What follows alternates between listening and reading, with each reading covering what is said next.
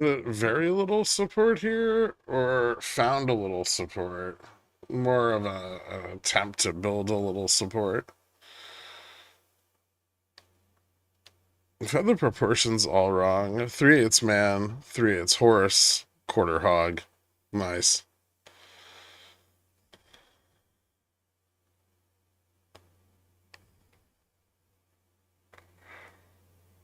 Good morning.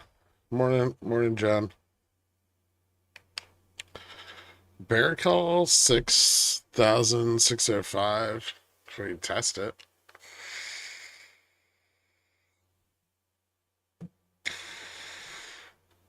Left two supportive gaps to the downside. That's not a good look.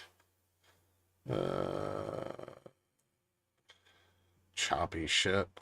I didn't even want to fucking trade this today.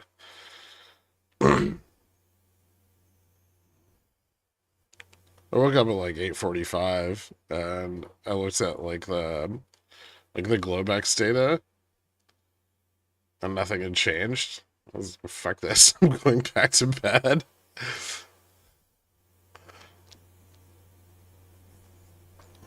Japan PPI revised up by 0.3.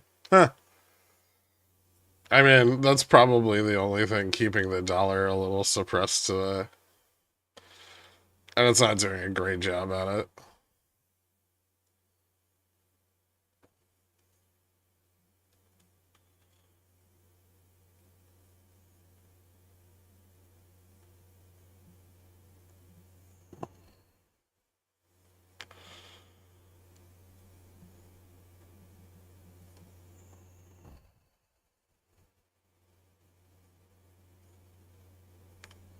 It sounds fun as a big spike in vol and dropping really hard. Well, all the expectations are just going to shift to PPI tomorrow. That's what always fucking happens when CPI doesn't do what bulls want. Bulls just hold it up for another day. Because, I mean, in reality, it's just not hot enough for a strong bearish reaction, but it's not cool enough to support the no landing hyperbole.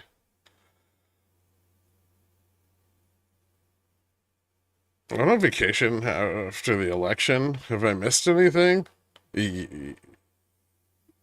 No, actually, not much.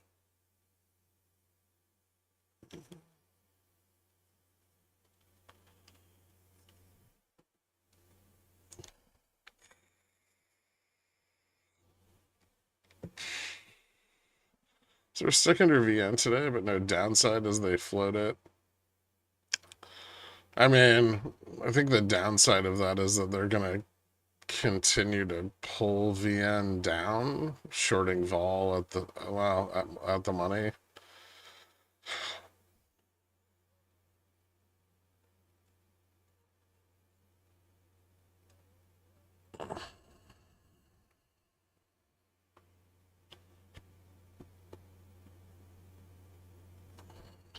Does the combination of vol crush flat down make it more bearish?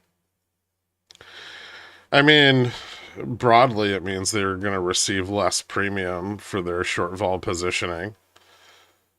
I don't know if it makes it more bearish. Well, they try to crush vol to pump. I mean, I think that's exactly what they're trying to do, but mechanically, they don't have a lot of room to do that.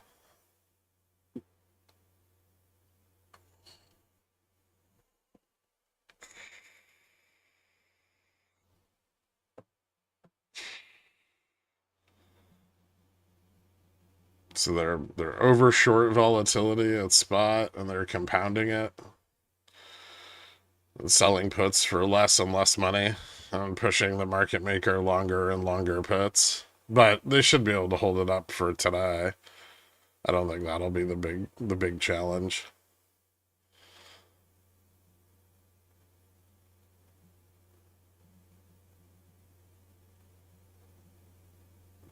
After PPI tomorrow, things might start to loosen up a little bit. Things would have loosened up today if the inflation print had really anything going on.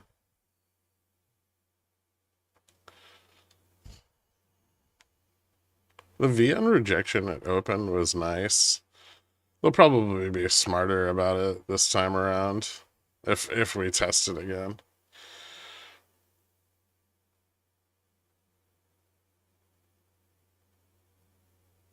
It's still hard. They need to do like leverage buying has to really specifically be on long calls and not short puts if they want to push above VN, which we saw a little bit earlier this week, but it's very difficult to get all the market participants to behave in the exact same way.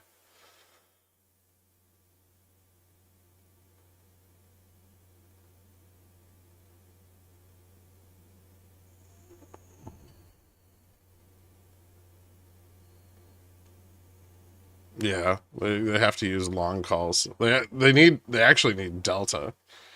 They need delta on long calls to drive the price up. So they need to drive a lot of buying in the futures market. And it just it just creates a level where the market's likely to just sell back off again. So even successfully doing it, the reward is minimal.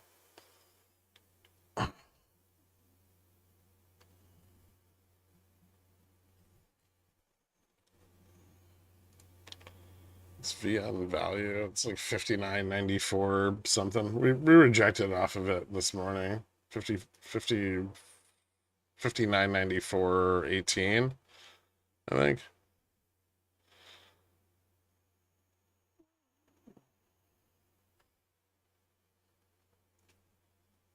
Why would I talk MSTR options? Have you looked at the IV on them?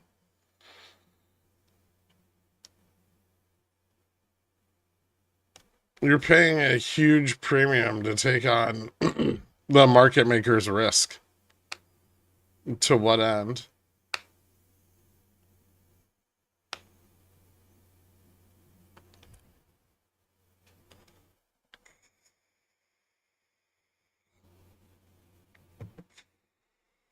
BTC going to 100K. Tom Lee's finally going to be right 4 years later.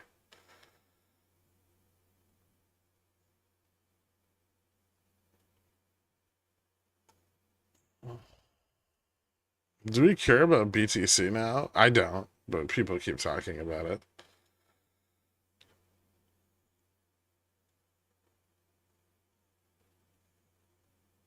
It's like half the size of Apple.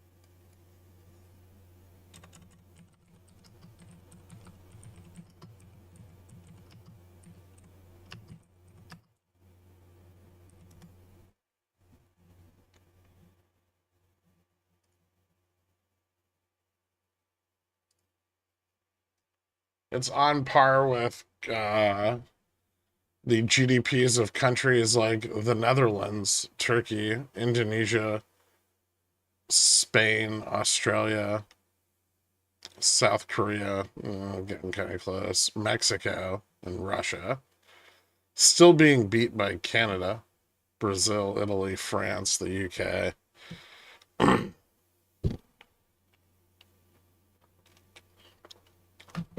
El Salvador is really excited right now. Their BTC holdings are like 1% of their GDP, right?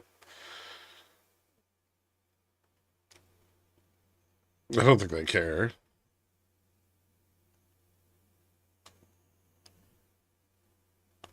Imagine losing to Canada and anything. It's true.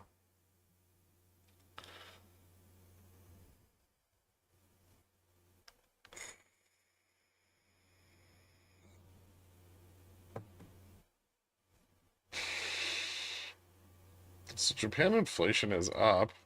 Yen is yeeting.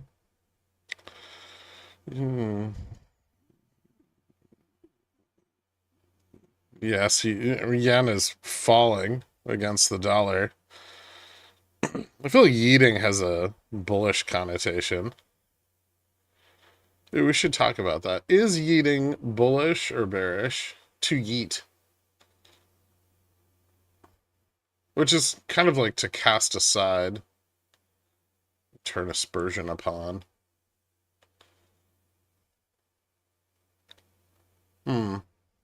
Bullish? Interesting. Yeet sounds like skeet. Bearish? Bearish?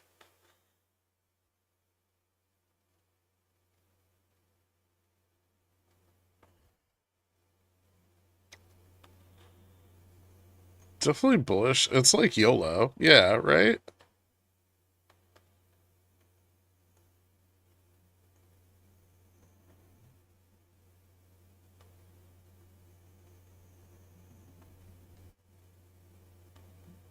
The US owns 1% of all BTC. 100% of all BTC is worthless.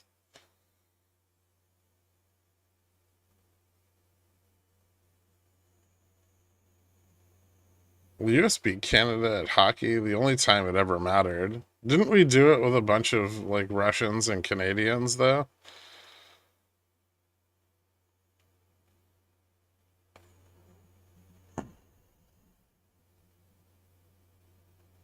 What the heck is going on with BTCT? No idea. Shit like that happens on stocks all the time. It doesn't mean it's important or I want to look into it.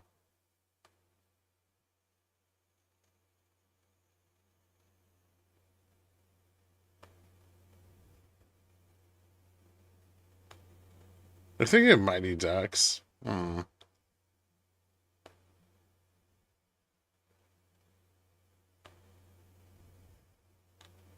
That's just our style. Remember World War II? When we used a bunch of second generation Europeans to defeat the Europeans?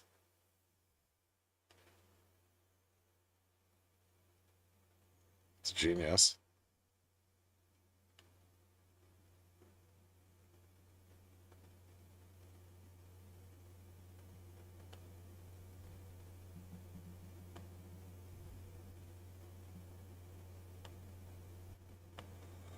What are the chances we see sub 21,000 NQ this week?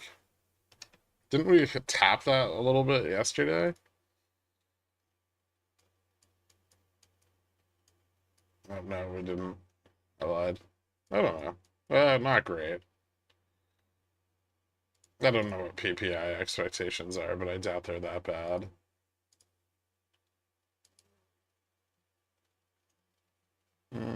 Up 0.2, core up 0.3. I guess a surprise on PPI could do it. Or jobless claims continue to rise. Anything that can pull back the dollar yields at this point and stop the incessant pump in tech.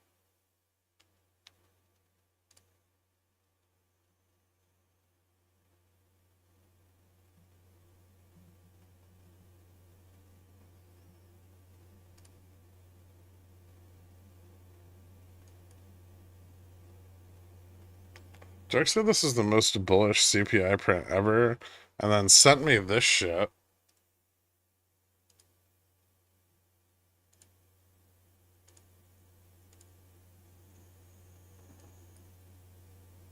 Huh.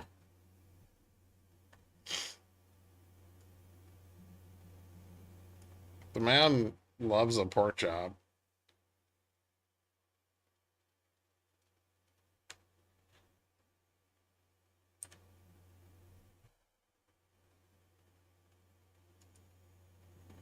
Stream card's actually unsettling.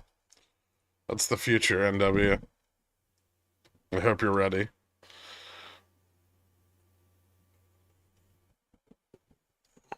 You said something about cost to carry yesterday. Can you elaborate?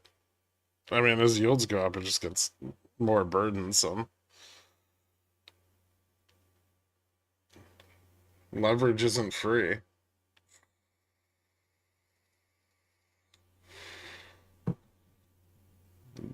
The margins on hogs are getting tight.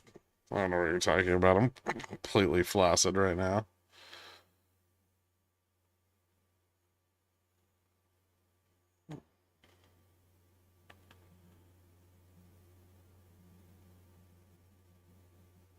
Tell Dirk the more accurate pork analysis is pork in relation to beef costs. I think he has that Fred chart somewhere. He goes shopping based on that chart.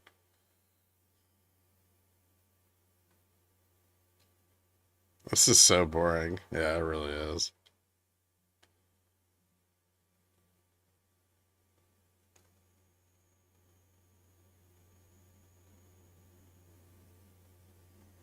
Did you look at 1220 or 117? I don't know what the days to expiry. Just look at the days to expiry. I don't know. I'd probably sell like 30 or 45 or as close to that as I could get.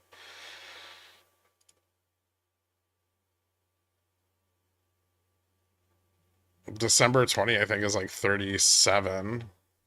Jan's got to be what, 60? 60 something, 65 ish?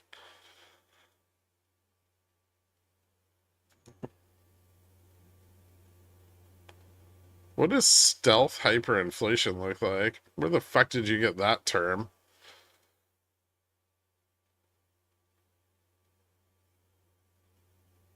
Are you gonna have the UAP hearing on stream?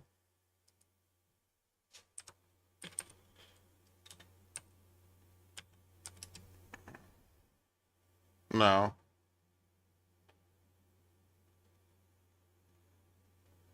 I'll tell you why. I don't want to watch a bunch of disgraced former Air Force military members high on ketamine talk about their experiences.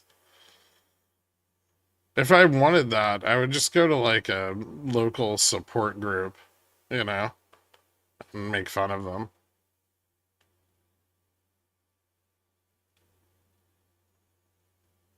I wonder if there's like an alien, like an alien trauma support group.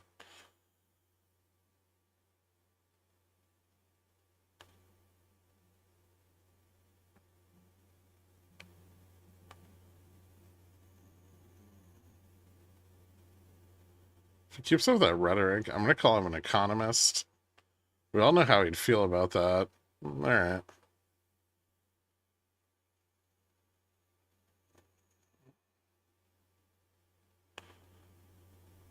New Sunday stream idea. We get Alex Jones, George Robinson, Claudia Sam, and Joe Rogan in the same room.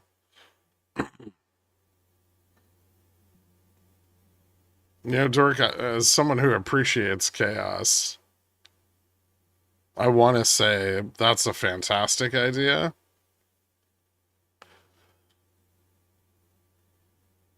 But I don't want to be there for it.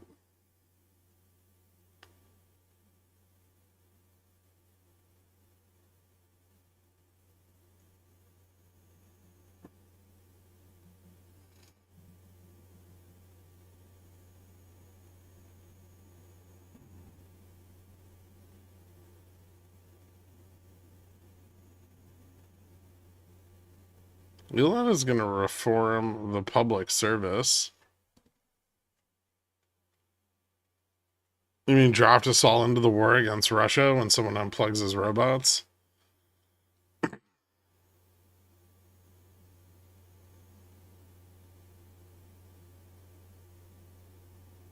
So you're saying to do it for the memes? Air Force guy with history of mental issues and substance abuse says aliens are totally legit. Pentagon points to said history. UAP and Cybertruck enthusiasts claim it's a discrediting psyop. It sounds about accurate. Why can't newspaper titles sound like that? I would read that article. For me, that's the perfect clickbait.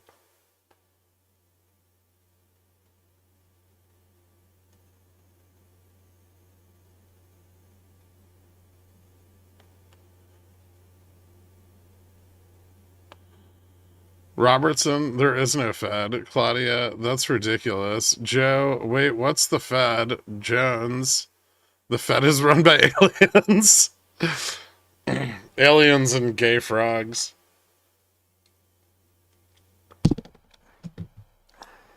You know what? Maybe it's just media's fault in their ever ending quest to attain more and more viewership. They polarize everything to the point where it has to be a conspiracy.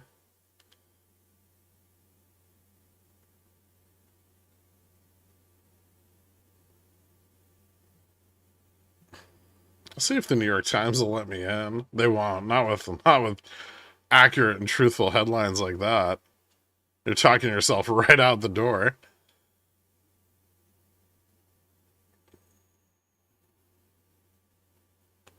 I didn't realize how bad things are in the US, and some people who I thought were completely reasonable came out after the election claiming that they had free speech again.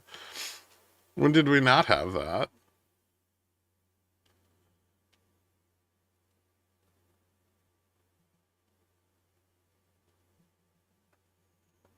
America's always been great for that. You can say whatever the fuck you want. People just might not like you for the things you say. See, that's what they want. They want to be both adulated and say whatever the fuck they want. Because it's hard for them to keep thoughts inside their brain.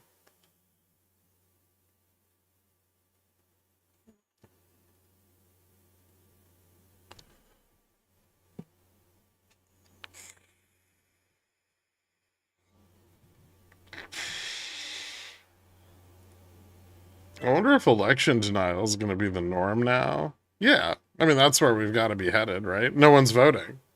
How the fuck did the election happen? I didn't vote, right? It's a pretty good conspiracy.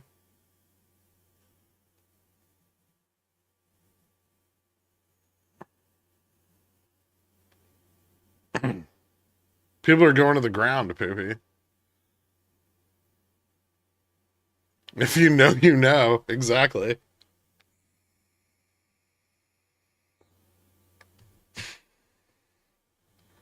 I didn't vote. The election isn't real. Yeah.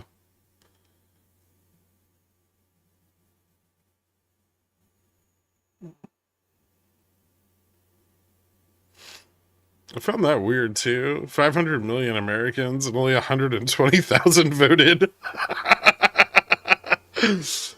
uh, first of all, there's not that many of us. Second of all, slightly more than that voted.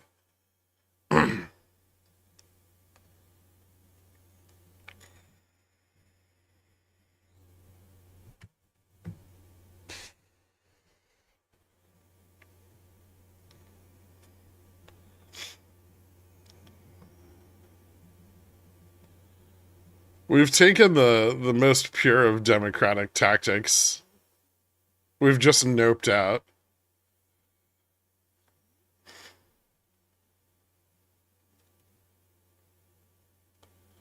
Everything's a conspiracy plex.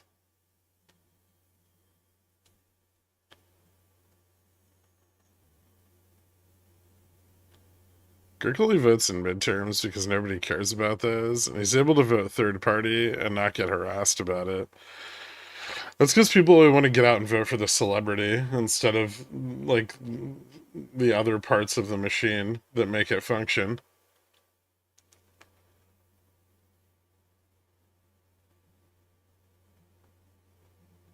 We just need to make Congress people more popular.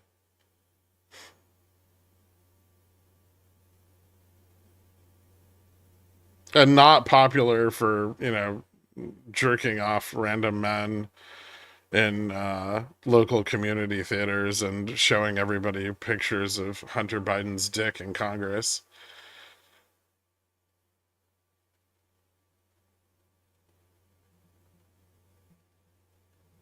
UFO Congressional Hearing Watch Party. I don't want to watch a bunch of Republicans sit around a congressional hearing pretending to be interested in UFOs.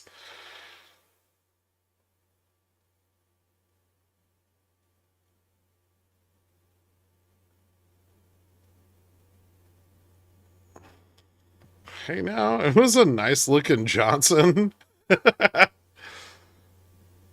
Or stealing women's luggage and wearing them on Insta.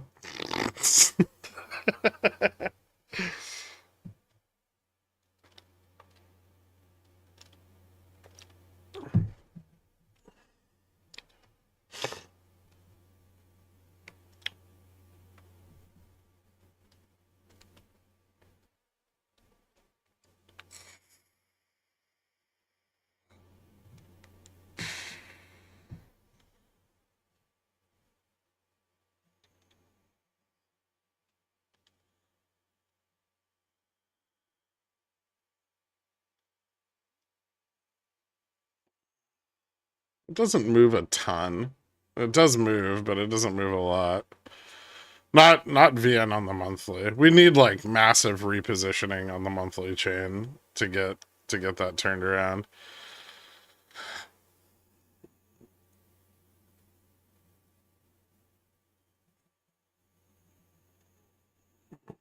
Do you wait for US Treasuries to expire? The short term ones, yeah. Well, I roll them over, but usually after they've expired.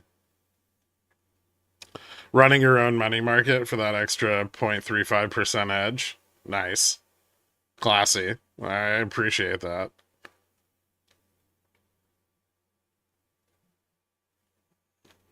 If only they'd give me access to the repo facility. Fucking unbelievable. I keep calling and calling and calling, just answering machines.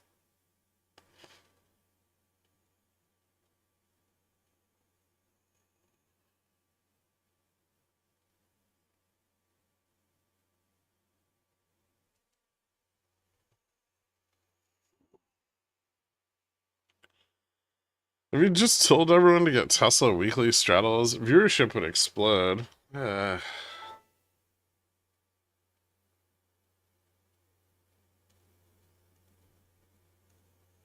moved up like the same as SPX. What the fuck's the difference? Sharing your Discord with George Robertson, along with step-by-step instructions set on how to use Discord, and there's nothing you can do to stop me. I think at one point I talked to him and he agreed to like, wow, was interested in coming on the Sunday stream. I just don't know if we could fit both of our egos in the same room. Also, he's like a yield curve control denier, and that's going to be difficult for me.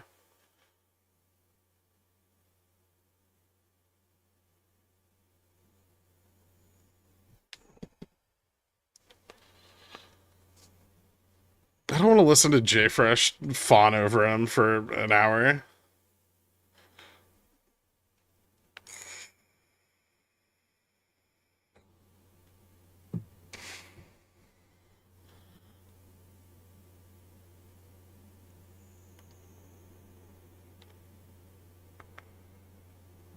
Come back and replay the stream.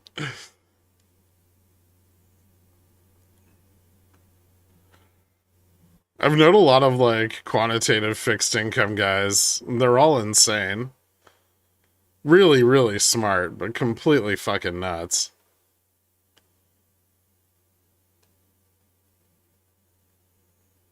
I can't seem to find my keys. I left them with your cat. I have reason to believe Mr. Gherkinitz stole my car for a joyride and is currently filling my car with catnip. Cheers. We've decriminalized catnip in New York, so it's possible. On the election, with Elon going so hard. But I had straddles on SPX on the election. It was the same thing. Arguably, the SPX gains were greater and more heavily leveraged. That's the cutest super chat we've ever had. It's really up there. Joshy did a good job.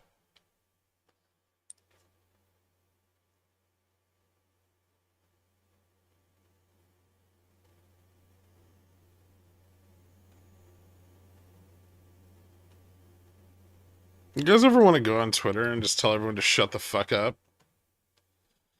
I wonder if it'd work.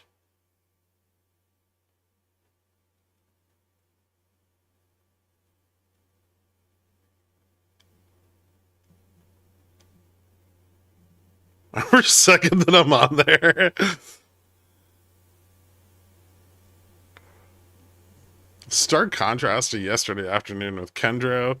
I love the pickle jar. It's a weird place. A lot of wild fluctuations. Highly volatile.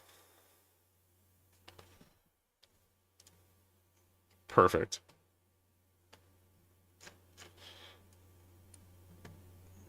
This is exciting.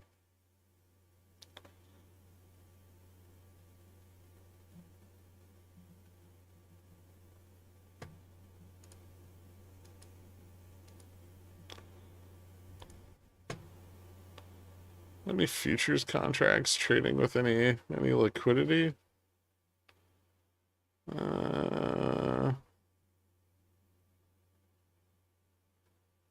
Maybe I'll trade Ultra Bond futures.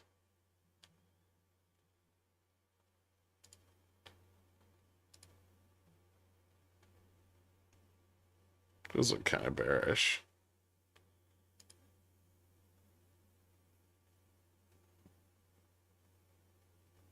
So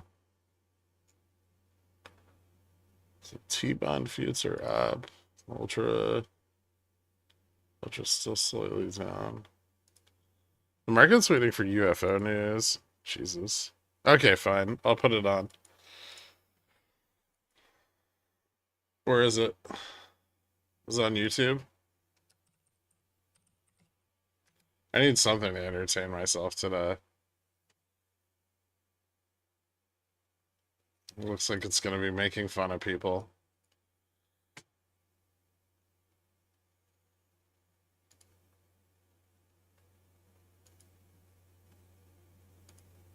I'm only taking off my shirt if they bring in those aliens from Mexico.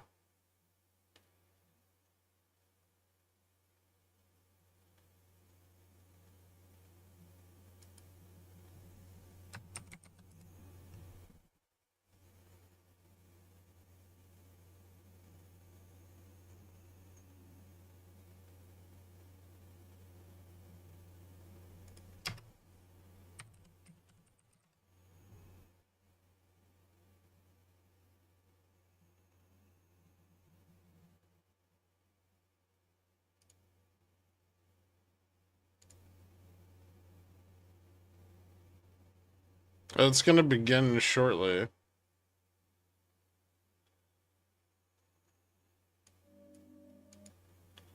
How does this shit have a platform?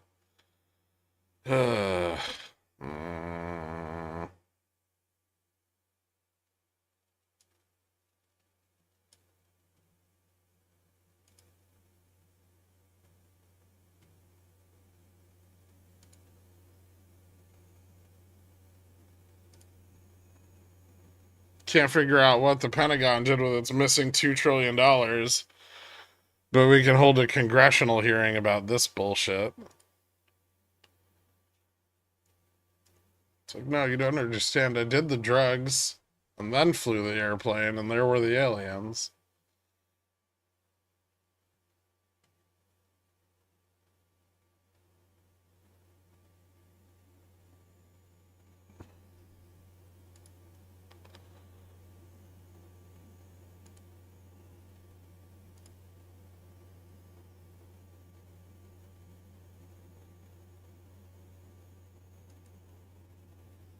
Is Pi-Fi forever gray? I'm just doing it to hide the color of my shirt so people don't know whether to be bullish or bearish.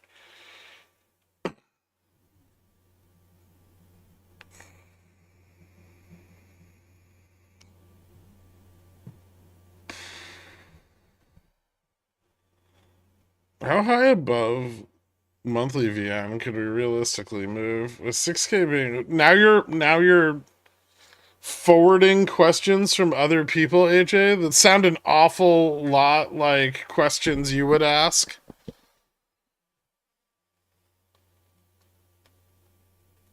I need somebody in the options channel to confirm that Domi John asked this and it's not from AJ. Otherwise I'm not answering it. No, I'm not going to check myself. All right. Not much higher. It's going to be quite difficult to break 6,000.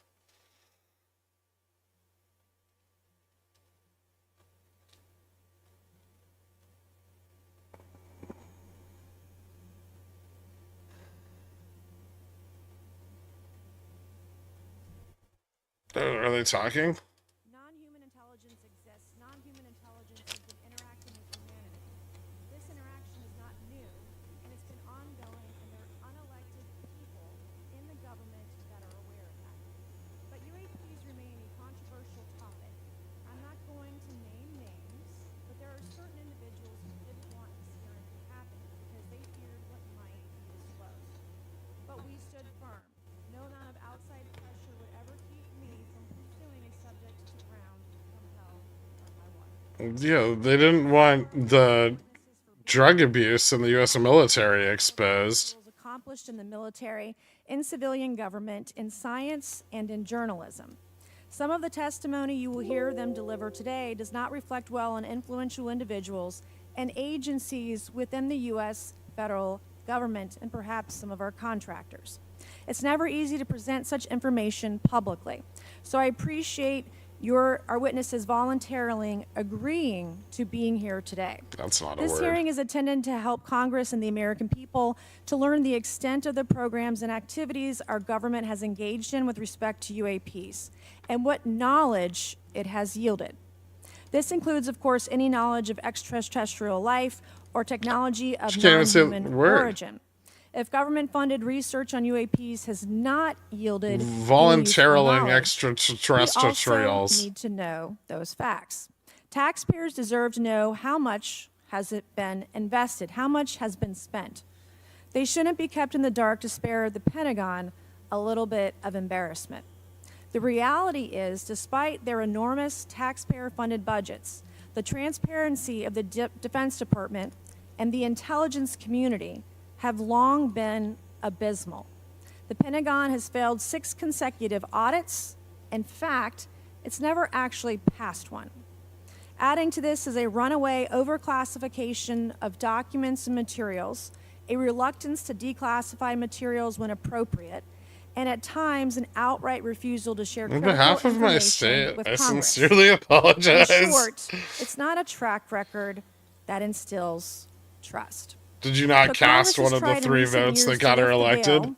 And find out if information about UAPs is being withheld, not only from the American public, but also from their elected representatives in Congress. Part of the transparency effort was legislation created in the Pentagon, the All-Domain Anomaly Resolution Office, or AARO, but the new office is struggling to get its footing. A recent statutorily required report from AARO, intended to illuminate the government's historic assessment of UAPs, was heavily criticized by those seeking UAP transparency. The report has stoked suspicions AARO is unable, or perhaps unwilling, to bring forward the truth about the government's activities concerning UAPs. I'm disturbed that AARO itself lacks transparency. Even its budget is kept from the public. So if there is no there, then why are we spending money on it, and by how much? Why the secrecy if it's really no big deal and there's nothing there? Why hide it from the American people? Because I'm not a mathematician, but I can tell you that doesn't add up. I expect some of our witnesses to share their views on that AARO report. We will also hear from the witnesses today allegations of UAP-related misinformation and disinformation by government officials of which they are personally aware and directly experienced. And we will hear testimony today concerning recent revelations about a purportedly secret UAP program whose existence and findings may have been improperly withheld from Congress. But before we get to the witnesses, we're going to have a few more opening statements from our colleagues. And one thing I wanted to add at the end of my closing statement is there is a document that will be entered into the congressional record today. Mr. Tim Burchett from Tennessee has this document, and we just distributed it to every member up here on the dais of this document. But this is going to be the original document from the Pentagon about Immaculate Constellation that Michael Schellenberger delivered to Congress today. What the fuck is Immaculate Constellation? We are all reading it in real time now, and Mr. Would you tap that from the back? Into the record, but 12 pages about this unacknowledged special access program that your government says does not exist. Your government? Bitch, you're part of it. Acknowledge my colleagues, Mr. Garcia, I want to say, first of all, to Are there Mr. separate Connolly, who cannot be governments here now? today, the ranking member on my subcommittee on cybersecurity, I want to say that I was greatly saddened to hear about the recent news of Mr. Connolly's cancer diagnosis, and I want to convey to him and to all of our colleagues, we wish our very best to you in a full and speedy recovery. 'Cause it's And with that, I would, ridiculous and acknowledge hysterical. Mr. Garcia for 5 minutes. Thank you. Thank you very much, Chairwoman. And I want to thank the Chairwoman and the Chairman both for their continued support and really treating this this discussion and these hearings in a way that's bipartisan. I think one thing that's very important for all of us that are interested in the conversation around UAPs is that this is an area that both Republicans and Democrats, where we may disagree in a lot of other spaces, this is an area where bipartisanship is really important. And in fact, I would Aliens. add it's critical that we all continue to work together in a way Fuck that, me. that moves forward with the truth and important disclosure. So we're here to have a bipartisan and serious conversation, I believe, about our national security. We should always ground these conversations Nice. in facts, evidence, and the data in front of us. I want to note that we have our witnesses here. I want to thank you all for He's being an here. alien. And note that also amongst you have folks that have also served us So in true. our military. And I know that for many of you, this has been a difficult process. we began a really important public conversation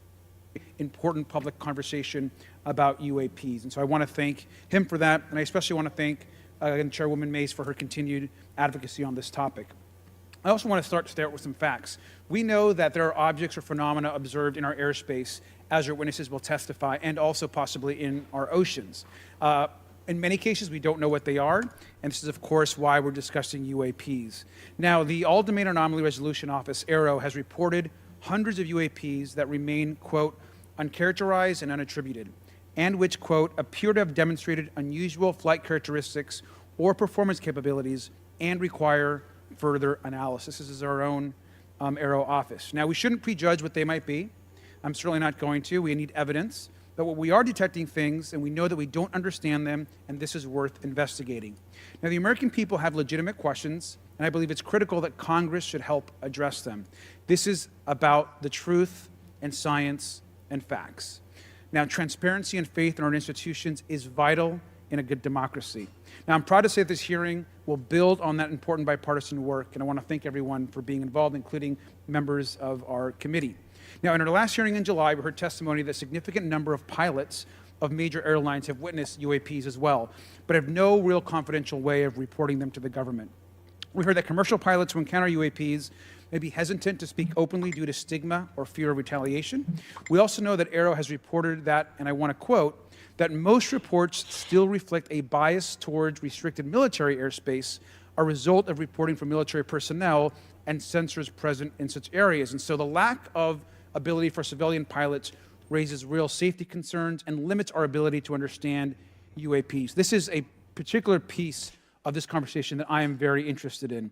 Now, our last hearing inspired this us what to we've introduce the Safe resorted to? Airspace for Americans Act, It would appear joined by so. Chairman Grothwin, Chairwoman Mace, and a bipartisan group of co-sponsors. I see some of our leaders from Safe Airspace for Americans Act here, and that would create a safe reporting for UAP process, which we want to continue to do. Now, members of both parties and senior officials in multiple administrations have now taken an interest in this issue. Mainstream media, in many cases, are beginning to take more of an interest in this issue, and we should all be proud to carry that work and build confidence for the American people. I believe we can always be more transparent. To me, this hearing and others are simply about the truth and getting to the facts of what these UAPs actually are. It's very important that we show that Democrats and Republicans in Congress can work together to cut through misinformation and look for a serious and thoughtful way to have the discussion in public. Many of us have also called for additional public hearings to discuss UAPs. This should be a topic that continues on throughout the Congress so that we can gather more information, data, and work with the relevant agencies to gather more information. Finally, just want to add that those that are here on this dais, many of us have participated also in classified briefings as well, and where we have also gained a lot of important, I think, and What a interesting information. freaking waste I of personally time and have. resources. So with that information, we want to really continue to this is. hearing, and I thank all of our witnesses for being here. And with that, I'd like to yield back. Thank you, Mr. Garcia, and I'd now like to recognize Mr. Grothman for a 5-minute introduction. Thank you. Good morning. I'd like to thank our witnesses for being here one more time. This is a a topic I've been interested in since 8th grade. I'd like to thank Ms. Mace for working with me on this topic and for making this a joint subcommittee hearing. Last year, the Subcommittee on National Security of the Board and Foreign Affairs held an historic hearing to understand the potential national security risk of unidentified anomalous phenomena, or UAPs. We heard from former Navy Commander David Fravor, who shared firsthand experience with a UAP he engaged while on duty in the Pacific. We learned from David Gresh, a former member of the intelligence community, who revealed the supposed existence of secret government programs hidden from congressional oversight. Additionally, Seems like a really old additionally, 8th former grader. military pilot Yeah. Ryan Graves informed us of the limited ways in which the military and commercial pilots can report UAP sightings. Since that last hearings, I've led several briefings with government agencies to Improvements are deepen my 100% understanding more of these issues. expensive than the First, the options Department of Defense Inspector calculator General's says they office should be. informed us Yeah. that the Department of Defense does not have a streamlined process for service members to report UAP activity. Since then, the Joint Chiefs have implemented standards for Volatility UAP on that reporting is just out of across control. the It's services. not worth. The It's really Intelligence not worth Community playing. Inspector General informed us that whistleblowers often fear retaliation for reporting mismanagement of highly sensitive government projects or information. Finally, AARO Resistance is very has strong expressed at to the committee 6,000. that, like It's any other strong federal below government 6,000. agency, it's faced challenges in its establishment, specifically in hiring staff to manage UAP historical records and coordinating with other federal agencies. While these agencies have been helpful to us in understanding the challenges that come from collecting UAP data, none of them have been able to substantiate the claims made at this hearing last year by David Grush. Despite our committee members endlessly questioning these agencies inside and outside of a SCIF, I hope our witnesses today will be able to provide evidence and content that is worthwhile to our pursuits of eliminating government waste and increasing transparency. To help alleviate some of the roadblocks, I'm supportive of measures that were included in last year's National Defense Authorization still have a Act straddle to open? increase transparency and improve I have the record-keeping call measures side of my when it straddle comes to open. UAPs. But I believe there's still more work to go. I co-led the Safe Airspace for I should Americans probably Act close with it, Ranking but, Member Garcia, yeah. which requires the Federal Aviation Administration to develop procedures to collect UAP data from civilian aviators. I look forward to working with members of Congress to see that this legislation and other UAP legislation. I wonder if this is crosses like the finish committee line. they I'm just deeply put all the alarmed idiots on by because the they don't want to deal with them. Of the massive drone swarm that flew over Langley Air Force Base in Virginia last December. Langley is the home of the 1st Fighter Wing, which maintains half of the F-22s in the U.S. Air Force inventory. Reports of this incident indicate. Yet the origin of these drones and their operators remains a mystery. This incident and other sightings near sensitive military installations highlights the complexity of the UAP challenge. Keep them facing our busy and out of the intelligence, way. Yeah, Defense and Homeland Security committees. it's perfect. Whether these phenomena are the result of foreign adversaries developing advanced technologies or something else entirely, we must take them seriously, investigate them thoroughly, and assess their implications on national defense. The repeated UAP sightings around sensitive military sites underscores the need for innovative defensive strategies beyond traditional measures. They also highlight the urgent need for updated policies to address emerging threats as well as more effective On the interagency aircraft were beings at cooperation Wales with and wings a cat intelligence with sharing. sunglasses and a few beings in a dumpster who they called Dan. All I can remember was an otter asking me questions about puts and shares. Information about Be UAPs careful. has been either classified or ignored, leaving the American public and key congressmen without clarity needed to make informed decisions. Declassifying reports and fostering a more open dialogue about UAPs will not only increase the public trust, but also encourage collaboration between government, the scientific community, and our allies. Quite frankly, there's been things that have been kept secret that is, I think, old enough that there is no reason it shouldn't be released, regardless of any so-called, Say it. private information. A transparent approach will allow us to share insights, identify patterns, and develop new strategic defenses. As we continue to investigate these phenomena, we must do so with a mindset of protecting our country, advancing scientific discovery, and upholding the trust of the American people, who right now I don't think have trust, and it it's just obvious, I don't have trust. We cannot shy away from the unknown, especially when the stakes are so high. I look forward to discussing these matters with the witnesses today. What are the I'm stakes? hopeful we can learn from the testimony and come out of this hearing with actionable ideas to advance. How are we UAP giving this guy a transparency. pension? Actually, I they think do that this can be in said this for today. literally Fine. every person who's Go back spoken so 15 far years today. and everything has to be released. I'm hopeful that we can learn from their testimony and come out of this hearing. And with that, I yield back. Thank you. I'll now recognize Mr. Moskowitz for a 5-minute introduction. Thank you, Chairwoman. Good morning, everyone. I first want to thank the chairs and ranking members for holding the hearing today on this topic and, again, having a second hearing. I want to thank the witnesses Dork, it didn't go for coming through. forward today to share your expertise on UAPs and the need to build trust through transparency. But first, I want to mention, you might be wondering why Chairman Comer has allowed me to be a ranking member today, but it's really only because our dear friend, Jerry Connolly, is not here. As Chairwoman Mace mentioned, he was diagnosed with esophageal cancer, and all of us on this committee know Jerry, and he's a fighter, and we're praying for him and hoping for his speedy recovery. So today's making hearing another marks synth this log committee's here, are second they? meeting dedicated to UAP transparency. No, it doesn't look I like was it. pleased, as I know all of us 6,000's are, like sold the puts, sold bipartisanship, calls. that existed in last year's hearing, and even though we can't talk about what happens in the classified settings, the bipartisanship that has existed in those settings with the questions members have asked. Last year's hearing was a great example of open dialogue about UAPs, and we must remain committed to sharing information with the American people. And I think you see that commitment based on the people here and the commitment across the political spectrum. I personally have worked with multiple members of this committee, but I want to particularly thank Congressman Burchett, Mace, Luna, and Garcia for working on bipartisan pieces of legislation. In recent years, Congress has taken numerous bipartisan steps towards greater transparency. In 2022, in the NDAA, we created the All-Domain Anomaly Resolution Office to investigate unidentified flying objects.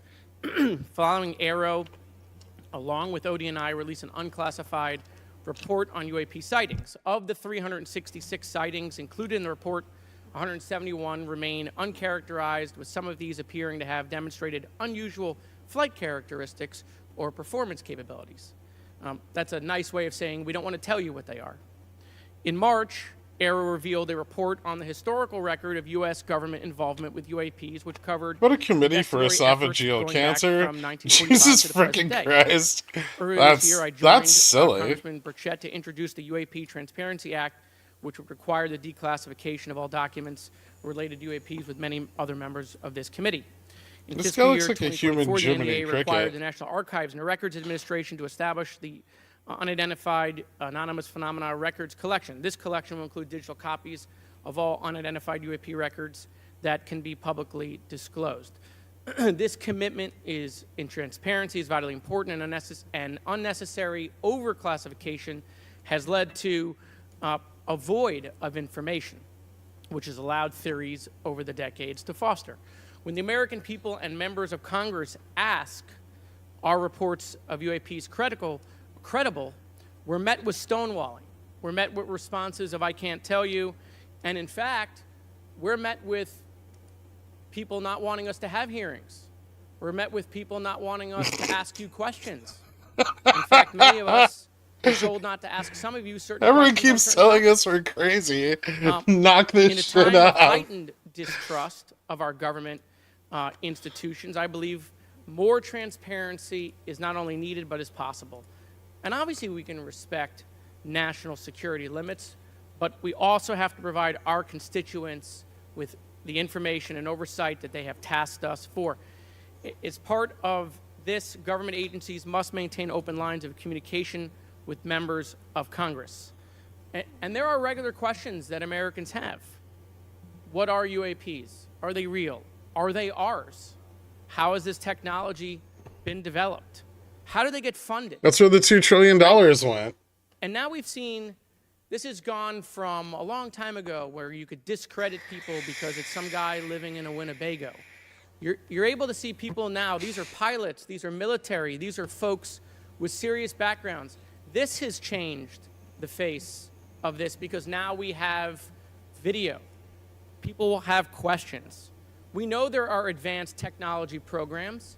Almost 15 years ago, one of those came out of Area 51 to go after Osama bin Laden. And the only reason we know about that is because one of those helicopters I was just down. got here, but I feel like no amount of context Americans will have help questions me. about You're correct. whistleblowers who have come forward to talk about retribution. And so I want to thank everyone for being involved today on trying to get more transparency. This has been bipartisan, bicameral, and as we get into a new administration, the president-elect has talked about opportunities to declassify information on UAPs, and I hope he lives up to that promise. And with that, I yield back. Okay, thank you, Mr. Moskowitz. And I would now, committee staff asked me to go ahead and I will do it, to enter into the congressional record this 12-page document that Michael Schellenberger brought today that describes the Immaculate Constellation government program. So we will do that now. Every member up here has a copy of it. The first section talks about the unacknowledged special access program called Immaculate Constellation, and the second section about USG imagery intelligence. And Representative Luna just told me if I say Immaculate Constellation, I'll be on some list, maybe a FISA warrant. So I'm bill, I guess. But without That's accurate. objection, entered in the record. All right, so next we will introduce our witnesses for today's hearing. Thank you so much for being here. Our first witness is retired Rear Admiral Tim Gallaudet, who retired from the U.S. Navy and is now the Chief Wait, Executive Rug Officer Polopotamus, at do you know Ocean about the STL Immaculate Consulting. Our Constellation? second witness is Mr. Lou Elizondo, a fuck former crazy. Defense official and author of a recent bestseller book about UAPs. Our third witness is Mr. Michael Schellenberger, founder of the You don't New understand Republic, the risk and she's author of a taking to recent bring you this journalistic piece about information. special access programs, including one widely identified as Immaculate Constellation. I swear the staff wants me on a list. Okay. And our last witness today is Mr. Michael Gold, a former NASA official who is also a member of the NASA UAP This is Independent Study Team. hysterical. Welcome, everyone. We are She's pleased really to have angry you with her today. staff. Pursuant to Committee Rule 9G, the witnesses will please stand and raise your right hands. This is where it gets real. Do you solemnly swear to affirm that the testimony that you are about to give is the truth, the whole truth, and nothing but the truth? So Could not help one you of these God. four guys find a suit that Let the fits? record show that the witnesses all answered in the affirmative. We appreciate all of you being here today and look forward to your testimony. Let me remind the witnesses that we have read This your is written where it statements and gets they will appear in real. full in the hearing record. You guys may be seated. Please limit your oral statements to 5 minutes. As a reminder, please press the button in front of you so the microphone is turned on so that everyone in the room, members included, Who demands that oral be limited to 5 minutes? The light in front of you will turn green. After 4 minutes, the light will turn yellow. When the red light comes on, your 5 minutes has expired, and we would ask that you please wrap it up. So I will first recognize Rear Admiral Gallaudet to please begin your opening remarks. Thank you, Chairwoman Mace, Chairman Grothman. This is ranking really, members Conley this and really Garcia, is the and short members of the bus. committee. Is Thank you this for this opportunity comedy? to testify I today think regarding so. Unidentified anomalous phenomena, or UAP. Confirmation that UAPs are real came to me in January of 2015 when I was serving as the commander of the Navy Meteorology and Oceanography Command. At the time, my personnel were participating in a pre-deployment naval exercise off the U.S. East Coast. It included the USS Theodore Roosevelt Carrier Strike Group, and this exercise was overseen by the United States Fleet Forces Command, led by a 4-star admiral who at the time was also my superior officer. During this exercise, I received an email on the Navy's secure network from the operations officer of U.S. Fleet Forces Command. The email was addressed to all the subordinate commanders, and the subject line read in all capital letters. Was the Immaculate "Safety of Constellation flight the star The the text three of the wise email guys is three-part followed alarming. to go see Words to the Baby effect, Jeebus? "If any of you Was know the what Magic these Star are, tell me actually ASAP. just a We are having UAP? multiple That's what we're new trying to find out. occasions, and if we do not resolve this soon, we are going to have to shut down the exercise." Attached to the email is what is now known as the Go Fast video, captured on the forward-looking infrared sensor of one of the Navy F-A-18 aircraft participating in the exercise. The now declassified video showed an unidentified object exhibiting flight and structural characteristics unlike anything in our arsenal. The implication of the email was clear. The author was asking whether any of the recipients were aware of classified technology demonstrations that could explain these objects. Because the DoD policy is to rigorously deconflict such demonstrations with live exercises, I was confident this was not the case. The very next day, that email disappeared from my account and those of the other recipients without explanation. Moreover, the commander of Fleet Forces Command and the operations officer never discussed the subject. Even during weekly meetings specifically designed to address issues affecting exercises like the one in which the Theodore Roosevelt Strike Group was participating. This lack of follow-up was very concerning to me. As the Navy's chief meteorologist at the time, I was responsible for reducing safety of flight risks. Yet it appeared to me that no one at the flag officer level was addressing the safety risk posed by UAPs. Instead, pilots were left to mitigate these threats on their own without guidance or support. I concluded that the UAP information must have been classified within a special access program managed by an intelligence agency. So wait, we're That not is, a sure if compartment it's of program that classified even or senior not? officials, including myself, were not read into. Last year's UAP hearing before this oversight committee confirmed that UAP-related information is being withheld from senior officials and members of Congress. And just this week, I learned from former DoD official Chris Mellon that satellite imagery of UAP from a few years ago That has not information's been shared classified. with Congress. Equally concerning, last year's UAP hearing also revealed that elements of the government are engaged in a disinformation campaign to include personal attacks designed to discredit UAP whistleblowers. Having never signed a non-disclosure agreement regarding UAPs, and now as a private citizen, I've become an advocate for greater UAP transparency from the government. The continued overclassification surrounding UAPs has not only hindered our ability to effectively address these phenomena, but has also eroded trust in our institutions.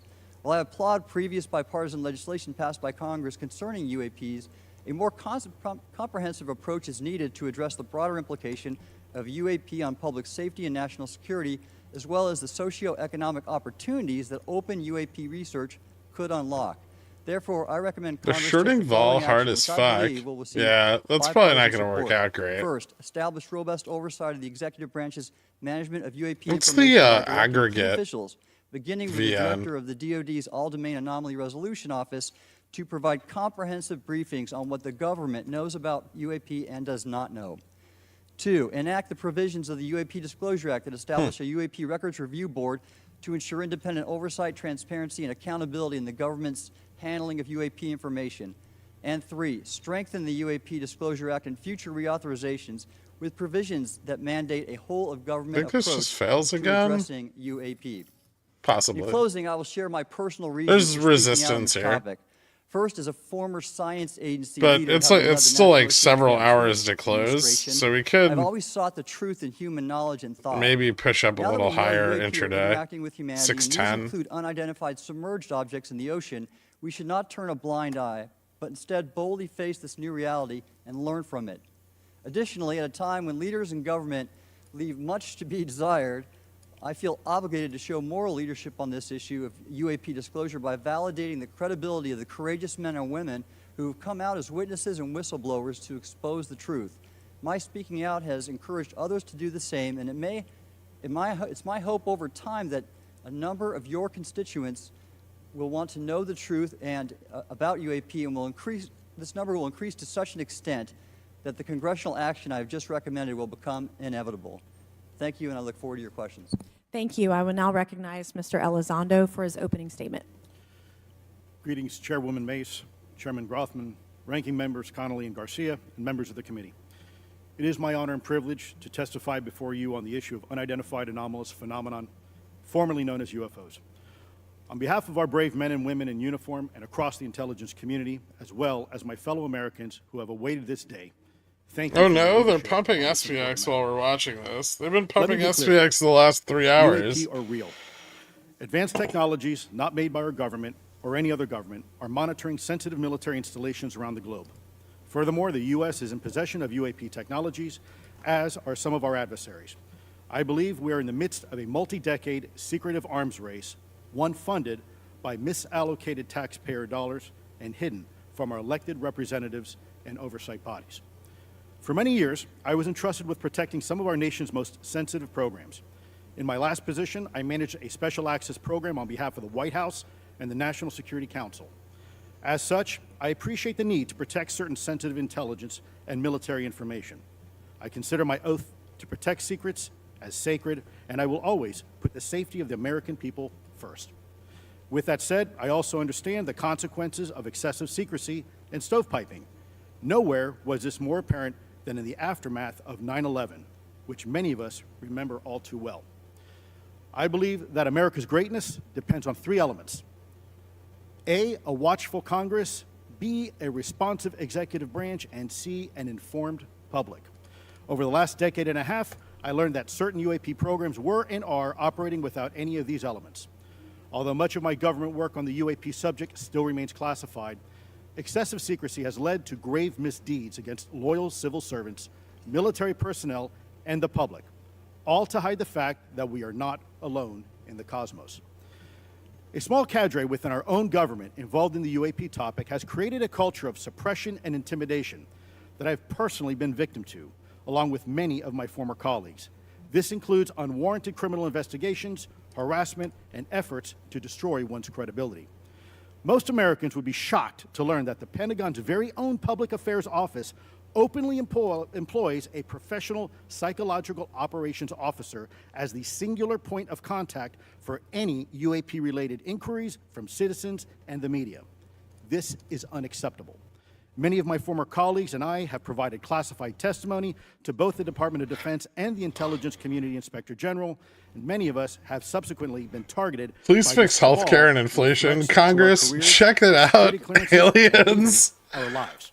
This is not hyperbole, but a genuine fact, and this is wrong. To fix these problems, I propose three principal actions. First, Congress. 9/11 was UAPs too? Yeah, it was aliens. Approach to the UAP issue. Currently, the White House, CIA, NASA, the Pentagon, Department of Energy, and others play a role, but no one seems to be in charge, leading to unchecked power and corruption. Second, we need a national UAP strategy that will promote transparency and help restore the American public's trust at a time when the public's trust is at an all-time low. This strategy should include a whole-of-government approach, including the academic and scientific communities, the private sector, and our international partners and allies. Third, Congress should create a protected environment so whistleblowers desperate to do the right thing can come forward without fear. As it currently stands, these whistleblowers suffer because of stigma, a code of silence, and concerns about retaliation. These whistleblowers should be encouraged to come forward in ways that protect them against any forms of retaliation.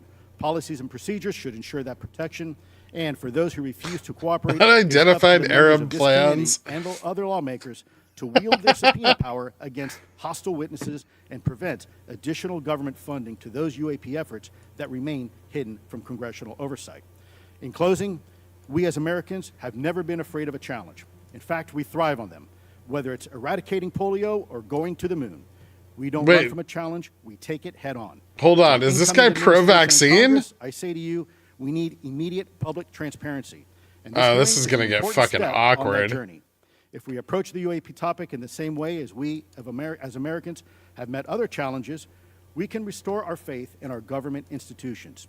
Together, is this the we top? can usher in a new era of accountable government and scientific discovery. I believe that we as Americans can handle the truth, and I also believe the world deserves the truth. Thank you, esteemed members of Congress, for your time today.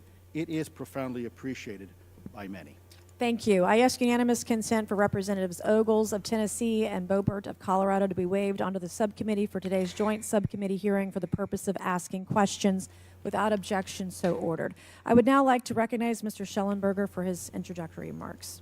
Chairwoman Mace, Chairman Grothman, Ranking Member Connolly, Ranking Member Garcia, members of the subcommittees, thank you for inviting Oh my me God, to this guy sounds like One of Congress's most important John responsibilities Malkovich. is oversight of the executive branch in general and the military and intelligence community in particular. Unfortunately, there is a growing body of evidence that the U.S. government is not being transparent about what it knows about unidentified anomalous phenomena, and that elements within the military and the IC are in Bober's violation busy of their jerking someone constitutional off. duty to notify Congress of their operations. President-elect Donald Trump and former President Barack Obama have both said that the government has It's John information about Malkovich. UAPs It's that it his has not greatest released. role. There are other explanations for UAPs than that they represent a new form of life or non-human life. Current dominant alternative theories, including those put forward by Arrow, are that UAPs are some kind of natural phenomena we don't yet understand, like ball lightning or plasma. They could also be part of some new U.S. or foreign government weapons programs, such as drones, aircraft, balloons, CGI, hoaxes, or birds. Whatever UAPs are, I blame the Congress birds. must be informed, as must the people of the United States. We have a right to know what UAPs are, no matter what they are. However, we now have existing and former U.S. This is a government joke, officials right? who have I told think Congress that Arrow and the Pentagon I think have broken everyone the in law this by room not revealing thinks it's a really significant body serious, of though. information about UAPs, including military intelligence databases that have evidence of their existence as physical craft. One of those individuals is a current or former U.S. government official acting as a UAP whistleblower. This person has written a report. This is the report that says the executive branch has been managing UAP NHI issues without congressional knowledge, oversight, or authorization for some time, quite possibly decades. Furthermore, these individuals have revealed the name of an active and highly secretive DoD unacknowledged special access program, or USAP. The source of that document told me, that the USAP is a strategic intelligence program that is part of the U.S. military family of long-standing, highly sensitive programs dealing with various aspects of the UAP problem. The new UAP whistleblower claims that the U.S. military and IC database includes videos and images taken using infrared, forward-looking infrared, full-motion video, and still photography. The report that was just shared with Congress says Immaculate Constellation serves as a central or parent USAP that consolidates observations of UAPs by both task Is it and iPhone task or collection Android? platforms. Immaculate Constellation includes high-quality imagery intelligence It and took me measurement a of signature second intelligence to of realize UAPs that wasn't whistleblowers part of the have. stream. The sources of this intelligence are a blend of directed and incidental collection capacities, capabilities, positioned in low Earth orbit, the upper atmosphere, as well as military and civilian aviation altitudes and Linux. maritime environments. Is there a chance we sell off after tapping tapping 60-10? Yeah, it's possible. Orbs, discs, saucers, ovals, triangles, boomerang, arrowhead, and irregular organic. Reports 6,000 describe might various act as a found in the support, human though. Intelligence databases. One involved orbs surrounding and enforcing an F-22 out of its patrol area. In another incident, the crew of a Navy aircraft carrier watched a small orange-red sphere rapidly descend from a high altitude of 100 to 200 yards directly above the flight deck of the CVN, or aircraft carrier. And since my reporting on this Immaculate Constellation last month, another source came forward who told me that they saw a roughly 13-minute-long, high-definition, full-color video of a white orb UAP coming out of the ocean approximately 20 miles off the coast of Kuwait. It was filmed from a helicopter. Then halfway through the video, the person said the orb is joined by another orb that briefly comes into the frame from the left before rapidly moving again out of the frame. The person discovered the video on SIPR, the Secure Internet Protocol Router Network, which the DoD uses to transmit classified information. A leading UAP Doesn't sound very researcher who classified. utilizes the Freedom of Information Act to find out what the government knows, John Greenwald, told me last year that the U.S. government had been increasingly denying his requests for UAP information. He has been doing FOIA requests for 27 years and has an archive of 3 million pages. The government has for decades denied any interest in UFOs, he told me, but the documents that he has assembled show that behind the scenes, it was a completely different story. Contrary to the hopes of many advocates of transparency, the government has been restricting more information since the leak of 3 UAP videos in 2017. The DoD organization Arrow has been labeling many documents with a B7 exemption, which Greenwald says does not make any sense. They're stating that anything Arrow does is involved in law enforcement investigation, which allows Arrow to not release it. Greenwald says that the DoD has denied the existence of a UAP and ATIP-related records on multiple occasions, only to acknowledge them after an appeal was filed. He added that the Naval Air Systems Command in March 2022 stated they found no additional UAP videos. It seemed strange that they had 3, and only those 3, but other requests had been filed by the Black Vault, that's John Greenwald's group, to seek out more places UAPs might be hiding. Then in September 2022, the Navy admitted that the UAP-related videos and photographs existed, but denied the request in full for their release, saying that the requested videos contain sensitive information that are classified and exempt from disclosure. The DoD will deny things on a Monday and then admit to it on a Friday, said Greenwald. He said the government can and does release videos that protect secret methods of capturing it. They fall back on the sensitive platform excuse a lot, he said. However, the on-screen information can be blurred and scrubbed. The metadata can be removed. I'll show you this example here. This is a presentation from the UATP task force. This is completely absurd. It's nuts, this level of censorship, of redaction on a document. It shows the redaction I should call her. how many reports they've collected, for how many years. 2 of the 3 potential explanations are blacked out. The Pentagon What's B the times intelligence 1? community is treating us like children. It's time for us to know the truth about this. I think All you that have to we do can is the algebra, man. It unlocks Thank you. it. I would now like to recognize Mr. Gold for 5 minutes. Thank you, Chairwoman Mace, Chairman Groffman, Ranking Members Connolly and Garcia, Representative Moskowitz, and distinguished members of both subcommittees. I'm grateful to all of you, as well as your intrepid staff, for the opportunity to testify, and would like to begin by discussing courage. Courage is what it takes to tackle this topic, and courage in the face of adversity is what I see in front of me, beside me, and behind me. Per my introduction, I am currently the Chief Growth Officer at Redwire Space and have had several leadership positions at NASA.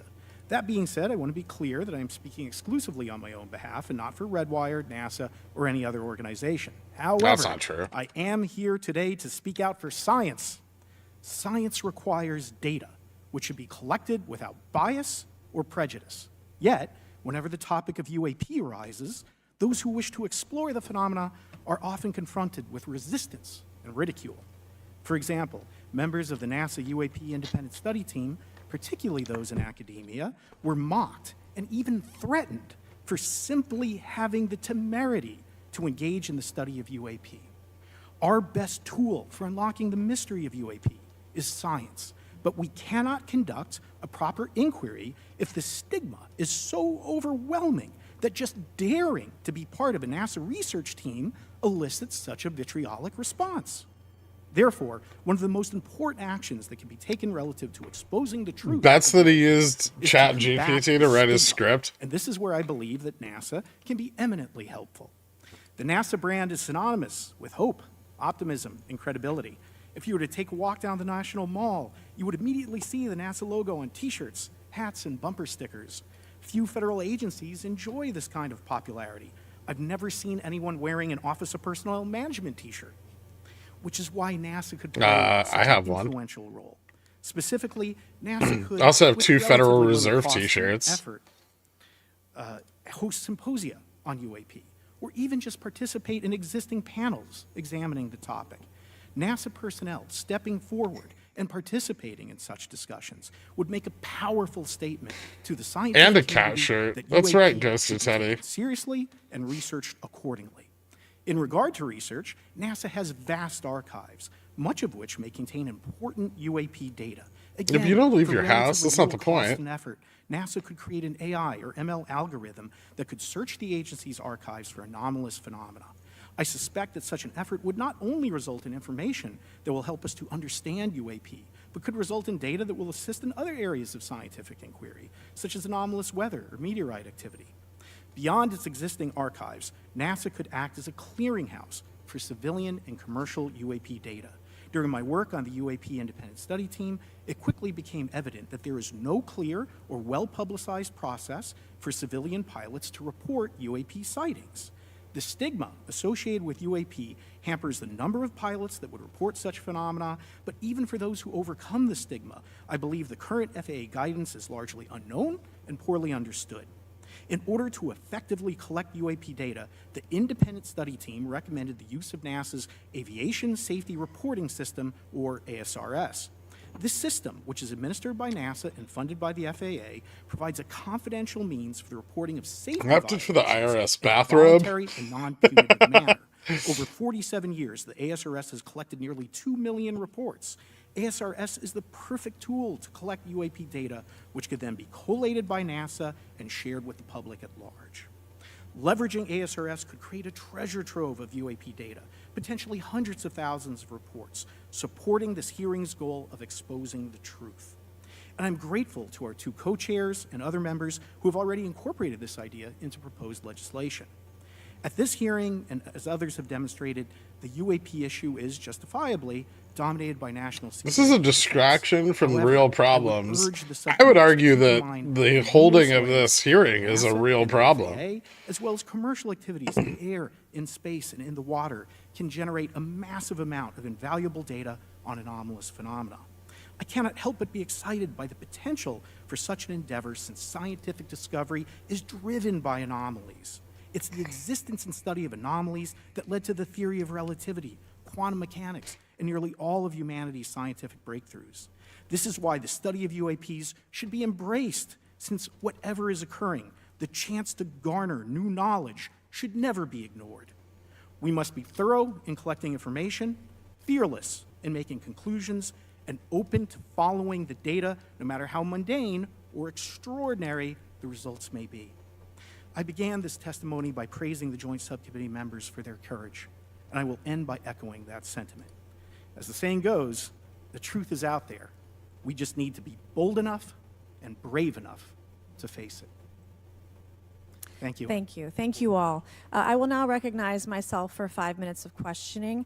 I have a lot of questions, and I have a lot of witnesses. So I would just ask, if it's yes or no, to please just tell me yes or no.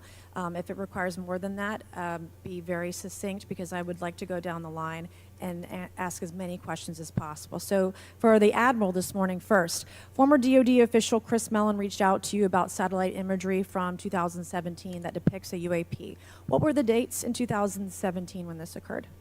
I can't share with you the details, ma'am, but I could do it in a closed setting, and I can also tell you the agency that wrote a report on it. Okay, so who has the imagery? I can tell you that in a closed setting. Can you describe what was depicted in the satellite imagery? Just a description. It was a UAP, ma'am. That's it? No other description? The term that the analysts used, they called it the button. It was a disc-shaped object. Okay, where was it? I can't tell you that, ma'am. Okay. All right. Okay, Mr. Elizondo, you state in your testimony that, quote, advanced technologies not by our government or any other government are monitoring sensitive military installations around the globe, end quote. If these technologies are not made by any government, who's making them? Private companies, or are you implying they are crafted by a non-human intelligence? Well, This ma'am, is that's the best precisely use why of we're- our taxpayer problem is that dollars. Temporally speaking, over decades, not just the last 10 years. Before, to put this in perspective, when Are we these did- private companies you're implying, or is this non-human intelligence? it may be both. Okay. When it comes to Blue Force Technologies, I would not be able to discuss it, Okay. ma'am, Are you read into secret UAP crash retrieval programs? we would have to have a conversation in a closed session, ma'am. I signed documentation 3 years ago that restricts my ability to discuss specifically crash retrievals. I submitted for my book through the DOPSR process, which took a year for it to be reviewed. And what is in the book is what I was told I'm allowed to talk about. Has the government conducted secret UAP crash retrieval programs, yes or no? Yes. Okay, were they designed to identify and reverse engineer alien They're craft? gonna have the Yes or no? hottest private Does the session. U.S. government have any reverse? Okay, That's we'll how answer we. that That's question how about we fix retrieval the programs. government deficit. Do any U.S. contractors have the same? Congressional private sessions I on would prefer to address Pornhub. it in a closed session, ma'am. Okay. In your book, you mentioned government employees who've been injured by UAPs, placed on leave, and receiving government compensation for their injuries. Is that correct? That is correct. How can the government deny we have recovered craft if they're paying people because they've been injured by recovered craft? Ma'am, that's a great question. That's why I think we're here again, because I've seen the documentation by the U.S. government for several of these individuals who have sustained injuries as a result of a UAP incident. It's a crazy idea, right? The hypocrisy and the logic. Okay, Mr. Schellenberger, I'm going to say it again to be very clear. Immaculate Constellation. What's its mission and how are they funded? Its mission is to, as I stated, its mission is to, it's an unacknowledged special access program. Its mission is to document UAPs. Okay, and do you, for your story and your report, do you have more than one credible source? I do. Sourcing, okay. I do. And then why do you believe your sources to be credible? How do you judge the veracity of the documentation you've been provided about this program? I checked the sources, and they are who they say they are. They are current or former government officials. I wanted to also add that I did not specify that they were Say Defense extraterrestrial Department again, people. I didn't Congresswoman. specify the agency nor the gender. Would they have included non-government employees, people that aren't employed by the government? These are, I'm comfortable saying that these are government or previously government employees. Any of them currently employed by a private contractor or private contractors? I'd rather not say. Okay. What's the key takeaway? Just a What's few the story seconds, behind the about Immaculate Constellation? document You trying to buy provided calls us on today? it? I think that what the Inside American people need to joke. know is that the U.S. military and intelligence community are sitting on a huge amount of It's visual clearly and some information, conspiracy still that they're photos, trying to video get photos, up other and sensitive, running. Information, and they have for a very long time. And it's not those fuzzy photos and videos that we've been given. There's very clear High res. images, high resolution. How many visuals? Graphics, 60 videos, frames per photos? I mean, second. I've been told hundreds, maybe thousands. I mean, I also wanted to say, because there was some conversation around concern around the revealing of these materials, revealing the source collections, but some of these are shot from helicopters using normal videos of oceans. I just think that's absurd that somehow you're going to be revealing some secret U.S. technology by revealing that you've photographed orbs off the coast of Kuwait. Okay, thank you. I have 8 seconds. Mr. Gold, did the NASA independent study team get briefed on what you call OSAP? Very quickly. I flagged the Advanced Aerospace Weapons System Application Program to our chair and our DFO. We did not get briefed, but I believe it is definitely worth looking into. That was probably the largest UAP review effort ever, and I think produced a lot of interest data, including revealing Nimitz. I don't know if my fellow witness Lou might want to, he did yeoman's work on it, might want to comment. Okay. All right, I'm going to turn to Mr. Moskowitz, who will be recognized for 5 minutes of questioning. Thank you, Madam Chairwoman. So, Mr. Gold, you gave a whole diatribe for a couple of minutes about UAPs, science, data collection, stigma. A lot of non-believers in all of this would just ask a very simple question. Why? Why is it so hard, right? Like, why are people, anytime they ask, why are they always thwarted? Why are they always judged? Why is they always have misinformation spread? Why is there always retribution? Why is it always met with an ear? What's the why? If it doesn't exist, why is it such a problem? I think if you go through the history of science, Representative, it is always difficult for breakthroughs and new information, regardless of whether it's UAP or any other kind of discovery. And in science, we're supposed to be open, but when you break with the orthodoxy of what's believed, whether it's Galileo saying that the Earth doesn't rotate, or the Earth rotates around the sun, or the sun doesn't rotate around the Earth, it's always challenging for new beliefs. And the more extraordinary those discoveries, the more extraordinary those new beliefs, it's very difficult. So I think this is natural. There's natural conservatism that when it comes to science, but this issue in particular has been very difficult where, again, even to attempt to study it becomes problematic.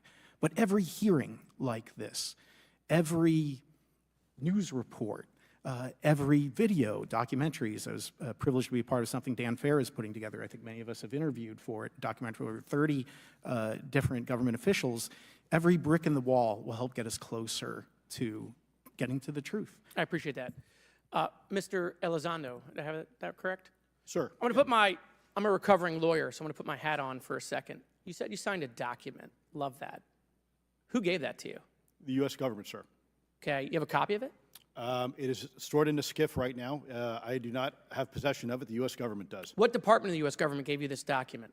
I will say the Department of Defense. Unfortunately, I can't say in this forum much more than that. You specifically said the document said you can't talk about crash retrieval. Well, you can't talk about Fight Club if there's no Fight Club. Correct. Okay, I'm just making an observation. Yes, sir. So that document that you signed, that you said exists, specifically said you can't talk about crash retrieval. Correct, sir. It was a limitation on because already I'd been speaking publicly about the topic, and so the document said you can continue saying X, Y, Z, but you cannot discuss the topic of crash retrievals. Give me the atmosphere of signing this document. You're in a room by yourself? I'm in a SCIF with a security officer, sir. Just one-on-one? Anybody else? There may have been an assistant as well. It was in a SCIF within a Department of Defense facility. Give me your background real quick. My background is I went to school to study microbiology and immunology, entered into the U.S. Army, and after a very short stint in military intelligence, I became a counterintelligence special agent. As a civilian, later on I became a special agent in charge, running investigations in counterterrorism and counterespionage primarily, with some experience in counterinsurgency and counter-narcotics. And then in 2009 timeframe, when I came back to the Pentagon after a tour with the Director of National Intelligence, I quickly became part of a program that was originally called OSAP that evolved into the program now called ATIP, which is where those videos that we now see, the Go Fast, the Gimbal, the FLIR, that was part of our effort, sir. Right. So you're not some conspiracy theorist. You actually have a legitimate background. Well, sir, I'm certainly not a conspiracy theorist. I'm fact-based, just say facts. So when you're in this room, I want to paint the picture of everybody. You're in this room, you're by yourself, you're in a skiff, you're handed a document. How long is the document? It's about a page front and back. So basically, you have some things they call trigraphs, which I cannot, again, talk to. How long were you given to sign the document? As long as I needed, sir. And what if you didn't sign it? Well, I suspect there'd be repercussions. I wouldn't have access to certain information. Were you allowed to ask a lawyer, or weren't allowed to ask for a lawyer to review the document? It wasn't an option, but they probably wouldn't have allowed me to, because the document itself is pretty explicit about you have to be, wait, you're putting me in an interest. Let me try to thread the needle here. There are certain documents that we have in the U.S. government that allow people to have access to certain programs, whether it's a special, and I'm going to be very generic here, whether it's a special access program or a controlled access program, SAP, CAP, whatnot. How many people have to sign that document? It depends how many people are going to get access to the information, sir. Okay. Last question. Doctor, real quick, can you tell us about the Omaha incident in greater detail? I've read your background, right? Some people would label you as a member of the deep state, since you worked in government for a long period of time. But can you tell us more about that incident? You've written a lot about that. I wrote a lot about incidents like it, Congressman, but that specific incident involved the USS Omaha, a littoral combat ship of the U.S. Navy operating off Southern California. I don't remember the exact date. It was within the last decade. And what the watchstanders on the bridge observed was a UAP, again, something that was aloft but had no observable exhaust or control surfaces. So it was something that couldn't be explained. And then they saw it enter the water from the atmosphere and going through the air-sea interface, and so thus exhibiting trans-medium travel. Thank you. I yield back. Thank you. I'll now recognize Mr. Grothman for 5 minutes of questioning. Yeah, we'll start with Mr. Gallaudet. During a previous UAP hearing, Navy Commander David Fravor discussed the TikTok object engaged in 2004. Are you familiar with the incident, the TikTok incident? Yes, sir. That's almost 20 years ago, right? Yes, sir. It's been said there are more videos, documents, and reports related to this incident. Do you believe the information regarding the TikTok incident should be available to all members of Congress? And in your expertise, what reason would the Department of Defense possibly have for not releasing information that's over 20 years old? Thank you, Congressman. I don't think there's any good reason to withhold information and important data, especially of national security concern, from Congress. What would they say? I will speculate, sir, that they don't want to share that kind of information because it reveals weaknesses in our ability to monitor and protect our airspace. Okay. In your written testimony, you claim last year's UAP hearing before this Oversight Committee confirmed that UAP-related information is, well, it's not only being withheld, but that elements of the government are engaging in a disinformation campaign to include personal attacks designed to discredit UAP whistleblowers. Could you elaborate on that statement a little? Yes, sir. Earlier this year, I met with the DoD's All-Domain Anomaly Resolution Office, and what I thought would be a 90-minute meeting just to meet with leadership turned out to be an hours-long influence operation on me, where they attempted to convince me of the validity of the very flawed and error-ridden historical records report. In addition, they tried to have me question very valid UAP reports like the Tic Tac incident, and even coming to stating possibly that the Tic Tac was American technology. And then, of course, if you ask David Fravor or Alex Dietrich, the two witnesses, they were convinced it was otherwise. And then, and they also cast discredit on various UAP whistleblowers and witnesses to question their validity and credibility as witnesses. Okay. We'll go to Mr. Elizondo, Hope I got that right, or not at least Close not enough, that sir. wrong. You're familiar with the recent drone incursion over Langley Air Force Base? Yes, sir. The owners of these drones remain unclear. The U.S. military has not been able to give us in Congress an answer. Given your experience with the Department of Defense and the intelligence community, how frequently are UAP sightings over military installations? And secondly, I suppose hypothetically, you could have incursions over just, say, regular airports. Is it obvious these incursions are more likely over military facilities than just a random airport out there? Yes, sir. There's definitely enough data to suggest that there is certainly some sort of relationship between sensitive U.S. military installations, also some of our nuclear equities, and also some of our Department of Energy sites. There is a long historical record that some of your colleagues may have, documentation that demonstrates this. This is not a new trend. This has been going on for decades, and that information's been obfuscated, unfortunately, from folks like you in this committee. And I think that's problematic because ultimately, at the end of the day, we have a significant situation here. We have something that can enter into U.S. airspace completely with no attribution. And how long has this been going on? Sir, decades. And there's information that will hopefully be entered into the Can you record. think of any possible reason why they can't release any information they have on something, say, 15 or 20 years old? Sir, if I could echo my colleague here, Admiral Gallaudet, I think one of the big issues that we have in the intelligence community, Department of Defense, is we don't want to broadcast any potential vulnerabilities or weaknesses in our national defense systems or on intelligence collection platforms. Therefore, when you have a conversation where you address a problem for which there is no solution, it makes that a very uncomfortable conversation to have. Okay, we'll switch to Mr. Schellenberger. The primary reason you're here today is because you published an article on the news publication that you own called Public, right? Alleging that a new unnamed government whistleblower has come forward asserting that a highly classified program exists dedicated to recovery and reverse engineering of UAP technologies. Can you give us what specific evidence you have or that your source provided you to substantiate the claims about the existence of the Immaculate Constellation program? Well, you have the report in front of you now, so you can see it for yourself. I checked the report, and I did not find it based on existing cases. It was new cases for me. I couldn't, at least I hadn't found anybody. So that answered for me that it was not obviously circular reporting, which is one of the big concerns in this space. I also had the name of the program confirmed by more than one additional source. So yeah, and then of course I checked to make sure that the source was who they claimed to be. Okay. I should also say that when I said before it was this database, it is a much broader program than that. It also includes human intelligence, and then, as you mentioned, the retrieval and the reversal. Any knowledge of what country these things originated in? No, I have no idea. Okay. Okay, I will now recognize Mr. Burchett for 5 minutes of questions.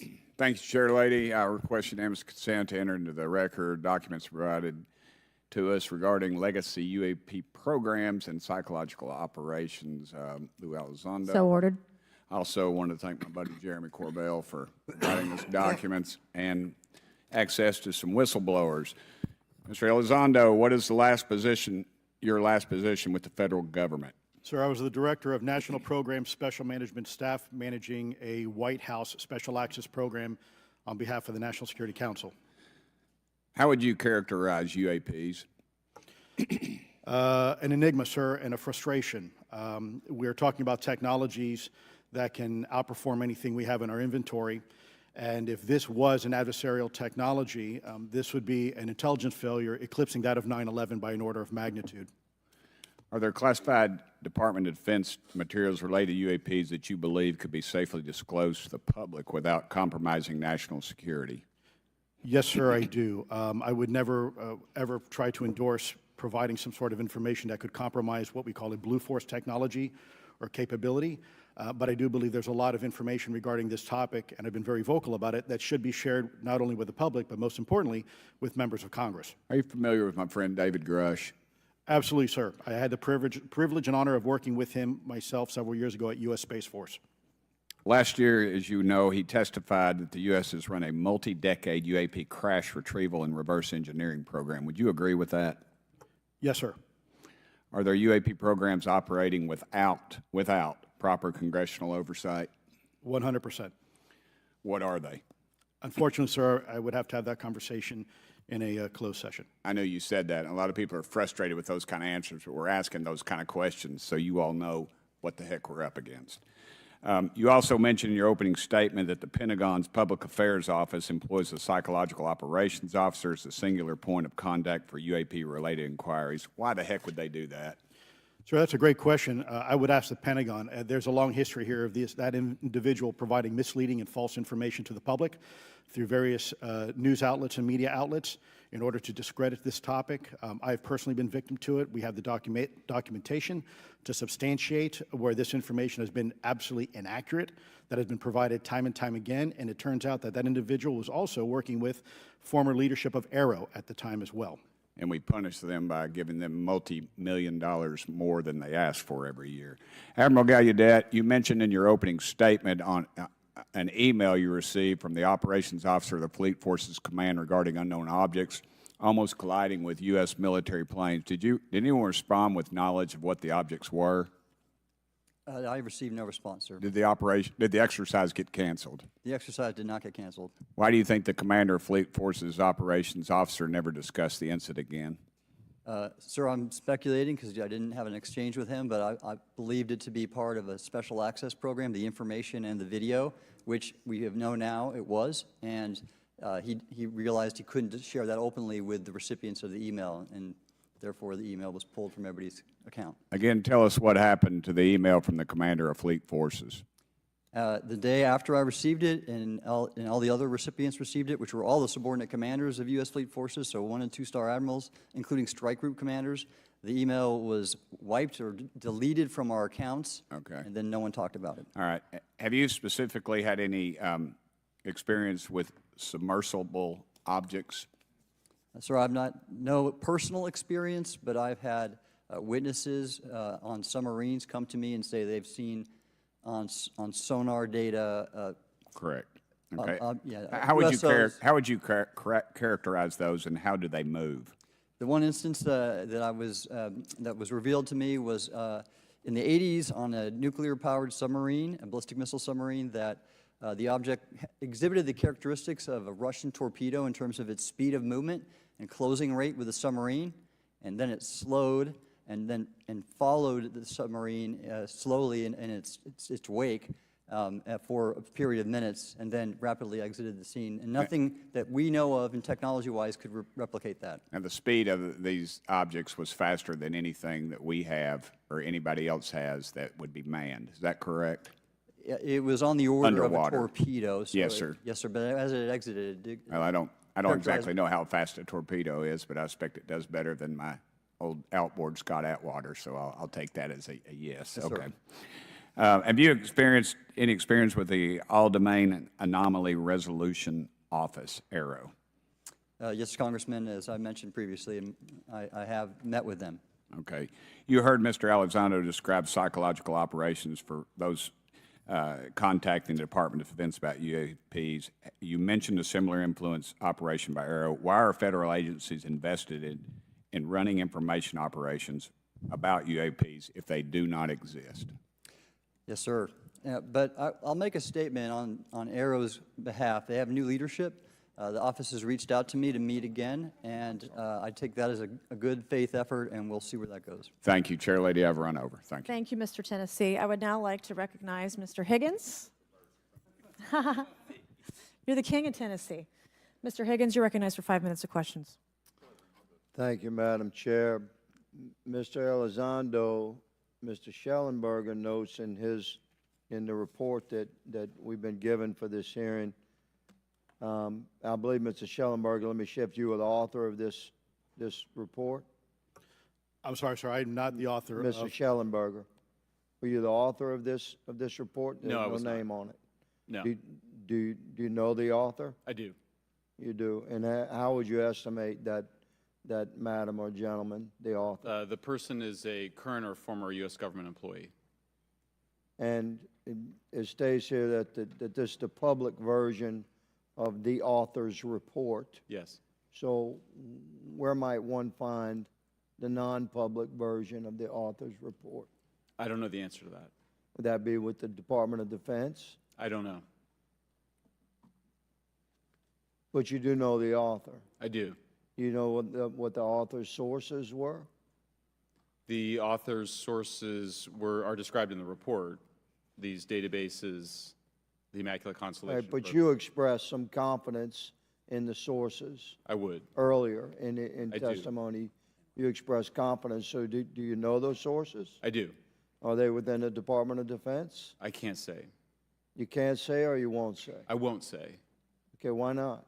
Because I protect my sources, and I think the reason. But you're not naming them. It's a big department, but many of us on my side of the aisle would say it's far too big.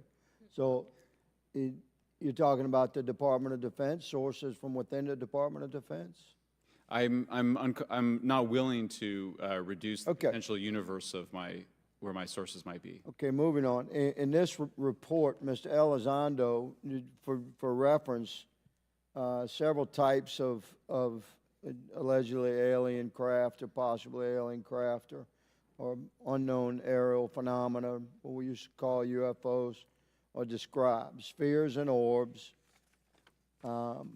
discs and saucers, oval or tic-tac, triangular shape, boomerang and arrowhead, and irregular or organic. Mr. Elizondo, does that summarize to you the types of craft that we're discussing today? Sir, that is a general morphology, historically speaking, of many UAP. So those descriptions are very different craft. Is it your assessment that they would come of different origins? It's possible, but it's also could be in sense a matter of utility. And let me just state for the record, I never read the report that or the article that Mr. Schellenberger put out. The reason That's a good point. We're just referencing it. Yes, sir. For descriptive purposes for the American people. Mr. Schellenberger, in this report, it's striking to me that regarding the descriptions of experiences with these various craft, several of them include biological effects and several do not. Are you familiar with what I'm talking about? Yes. Okay, so spheres and orbs, triangular craft, and irregular or organic craft include some descriptions of biological effects, including feelings of unease, electronic device malfunctions. Did I miss anything? Long-term psychological effects such as anxiety or insomnia have been noted. Feeling of being watched. Are they talking about PTSD? With the triangle craft. And under the irregular and organic craft, biological effects. Did they get to the anal probing yet? Physical sensations of warmth or cold and unexplained smells and psychological distress. So these are very specific descriptions. No, they're not. They're extraordinarily broad. Beings, which allegedly have been noted from a study here, a report. All of those experiences would have been described by the sources that the author used. Whoa, you didn't tell me this was a fetish hearing. Just a very What do you think it broad is? Description of biological effects, and it's striking to me that they are present with relation to some types of craft, but absent in others. This would require a great deal of research and study. Can you explain that? My understanding is that this is the database. I'll just use my SEC Includes login, both Potato the Tom. Images, the videos, the still images, as well as the human intelligence, the reports, the raw data from individuals having these experiences. So in answer to your question, yeah, I mean, I think we're looking at a very large amount of data collected over many decades. And that data is held by the Department of Defense? Well, I will say that after I published, I was told that this program, that the USAP was actually managed by the Department of Defense, but held at the White House. Roger But that. that's a single source, and I don't have multiple sources to verify that. Thank you, sir. I did my best to trick an answer out of you, but I was partially successful. Madam Chair, I yield. Thank you. I now recognize Mr. Frost for 5 minutes of questions. Thank you, Madam Chair. In addition to serving on this committee, the Oversight Committee, I also serve on the Science, Space, and Technology Committee, where we often discuss how essential data and evidence are used in science and used at departments such as NASA. During a hearing, NASA Administrator Nelson affirmed the importance of NASA in helping us to understand UAP. Mr. Gold, if the government doesn't have the data it needs on UAP because, say, someone who saw something is concerned about Are you or have stigma, you ever been a public shellfish? backlash, There was one time. et cetera, or maybe there's just not good systems in place, how are we supposed to ultimately figure out what's going on? Yeah, thank you for the question. And let me compliment Administrator Nelson that there wouldn't have been a UAP independent study team if it wasn't for his leadership and courage. We're talking about data and where we can get data from. As I described, NASA has Wait, Popcorn, whole are you archives currently or have you much of been which I a believe shellfish is likely today? information that will help inform UAP. We need only look. And again, in an era with AI and ML, we can relatively quickly and easily go through it. So I think it's something that we should encourage NASA to do. Oh, great. However, per Chairman Grothman's comment about UAP focusing on national security sites, I believe there's something, sir, that you may have heard of called sensor bias. That because we've got more cameras, more monitoring of national security, we don't know how extensive UAP activity may be over civilian areas. And this is to the second part of your question where we're not collecting the data. We're not collecting sufficient data from pilots. We're not collecting sufficient data from civilian and commercial activities. And this is, again, where ASRS, I think, could substantially change that, get the data out there, and allow us to do good science. Thank you. I mean, on the data, you know, I'm a really big proponent of transparency. But obviously, there's always a little bit of balance that we have to have in government on transparency as well. I mean, last year, NASA appointed a director of UAP research in response to the recommendation by the independent study team. In the final report, there's a quote, despite numerous accounts and visuals, the absence of consistent, detailed, and curated observations means we do not presently have the body of data needed to make definite and scientific conclusions about UAP. Can you just talk really quickly about that balance of security and transparency? So I can say, having served at NASA, it is the most transparent organization I've ever been in. When we would have conversations of executive leadership, things would leak out almost instantly. So I can assure you, intentionally or not, NASA's very transparent. I don't know if many of you have worked with engineers or scientists. They love to talk. So I believe that NASA is a paradigm of transparency. Explains the Discord. But we must have the ability and the data to be able to be transparent with.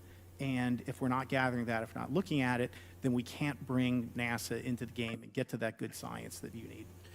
You know, it was about a year ago, I was touring a facility with a pretty senior government official. We went by a certain hangar and they said, yeah, that's, you know, a company leases that out. We don't really know what's going on in there. We have no way of knowing what's going on in there. And there was a few of those, in fact, while we were driving around this facility. To what extent do you think that some of the UAP out there comes from off the books or unauthorized experimental aircraft? I mean, I think probably the vast majority of UAP are drones, experimental aircraft, weather conditions, which is again why I say if we review the data, I think we're going to discover a lot about things we weren't even thinking about. But there is a percentage that isn't.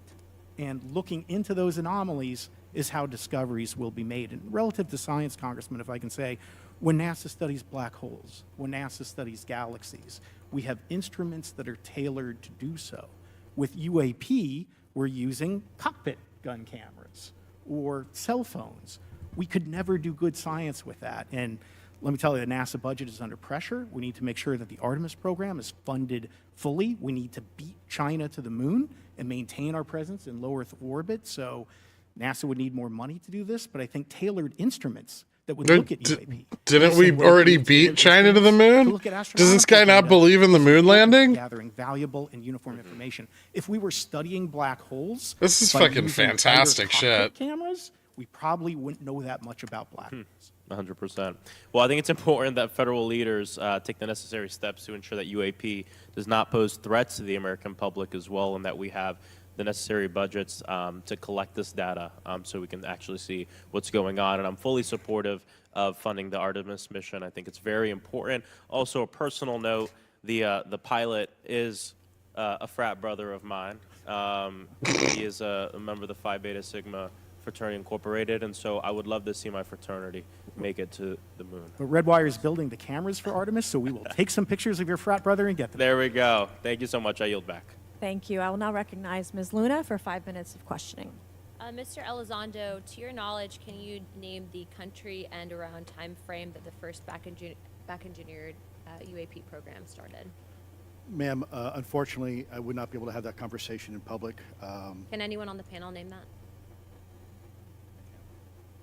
None of you? Okay. This next question is for Mr. Gallaudet. To your knowledge, have any USOs ever outpaced our submarines? Yes, ma'am. At what magnitude? I don't have the exact speed, but again, a witness came to me, a credible former submarine officer who observed it on sonar data. And this was in the 80s in the North Atlantic during a storm, and it outpaced his submarine by orders of magnitude. Are you aware of any hotspots that currently exist off our shores in North America? Not with sufficiently credible data, ma'am. Okay, we've heard reports of there potentially being hotspots, maybe entry and exit points. Have you heard of any of that? I have not, ma'am, but my colleague here, Mr. Elizondo, does discuss some USO activity that he's observed in certain DoD databases. Mr. Elizondo, in regards to these aircraft being piloted by whatever they might be, non-human biologics, would you agree that it's likely that they are being piloted by some mind-body connection? Ma'am, I think it is safe to presume here that they are being intelligently controlled because some cases seem to anticipate. What the fuck did our you just maneuvers, say? And in other cases, they seem to. I came across an email where the word "stalked" was used in a very secure email between Navy officers discussing their ships being pursued by a UAP. In our previous panel, we had Grush, and he had testified to say that some of these were interdimensional beings. Can you speak on that at all? Ma'am, I'm not qualified, certainly as a scientist or otherwise, to speculate points of origin. I looked at everything from a scientific perspective. So if you look at, for example, instantaneous acceleration, which was one of the observables of the program that I belong to, ATIP, the human body can withstand about 9 G-forces for a short period of time before you suffer negative biological consequences, blackouts and ultimately redouts and even death. Comparison, our best technology, the F-16, which is this older platform, but one of our most highly maneuverable aircraft, manned aircraft, made by General Dynamics, can perform about 17 or 18 G-forces before you start having structural failure, meaning that the airframe begins to disintegrate while you're flying. The vehicles we're talking about are performing in excess of 1,000, 2,000, 3,000 Gs. So would it be safe to infer that they're living craft? I'm not prepared at this point to state for the record is something alive or not, because even that definition is hard. There was a time in science we thought that life required oxygen, and we now know that's not true. There are anaerobic bacteria that thrive in oxygen environments that lack oxygen. And also same with photosynthesis. When I was in college, I was told everything is derived from photosynthesis as a form of energy. In reality, that's not true. There are things that live off of chemosynthesis. So we're constantly having to reevaluate our understanding of what the definition of life is. Mm-hmm. Do any of you ever come across reports from people that claim to have firsthand experiences with these entities, whatever they might be, or these aircraft, and then as a result, whether or not they're religious, find that these things will automatically disappear? Anyone, and this is open to any of you on the panel. So just real quick, because I'm running out of time. Lou? Ma'am, I've always been a nuts and bolts kind of guy. When I was at ATIP, I was focusing more on the performance characteristics and less on the potential occupants. Okay, the reason I ask is because it seems like, just based on our conversations, that we've had people that say that there are good and bad of whatever these things are. And so my concern from a national security perspective is A, that true? B, are you guys hearing the reports of that? And C, I think moving forward in regard to technology, Mr. Gold, if you can answer this real quickly, some of these aircraft, it seems that they are operating off of energy that we don't currently have. But just yes or no, in your opinion, if we were able to obtain that, would that impact humanity for the better or negative? Would certainly save us some money on funding on Artemis. Definitely. And this is a national security issue, that if there is such technology out there, we're not the only country that might have access to it. We don't want to be on the wrong end of technological surprise. Okay. Thank you guys for your time. All right, thank you. I will now recognize Mr. Garcia for 5 minutes. Thank you, and I apologize for stepping out. My governor is here upstairs, so I'm trying to get in between meetings, so apologize for that.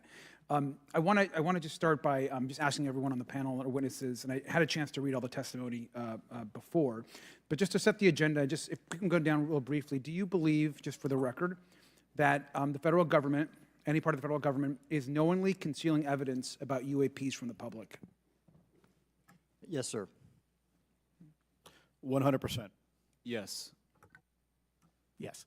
Thank you. I also want to just go down the line. I know many of you have already said this, but I just, for the record again, just briefly, what do you believe UAPs could be or are?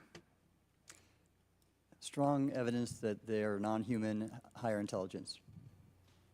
Tested 60-34. colleague's comment, Is it sir. weaker now? It's not a very strong test. Don't know, but we must find out. Okay, thank you. I appreciate those answers, gentlemen. Phil. I think this is obviously another remarkable hearing with just really important information, so I thank all of you for answering the questions. Admiral, I just want to go back to one thing. Now, last year, our subcommittee heard from 2 retired Navy pilots, Lieutenant Ryan Graves and Commander David Fravor, regarding UAPs. Actually, I think Ryan is here in the audience. And been a I'm great, gonna be in such a weird person to get to know and headspace to for have my next conversation meeting with. this afternoon. He, of course, Jen, has all been you have to involved do in is the scream state out of Immaculate Airspace for Americans Constellation Act, and run out of the room. with Chairman Graves, with Chairwoman Mace for UAP reporting by civilian aviation. Where's the upper personnel. resistance to Can you this discuss bullshit? briefly It's like why 610. It's important for civilian pilots to be able to report UAPs and why these legal protections are critical for our national security.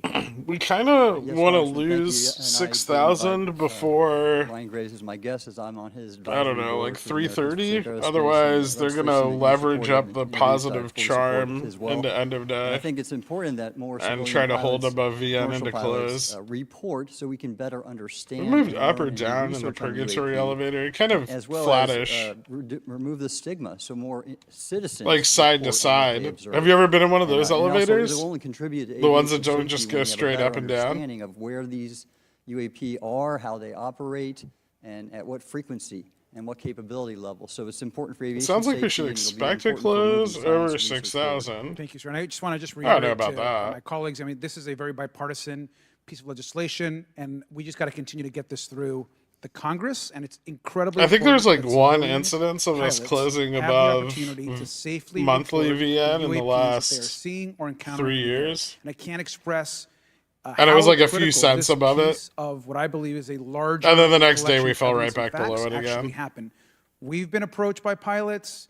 I've talked to folks that have been engaged with our office and others, and there is still enormous Does that stigma. monthly VN you have on And the essentially, screen? Yeah. we don't have a system where folks are feeling free to be able to report. Intraday, it's So more than I just wanna possible to reiterate trade that, above it. But that end of advocacy. day, it's Mr. Golden, in your quite testimony, hard. you discuss NASA's aviation safety reporting system, a confidential, non-punitive reporting mechanism. In the Safe Airspace The for zero Americans Act, GTs that explicitly allow civilian like reporting positions to of lever UAPs. up over Can you VN explain why the NASA expire, task and the market force makers recommended the use tend of to the dump that aviation hedge safety into reporting close. system? The only way we close above it is if they Aviation haven't safety fully shed the reporting hedge system by the time is we an close. existing In system which case, that is trusted, usually that has falls taken below in hundreds of the thousands, millions of overnight move. cases. And again, recognizing budgetary Those constraints elevators is are an the affront to perfect the way to be able gods. to gain more data. And when it comes to the stigma, sir, it's Luxor something in that pilots Vegas are has used to elevators like reporting that, on, yeah. that crew is used to reporting on. So it's a great way to get data, to overcome the stigma without spending really that much more additional money since the system exists. There's a few old Thank you so buildings much in the for your city support that of have them. Thank you for what Ryan Graves does. This is a common sense means to expose the truth of UAP for the purpose of this hearing. Thank you. And I just want to also add, now, earlier this year, as part of the House Defense Authorization Bill, the NDAA, I had filed an amendment to include the UAP Disclosure Act, which would create a UAP Records Review Board and exercise with exercise of eminent domain over UAP-related material, modeled actually on the JFK Assassination Records Collection Act, which is widely known. Now, the amendment was blocked, but thankfully the Senate included the amendment by Senator Rounds and Schumer for the UAP Disclosure Act. So I just again want to say that we should be pushing and ensuring the UAP Disclosure Act, which is bipartisan in its support, should move forward. And if I can just briefly, particularly Admiral, can you just briefly, as I close my time, explain why the UAP Disclosure Act would be critical for us and our national security? Thank you, Congressman. Yes, I believe the UAP Disclosure Act is important for national security, as well as advancing potential socioeconomic benefits resulting from UAP research, as well as public safety, as we referred to previously regarding aviation. And this act will allow for greater transparency and open research, and that's why I'm also a member of the UAP Disclosure Fund as an advisor, as in the Sol Foundation, as an advisor, senior strategic advisor, which is advocating for the same. Thank you very much. I yield back. All right, thank you. I'd like to recognize Mr. Biggs for 5 minutes of questioning. Thank you, Madam Chair. Thank you for holding this committee. Thank you to the witnesses. Admiral, the video that is called the Go Fast video, the email that you've talked about being deleted, I just want to briefly cover this. You said that the email, the author was asking whether any of the recipients were aware of the classified technology demonstrations that it could explain the objects that were observed. And then you said the email disappears. Then you guys have a series of meetings. The commander of fleet forces and his operations officer never discussed the incident again. Is that right? Is that accurate? That's accurate, sir. And even during weekly meetings, it was never discussed again. My question for you is, you were in those meetings. Did you personally hear that nothing was going on about that? Yes, sir. I was in those meetings, and did you make inquiries about that? No, I did not, sir, because Tenure 4.46. What since do? I've been read into other special access programs right. that this UAP video was part of one that I was not read into, or any of the recipients, or the author of the email, and that an intelligence agency basically pulled it back and instructed the author of the email, hey, this is, you just conducted what they call spillage into a lower classification level, and when that's done, the procedures are basically to remove any of the communication. You're going to silo it. So, and you, Mr. Elizondo, you said in your report and your testimony today, a government work on the UAP subject still remains classified. Excessive secrecies led to grave misdeeds against loyal civil servants, military personnel, and the public, all to hide the fact that we are not alone in the cosmos. Fair? Yes, sir. All right. And all of you, and Mr. Schellenberger, by the way, I've read several of your books, Mr. Schellenberger, excellent stuff. Thank you. What I would say, too, is you were asked about the veracity of the author of this report. You comfortable with the veracity? Yes. Okay. And then, and I'll get to you in a second, Mr. Gold. We'll talk about Kuhnian and Lakatoshian scientific advancement and how we're obviating that through these processes. But we'll get to that in a sec. Because what I want to really get to is the ultimate question really becomes this. For what purpose is the federal government overclassifying, because that's what they're doing, they're overclassifying, and forbidding the public for getting access to this? And if you know, if you have an explanation, I'm curious, because I know what I've been told. I just want to know from your perspective, why do they overclassify? Mr. Elizondo, you look like you're finger on the button, ready to go. Yes, sir. Forgive me. I think there's several reasons. I think at the time when this reality became evident to the U.S. government, we were in the middle of the Cold War with then Soviet Union, and we did not want to tip our hands to what our knowledge base was on this topic. We did not want to broadcast that to the Cold War's long over. It is, sir. It is, sir. There's also then the philosophical argument that the Department of Defense and the intelligence community is solution-oriented. And when you don't have answers, it's a really tough spot to be in. It's easier to be quiet and suppressed than if you don't have the answer. Indeed, sir. In fact, there's a very real example when we built the U-2 spy plane, and flew it over. Which then, puts her massively sold Russia on the and SPX right now. reconnaissance. And 6,000 is first pretty started flying heavily the aircraft, sold. It flew so high and so fast we thought they were tracking us. In reality, they were tracking every flight. It wasn't until the Russians could develop the SA-2 surface-to-air missile. Below 6,000? I would suggest to you also, along with Lakatos. Actually, the and Kuhn, sold puts you at also have a 6,000 are problem kind of starting to with fall various, off. path dependence or increasing returns. 5980. That's one reason why. It's they pretty won't heavily disclose it. sold. It's too painful to admit. Also, But I just wanna read a couple 75, things 70. from Mr. Schellenberger's. I think this is going to what fail he gave to here us today, because I think this is, the this short is puts have been interesting stuff, closing since we pushed up to and I 608. just want to convey this to you. On USG networks, there exist infrared footage. And now of there's and- just and long imagery of a puts grouping sold of calls vessels at 6,000. engaged in So treatment and mass collection at night probably a in the Pacific decent area of the chance. Pacific We're Ocean. going to This need a little footage, momentum, which but is we in should be able to close proximity to the vessels, push back a large through equilateral 6K. triangle UAP suddenly appears directly over the ships. These bright And then three a bright- failure, three I bright don't know, points are maybe to seen like at here each bottom corner of the UAP, before which we is find support. observed to slowly rotate on its horizontal axis. And he goes on to describe that. And I just want to read one more, and I'm doing this because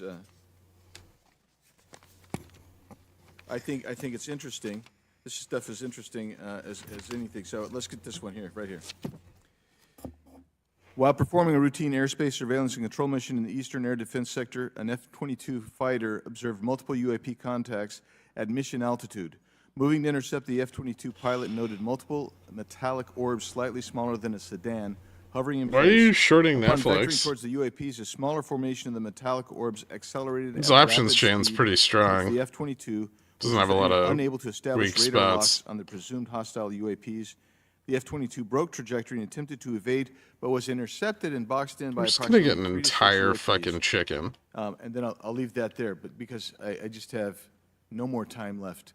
Well, she's not looking. So let's just get into, let's get into to part of this. I thought I would be saved by the bell. No. Let's talk about Kuhnian, Lakatoshian type of scientific development. And the problem that we have here is you have institutional blockage of what would be normal development of scientific ideas. And if you want to expand that, Mr. Gold. We're over time, so be very fast, please. I'll just say I'm a recovering attorney, so please take it easy on the science. But all breakthroughs have been heretical at first, and that's the challenge that we face, particularly with something as extraordinary as this, which is why gathering the data is so important. And I'll just end by saying, by the way, the overclassification of material is in no way limited to UAP. That is occurring throughout the government, as well as the inability to get people classifications in a timely and efficient manner, and then to have those classifications be broad enough to be useful. So this is a larger issue that I hope that Congress will look at. Thank you. Thank you, Mr. Biggs. I've been generous. All right, Mr. Burleson, I'll recognize you for 5 minutes of questions, please. Thank you, Madam Chair. Mr. Elizondo, does any branch I'm of the running. United I'm States going to run government for or defense political office. contractors Where do most of you possess guys live? technology? Sir, there's documentation that I believe was submitted for the record that was released. What do I need, like 15 votes? By the Department of Defense Office of Pre-Publication Security Review, and it states one of the reasons why my predecessor program, OSAP, I just need to find one district with 15 pickle jar members, and I'm in. Of unknown origin.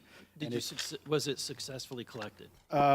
It was not. What happened is that there was an aerospace contract company that requested to divest itself of the material that was collected in the 1950s. Unfortunately, that didn't actually occur. So let's dive into that. That's the. I'll move to the district. There was a journalist, Christopher Sharp, who said that there was a transfer between Lockheed Martin, Bigelow Aerospace, and the CIA allegedly blocked this. Can you I learned recently you don't need ID to vote, what I so can you can say vote is for that it you was blocked. wherever. Oh, awesome. Why it was blocked, I can only surmise. I was part of some conversations later on with some of those contract personnel where they had told all of us that is accurate.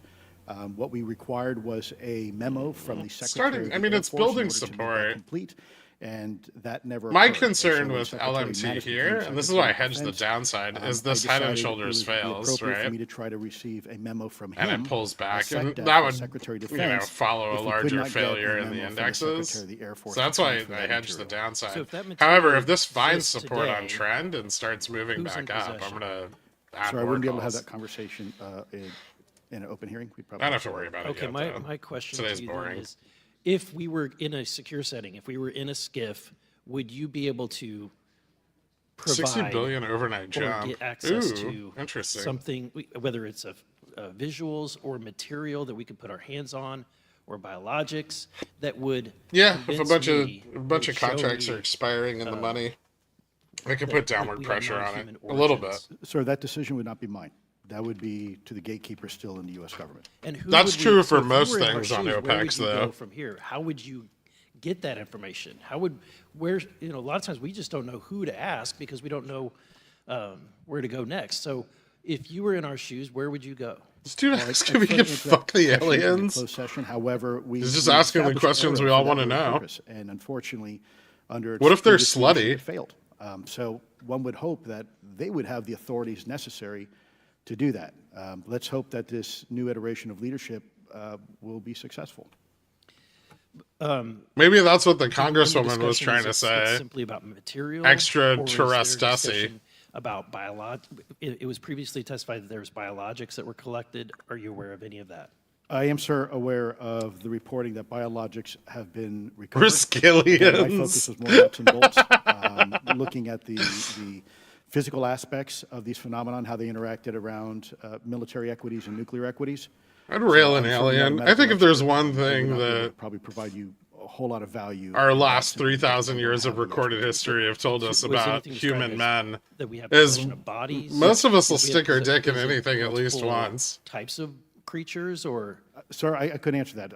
I can tell you anecdotally that it was Where's discussed Kendra? quite a bit when I was at the Pentagon. The problem is the collection. Maybe that's why the collection of aliens these haven't biological come. They're samples like, occurred they're gonna before try my to time fuck was us. Before I was even born. and was this part of the Lockheed Martin discussion, or was this the biologics is a completely separate? Separate yet related. Okay. Has anyone made contact? Sir, I'm sorry, could you specify? Has there been any, to your knowledge, any communication with a non-human life form? So the term communication is a bit of a trick word because there's verbal communication. Like It's we're having not. now. The problem is you also have nonverbal communication. And so I would say definitively yes, but from a nonverbal meaning, when a Russian reconnaissance aircraft comes into U.S. airspace, we scramble two F-22s, and we are certainly communicating intent and capability. I think the same goes with this. We have these things that are being observed over controlled U.S. airspace, and they're not really doing a good job hiding themselves. They're making it pretty obvious they have the ability to even interfere with our nuclear equities and our nuclear readiness. Is the United States government or and our contractors, are they pulling technology from this? Are they're reverse engineering this? Sir, as I previously stated, and please forgive me, I am not authorized to discuss specifics about crash retrievals. I signed documentation with the U.S. government. What I can say was, after a very thorough review process by the Pentagon, what I wrote about, and that was my limit, unfortunately, that I was given. Thank you. Yes, sir. Thank you. I would like to recognize Mr. Timmons for 5 minutes of questioning. Thank you, Madam Chair. Mr. Elizondo, you just said something interesting. You said they don't seem to be hiding. They don't seem to be hiding. The UAP sightings are becoming increasingly brash, if you will. And, we've been hearing about these for years, but they've generally been isolated and not as consistent and over-critical military installations. Would you say that's fair? Is this becoming increasingly often? Is it happening more and more? Great question, sir. Let me see if I can answer this for you. Certainly, there seems to be some indication that they're being provocative, meaning that they're, in some cases, literally splitting aircraft formations right down the middle. So that's an air safety issue.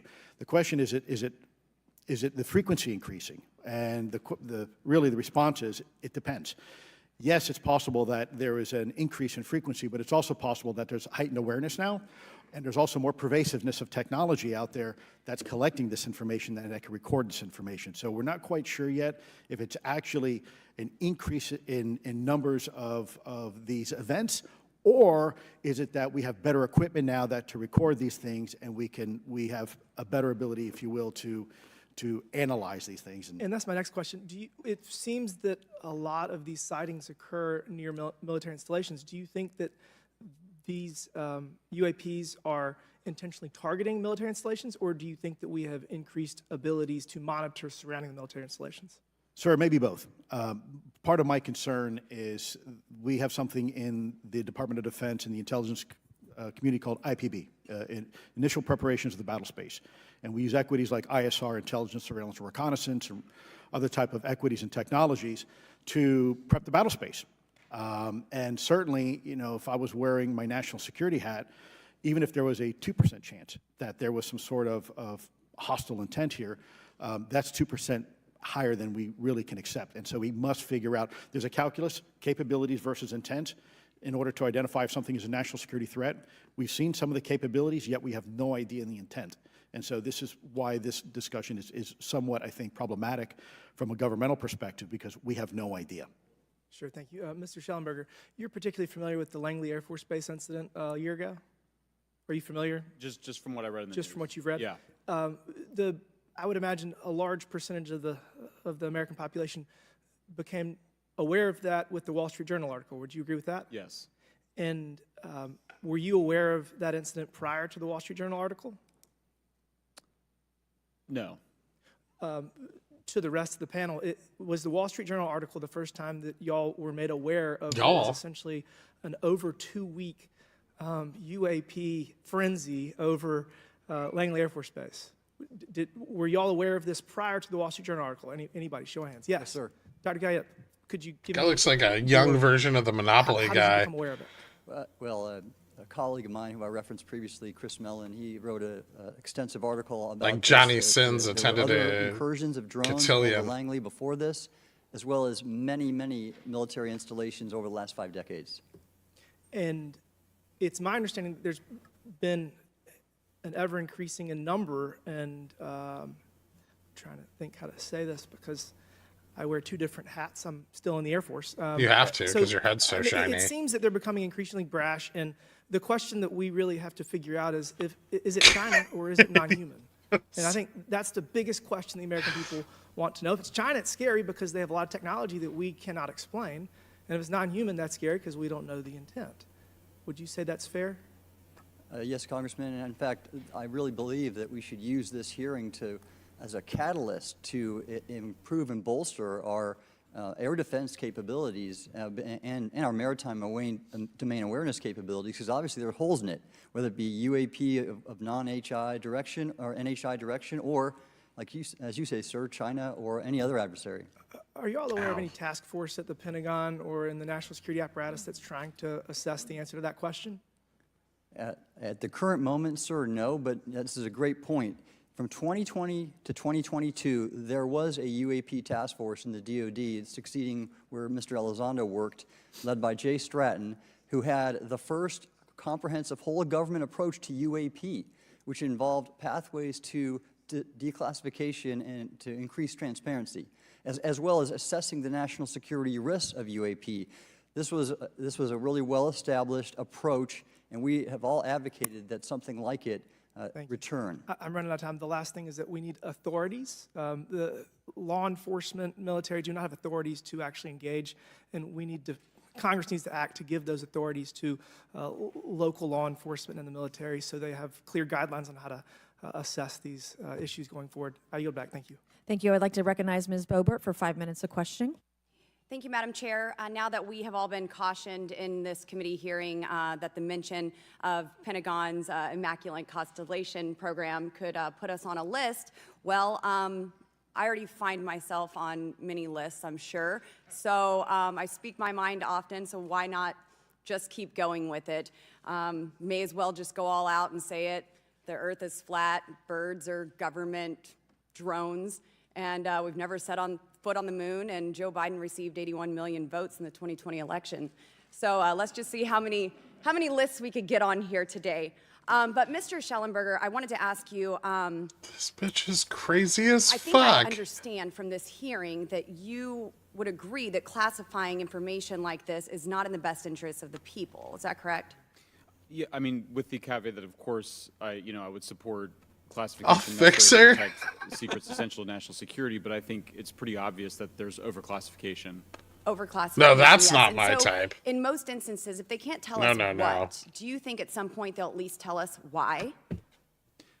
You know, President-elect Trump has. She diddled her repeatedly dates privates at a committed movie to theater. greater It was actually, transparency hold both on, the it was UAP actually a issue, community on theater. JFK files, on COVID origins, and many other things. So I think that we need to make sure that the next administration is held accountable for that. Agreed. And this is for all four of you. Yes or no, please. I have many questions I want to get to.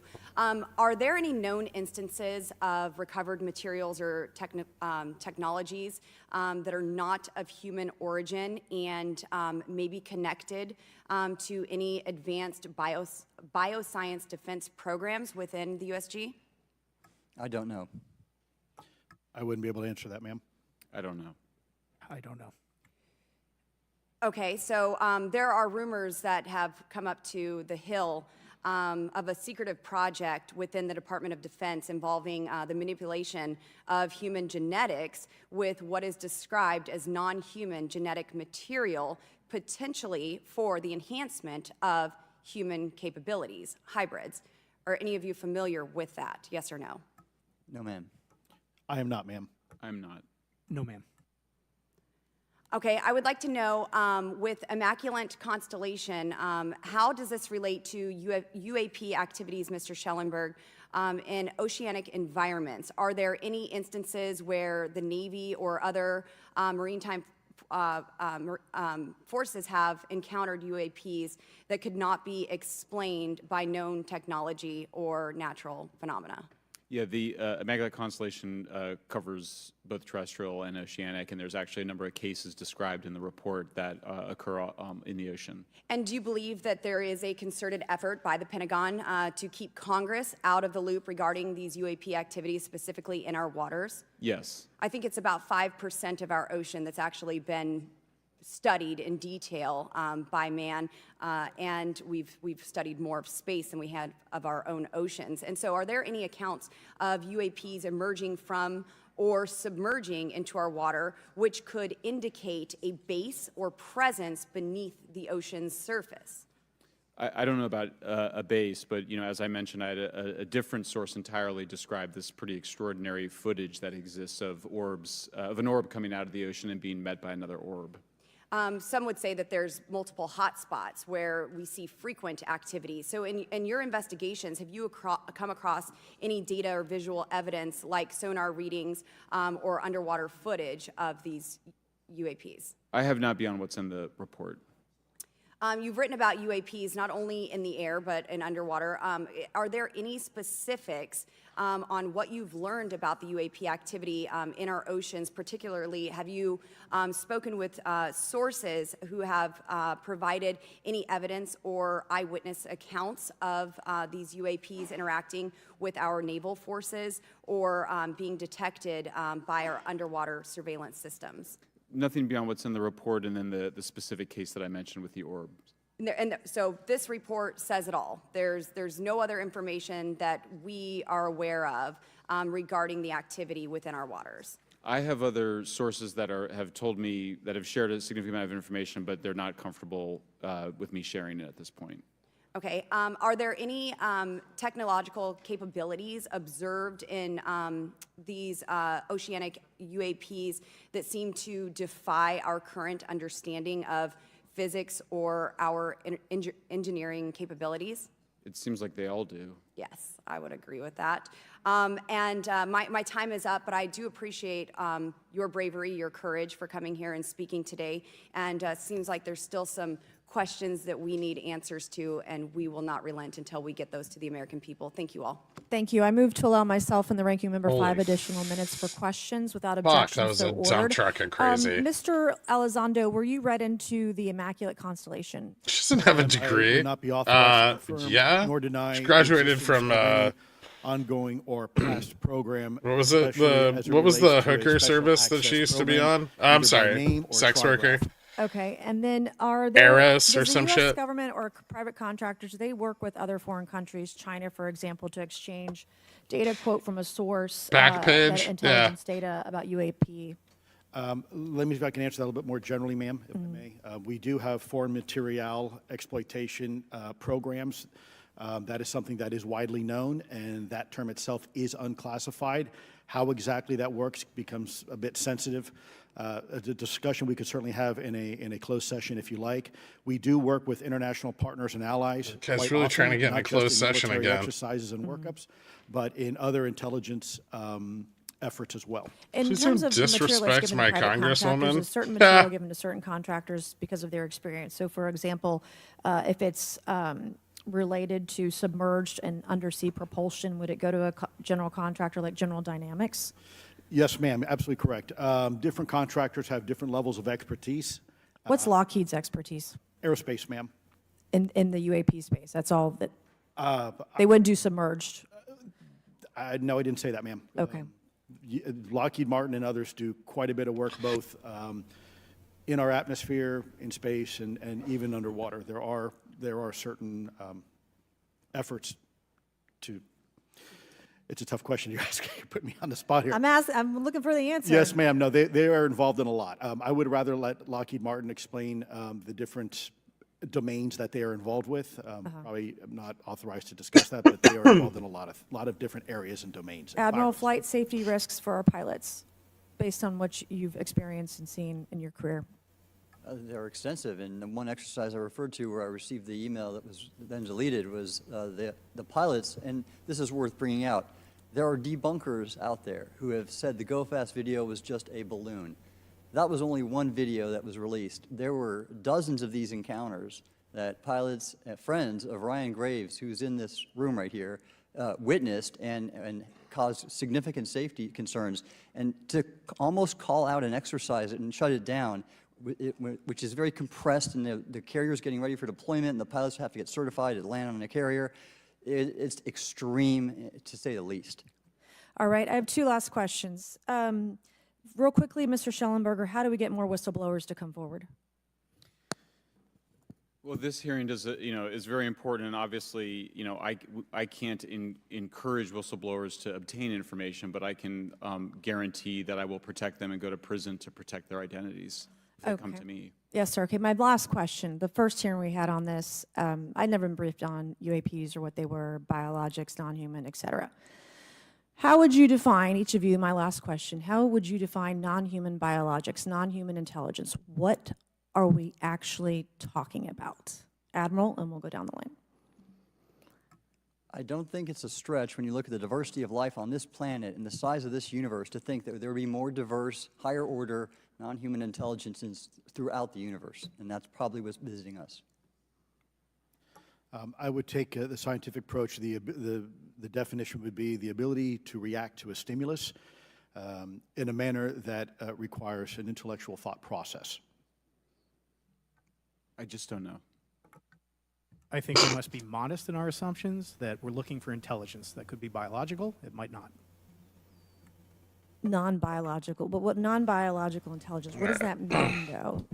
Artificial intelligence, ML, machines. We assume that all intelligence would be like us, and every time we look out in the universe, we are humbled relative to what we don't know in terms of the forms of intelligence and what it may take. Wait, I how can do you assure I believe probably that the can't answer Earth your is question, flat and but we I live think in the a answer space is going to bubble surprise on us the all. back of a turtle, And then Mr. Garcia. but also believe in aliens? And I know we're about to hit votes here, so I'll be brief. Just, I want to thank you all for being here. I want to thank Chairwoman Mace especially for holding this important bipartisan hearing. Why are we watching and I this? wanna It's thank all about the community AI. members that are interested in this topic.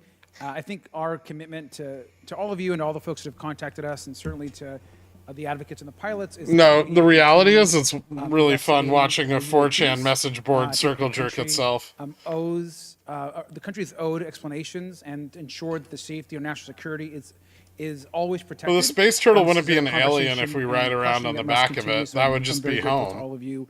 And I also just want to add, just personally, I think it's really important for me, two things guide my questioning and my observations on UAPs. One is we should always be guided by facts, science, and data, and stay serious on those issues. And the second thing is I think that we should not limit our imagination and our thoughts and our curiosity on what UAPs could actually be. And I think those two things for me are really important, and I'm grateful for all of you to Just be make here. sure, yeah, With that in everybody make sure to Okay, keep and an we have open Mr. mind Ogles, who is and on do the your way. He's gonna do be your here own any research, right? second. Is that correct? Is that what? Is that what he's saying? Chuck, and he'll be the last last member with questions that we have today, and then we have votes. So Or here's a who. I want to thank Mr. Garcia and folks on both sides of the aisle for being here today and being patient. We have a lot more questions, and I hope that this will open the door to more hearings in the future. I obviously would like to know how much taxpayers are spending on this. You have the right to know. But also, if we're spending money on something that doesn't exist, why are we spending the money? And if it does exist, why are we hiding it from the public? And of course, our national security is a huge issue, because if there's technology that could harm us or our allies, that are in the hands of our adversaries, we obviously want to stay ahead of that to the best of our ability. To Woman ensure does not that, like words. that technology is not in the hands of someone who could use it against us or our allies anywhere in the world. So, Mr. Ogles, you're just in time, babe. She said what she I will recognize said. you for 5 minutes of questioning before we head on out today. Is that why we're being so secretive with the aliens? They have bigger dicks? Makes sense. I believe it. Well, thank you all for being here. And Madam Chairwoman, I'm out of breath because I sprinted to get here. But this is an important hearing. I think we all know that there's something going on. Mr. Elizondo, based on your knowledge of UAP sightings, do you believe it's fair to say that they are especially common near nuclear sites? Yes, sir. Mr. Congressman, I absolutely am convinced of that, as are my colleagues inside the government. And the reason why I pose that question, and this has been one of my talking points from the beginning, is, Oak Ridge is in Tennessee. The so-called weather balloon that drifted, that we now know was controlled, it passed near Oak Ridge. It obviously is a sensitive site, both of interest to our adversaries and to whatever else this is. Because we know that at military installations, at sensitive locations, such as nuclear facilities, that we're seeing this take place. So the question is what is it? Do you believe they've caused an irregular activity, and do you think this is like a why government? Might they be interested in those sites? Sir, in some cases, it's actually regular activity. You'd be surprised. There's actually documentation right now that's been submitted. It's not just Oak Ridge. It's Savannah River site, SRS. It's also Los Alamos. A lot of our sensitive R&D locations appear to be under some sort of surveillance and monitoring. Why? Well, because a lot of innovation comes out of those areas, a lot of new technologies, a lot of, if you will, disruptive technologies that we use for our national defense originates out of those locations, and advanced concepts in physics as well. So if I was 10-3 is looking flock, even on a foreign adversary, nice. That's a great target to start with. Sure, and again, this has been one of my talking points. I do have questions. What role might the Department of Energy or its subsidiaries or affiliates have in this type of technology, or possessing this type of technology, whether it's ours or others? Mr. Gallaudet, I think your testimony has been pretty clear, but would you please reiterate that do you believe UAPs pose a threat to pilots? Excuse me. Yes, sir.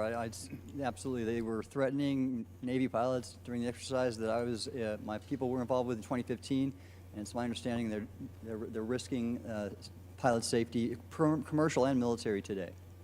Well, considering, and I understand that there's a need in some cases to keep certain technologies secret, but you believe that it is posing a threat to our personnel, correct? Yes, sir. So I think it's reasonable to conclude that if there's a threat to our personnel who are serving our country faithfully, that there be oversight. 100%, Congressman. And in fact, that's the one thing that we've not talked about enough during this hearing, is the fact that the government executive branch not sharing with Congress what it knows about UAP infringes on your legislative and oversight responsibilities to such an extent that's very concerning. I mean, what else are we, if you look at national security or intelligence or foreign affairs or appropriations, you all have oversight and legislative responsibility regarding those. This UAP issue may be the greatest issue of our time, and it's being hid from you. Well, I mean, and to your point, so we're just sitting on top of sold calls here. The decades that we have certain adversaries like China, like Russia, that technologically speaking are not as advanced as us, that they lack some of the lethality that we have, and that we've seen that they've gone after our technologies and in some cases succeeded, in particular with missile technology. And so again, my concern, whether this technology emanates from us or otherworldly, that we know that we possess it. And where's the accountability? Where are the stopgaps? What are the guarantees that if this were to fall in enemy hands, that it isn't immediately weaponized against us? And I'll say this, it is clear from my experience and what I've seen that there is something out there. The question is it ours? Is it someone else's? Or is it otherworldly? And Madam Chairman, I would posit that as the legislative body, as the regulatory body, we must know. And anyone who prevents us from gaining access to that information, I would consider that criminality. Because we have U.S. personnel who may very well be in harm's way. We have technology that ultimately may threaten our very existence. With that, Madam Chairman, I thank you for your indulgence, and I yield back. Thank you, Mr. Ogles. And with that and without objection, all members will have 5 legislative days within which to submit materials and to submit additional written questions for the witnesses, which will be forwarded.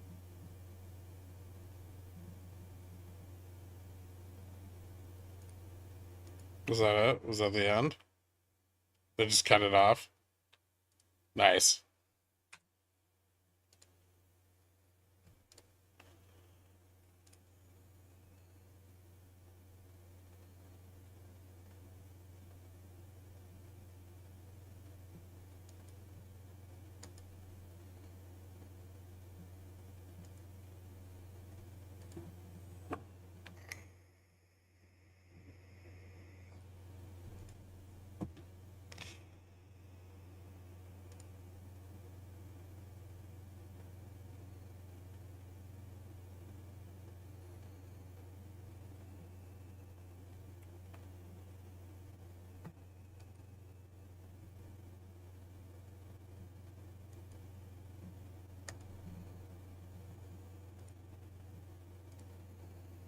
We're just gonna aggressively break up for no reason? Probably.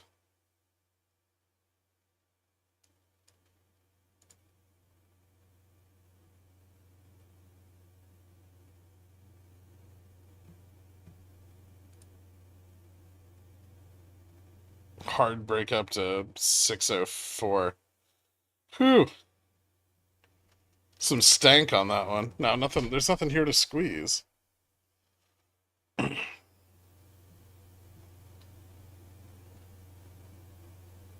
My brain is mush now. Perfect. That's what you needed for trading all along.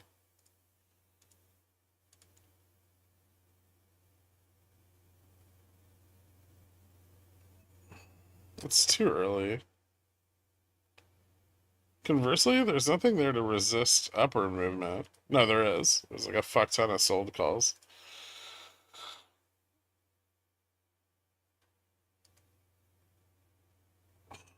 Yeah, but you need leverage to crack through sold call walls. And there's no leverage. All of the short puts to the downside have been closing.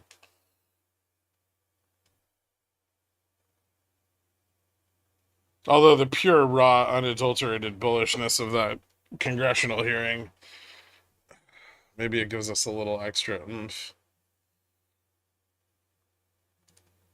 Later, Jen. Enjoy your meeting. Don't forget to tell them about Immaculate Constellation.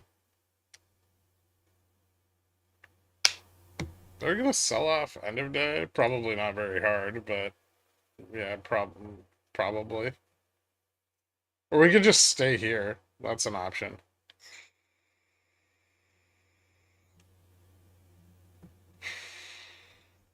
Like somewhere between 6,000 and 610.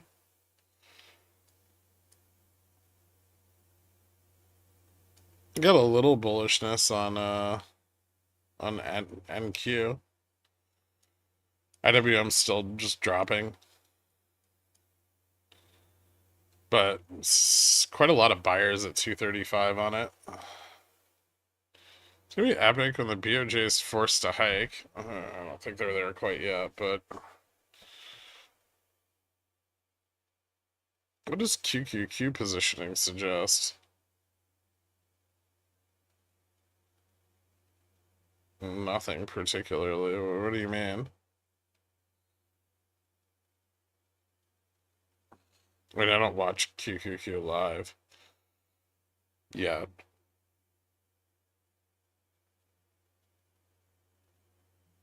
Shut your mouth. Bulls will lose this to 59.90. If they're able to hold it above 6,000 till the charm starts to decay, the decay of the charm will act as support and hold the price above VN into close, even if the MM's dumping their hedge. So you either need to be really close to 6,000 or fail 6,000 before the end of the day for this to drop off more. If we do, though, that charm will move the other way and it'll push us down.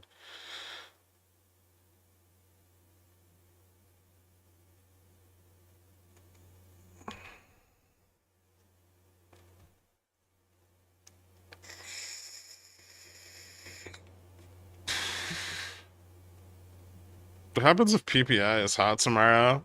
Hot PPI is more, well, it's expected to be hot, but hotter than expected would be pretty bearish.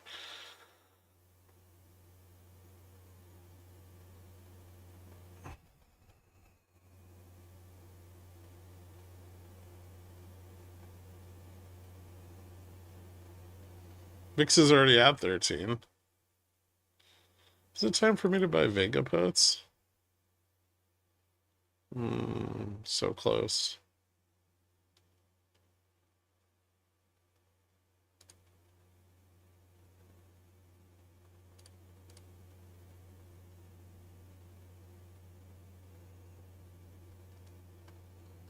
We're getting a few more sold puts. 6,000, 605, 610.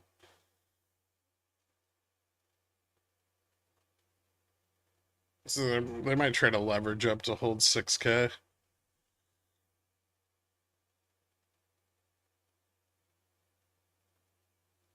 I already got mine. 1 DTE 6010. What's keeping this up? Support at 6K?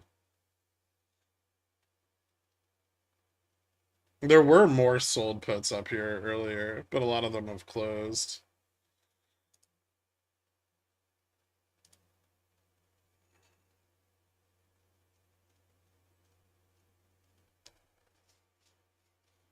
Isn't selling puts supposed to cause sharp reversals above VN? We're not very far above VN. And VN probably moved up a little on the morning drop. So it probably, like VN probably moved up here. And then as we trade up here, VN's probably being pushed down.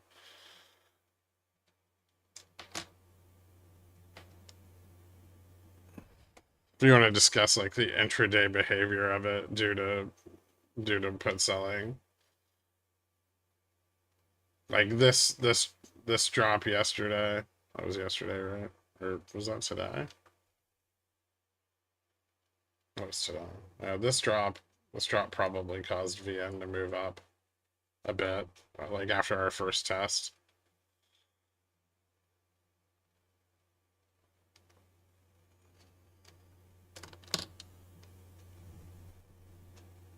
I wouldn't say it moved up very much. It usually doesn't make big moves unless you have a huge failure.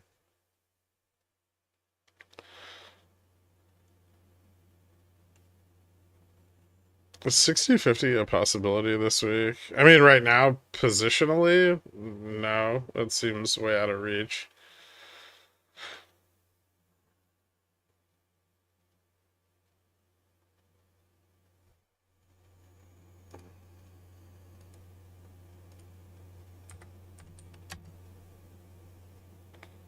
You're still bullish on McDonald's? I got a few calls on it after their earnings, although I closed several of them already. I think I have like I don't know, maybe like 5 left. I mean, it's holding its trend right now over the last few days.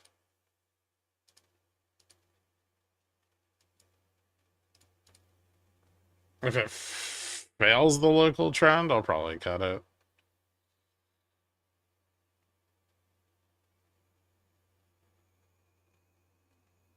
Netflix makes me laugh, because it just keeps going up.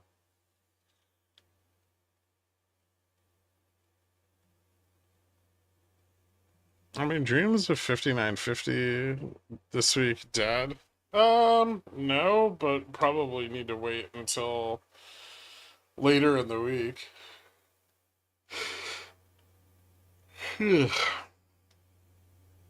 Testing 5950 would be kind of a big deal. Guess it's possible we don't see it till next week.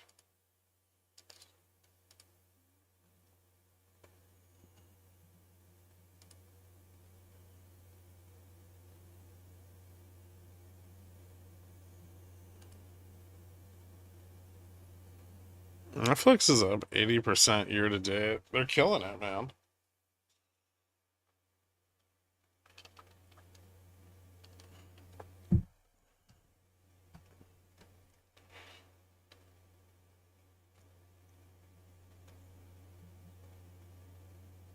Stop shorting it, and then it'll stop going up.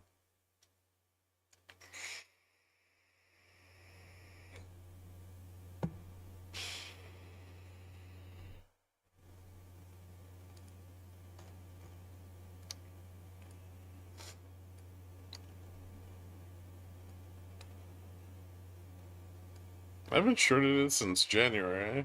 Yeah.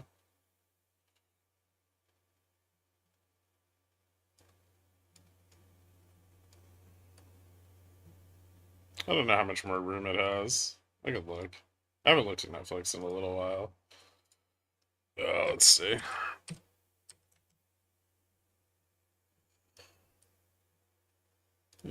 Gamma Neutral is just staying pretty consistent with Spot. They were like the only tech company that smashed their earnings. There's call interest out to 850, and then nothing.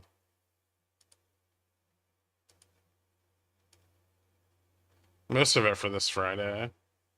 A lot of it for this Friday.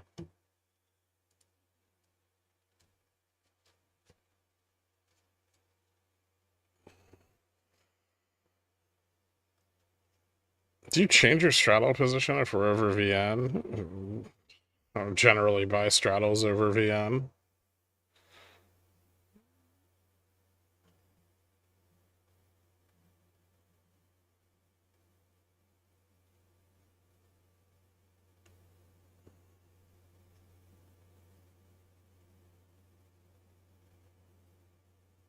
Are there any disadvantages to RC Ventures having less shares than Vanguard? Yeah.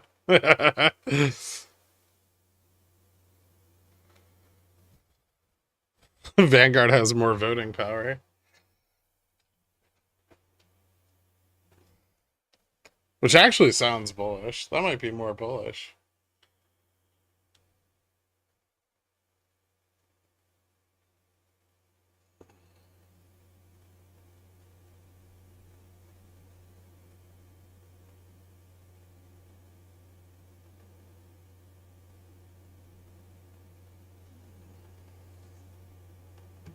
Aritzia.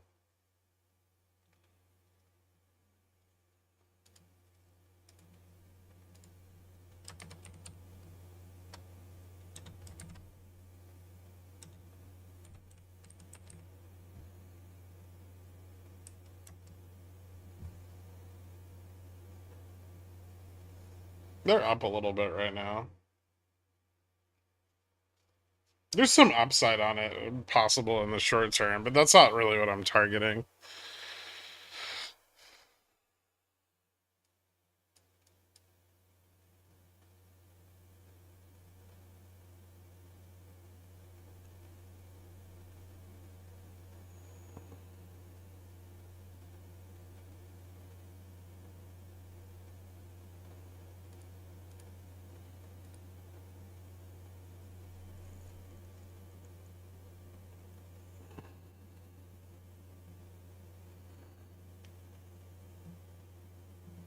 Since you're investing in Aritzia, a Canadian company in a country that you say isn't real, does this go against your thesis of Canada not being real? No, not at all.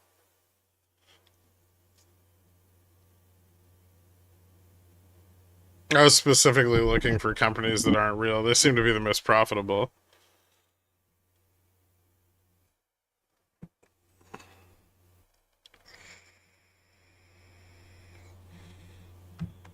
Also, like all Canadian companies with potential growth, they'll flee to the US at the first opportunity they get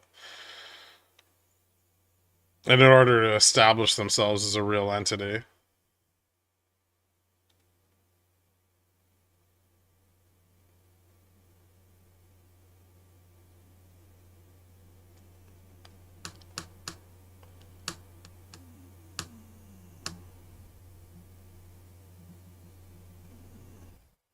Why not Canada Goose?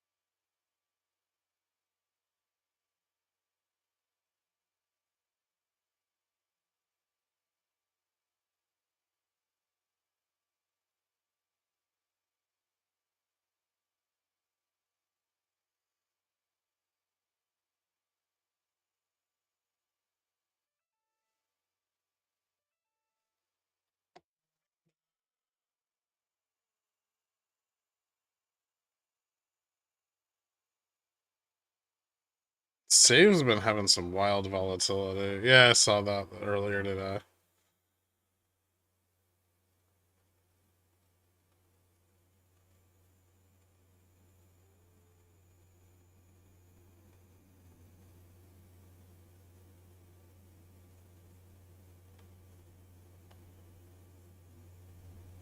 What about thoughts on Ader?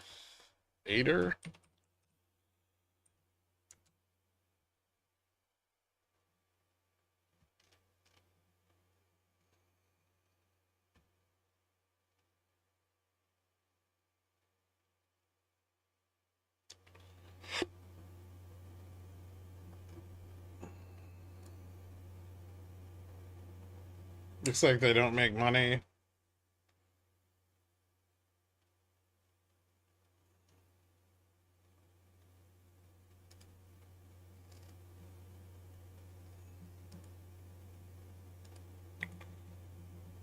They're pursuing weird green biotechnology that no one cares about.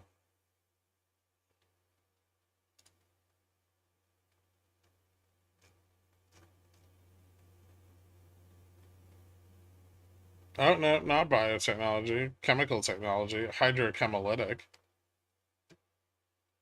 Huh. If the administration was different, I might be more interested in waste recyclers, but this doesn't look like a success story.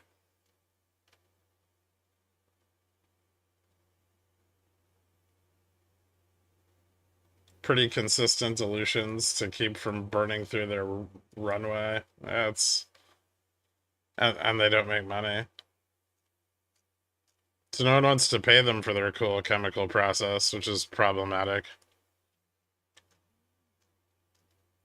Although they must have said something slightly bullish at their earnings, because prices have gone up. Maybe they found someone to buy their technology. I have no idea.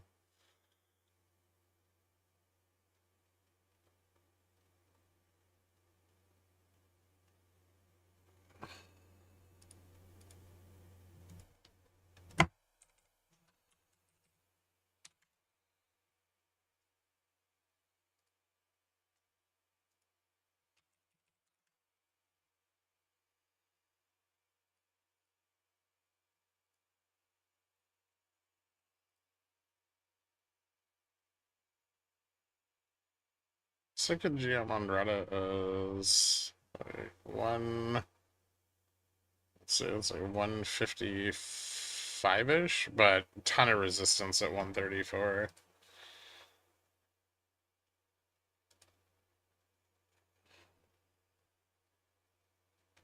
Hoping they get some more interest in them. Yeah, they're gonna need to get some investment capital or some sales. Seems like sales is an issue there.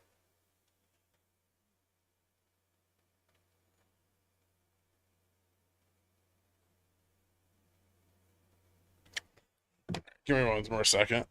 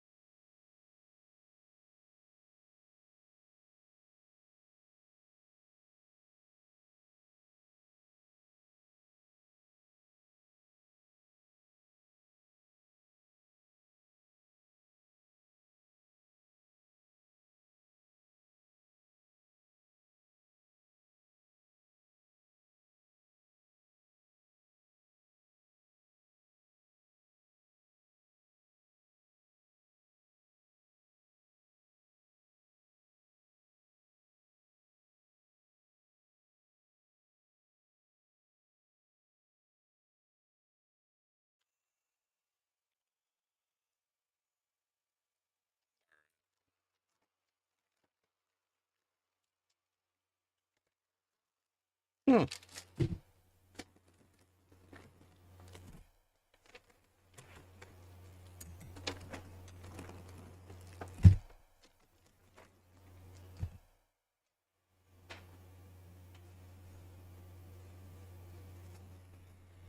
This is super fun.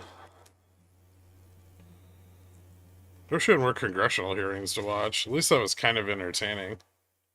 What's on C-SPAN right now? What can we tune into? We got any budget hearings?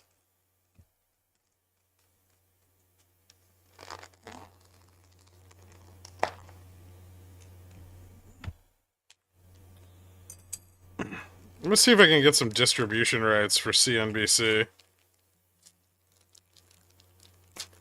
Or Bloomberg. We just sit around watching pundits when we're bored.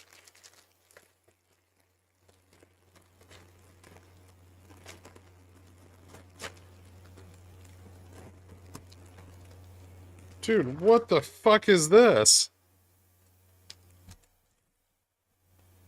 Look at this fucking pickle they sent me. This is huge.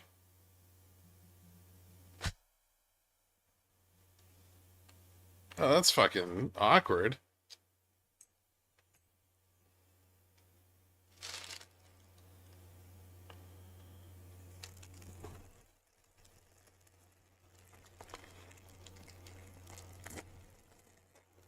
That's way too big. No shit.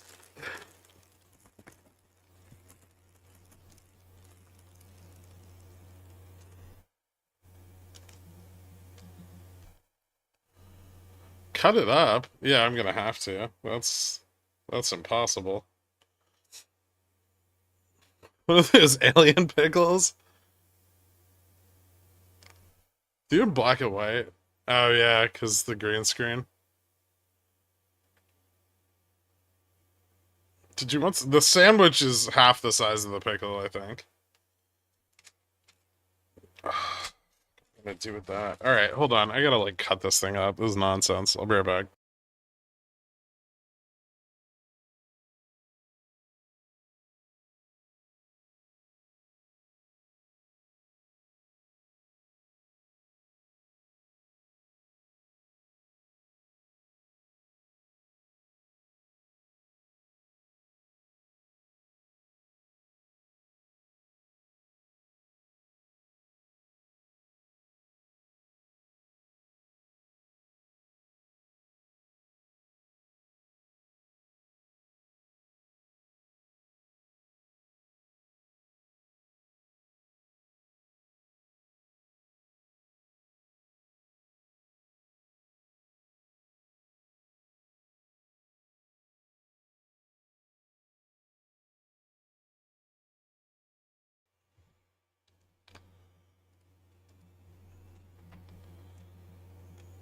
They make their own pickles. And they're really good, but that's just too much.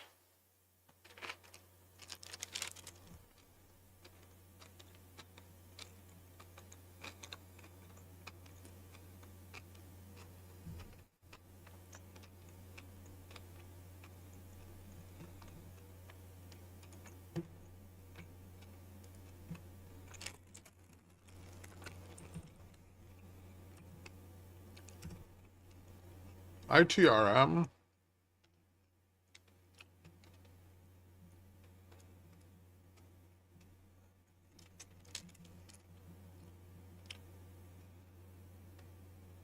So yeah, FDA approval for Orlinva.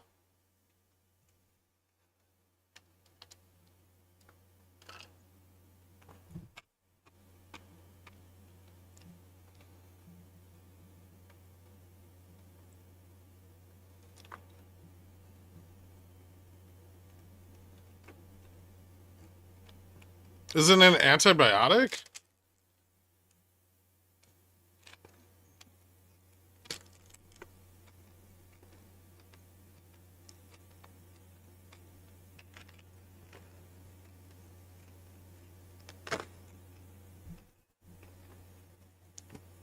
Aren't those like historically like very low profit and difficult to make?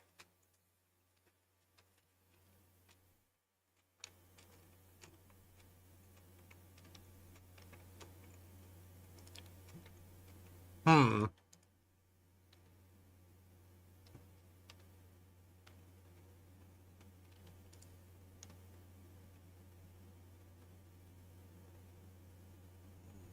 Difficult to make, but will probably be massively overused.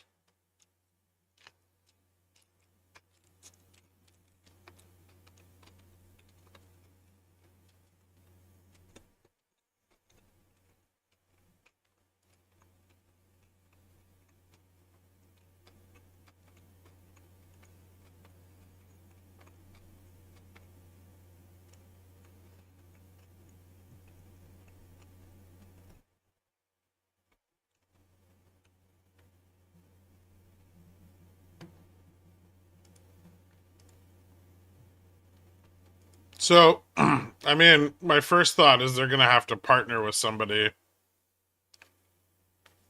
in order to get that drug manufactured because their cash on hand isn't sufficient for manufacturing and distribution.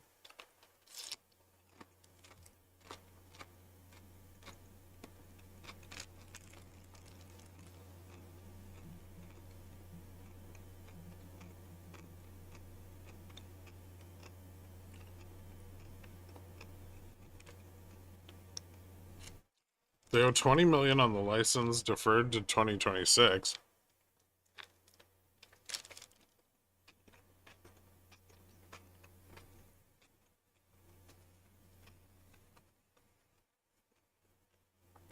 Hmm.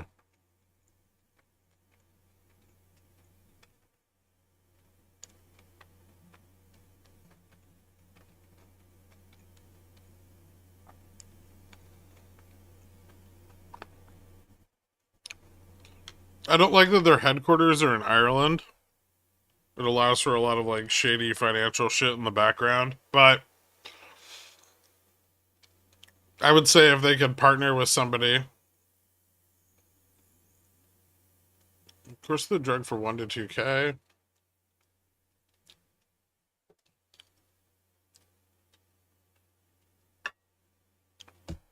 Okay, so if they can get some money, then yeah, I could see it being worth a lot. The problem, one of the biggest problems I have, I mean, it's pretty rare for a small firm like that to get FDA approval to like make it through the process without going bankrupt. So if they've got the approval in the bag, then they could do something with it, but it'll really depend on if they're able to like leverage it up and get some distribution going. Because they're gonna have to manufacture and distribute it.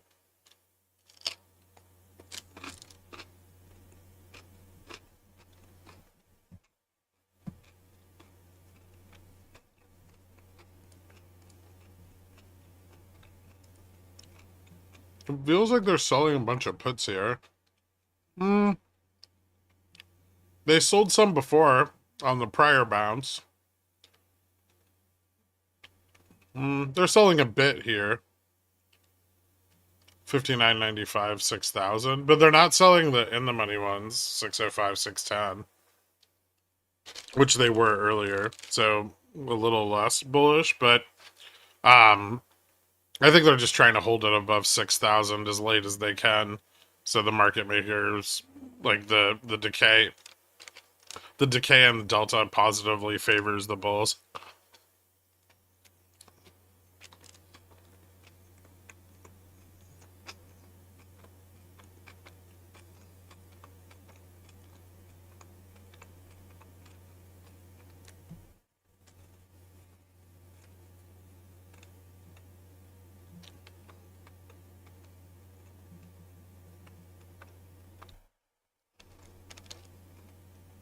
We're not going to get any momentum, though, because, like, volume's dead and everybody's just neutrally positioned for tomorrow.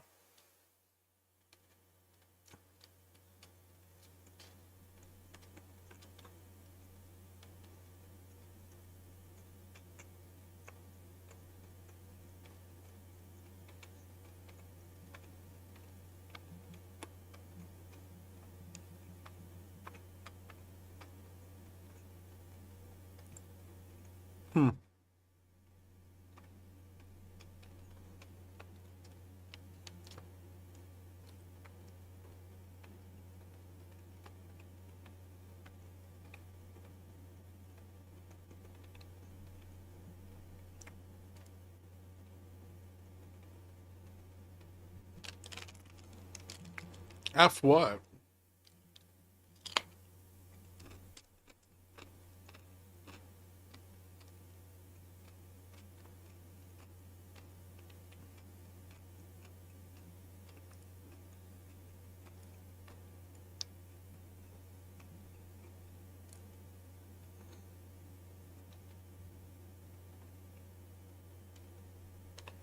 What's happened mechanically when we close over VN? Nothing. The market maker is just more likely to dump their hedge in the overnight session.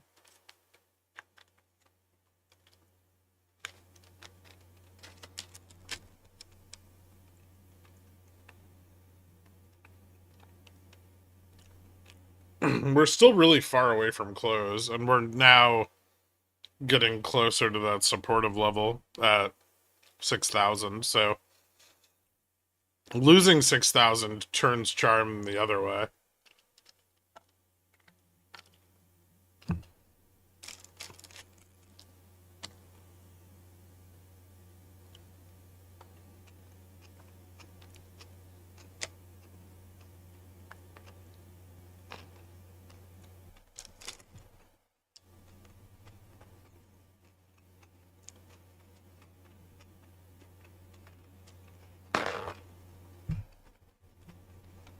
There you go.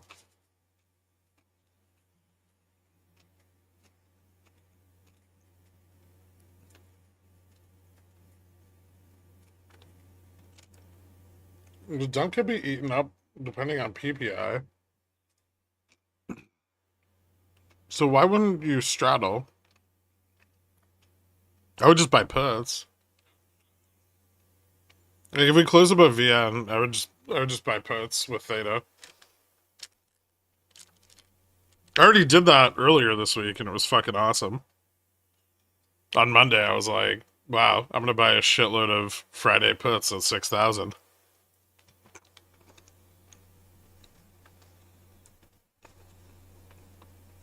And then the next day we opened like close to 6,000 and everyone was like, oh, I'm never going to make any money. And they closed all their puts. And then we dropped to 59.65. And then I closed my puts.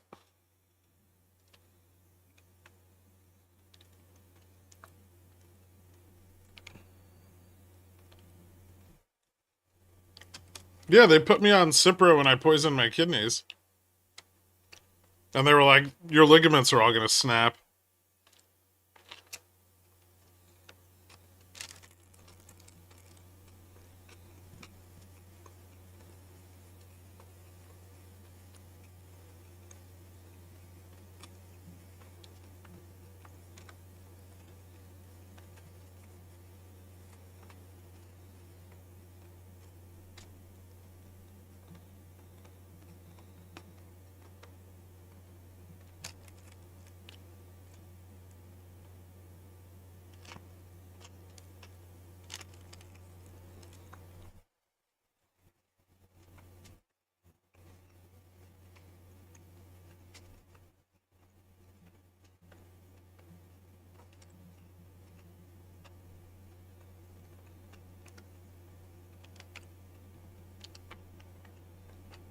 You know what's funny, Dave? My nephrologist also kind of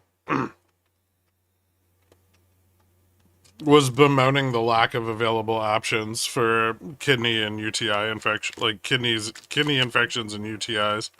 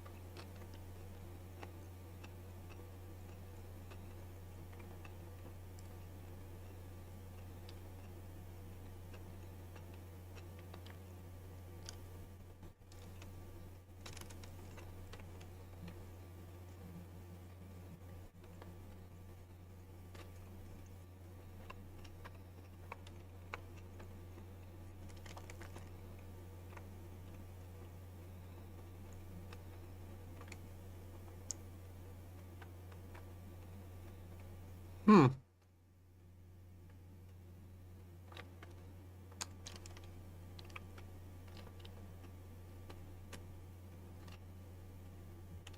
So they got a year and a half to make 20 million?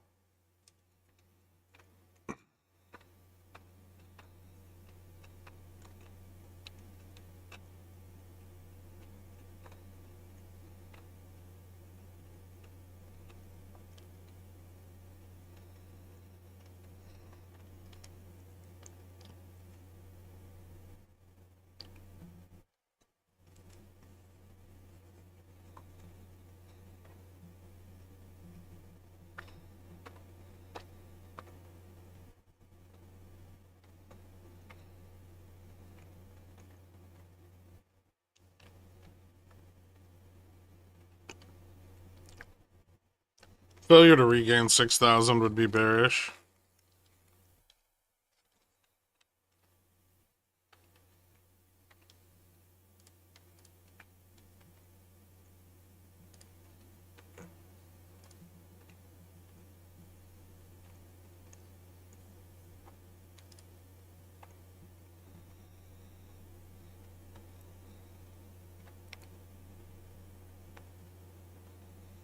And support would be at like 85, 80. It'd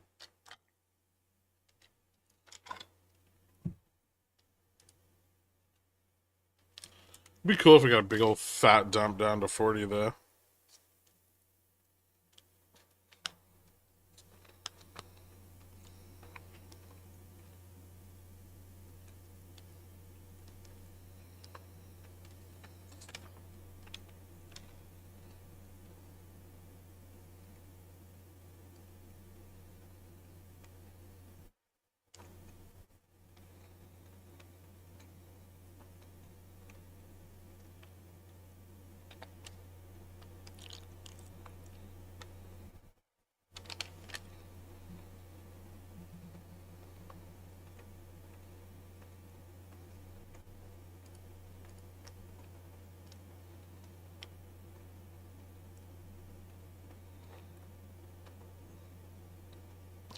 Gamma falls negative at like 97.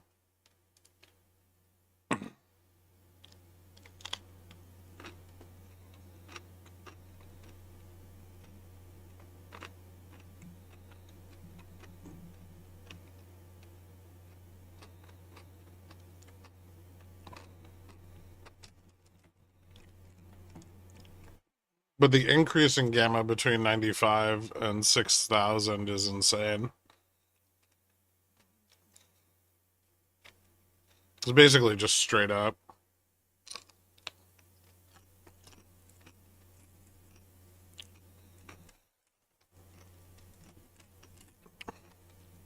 So short of a breakdown, this will keep bouncing between like 95 and 6. It's like really fast bounces.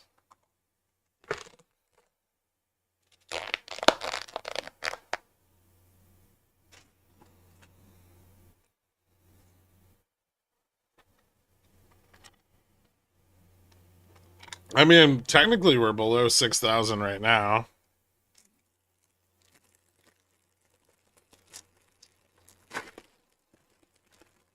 I'm not sure a breakout from 6,000 is possible. Not like a big one. Nothing more than like what we got earlier. You know what I mean? Yeah, I know.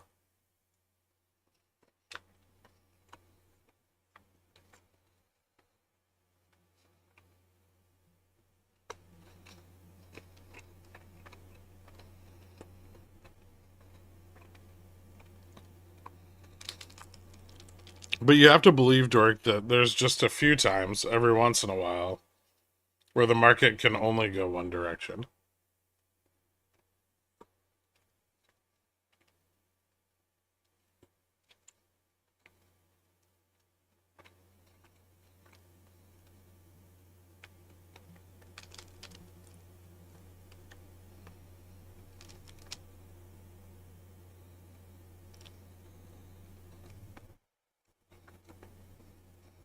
Like sideways.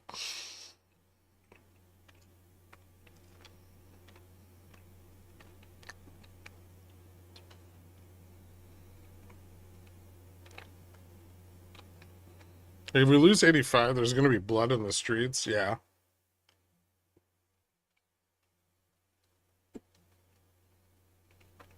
I don't know if they'd be able to short it fast enough.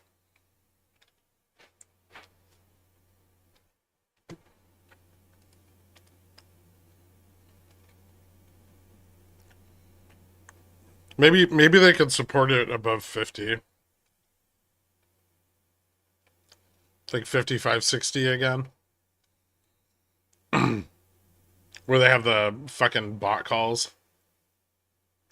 What is that? 65.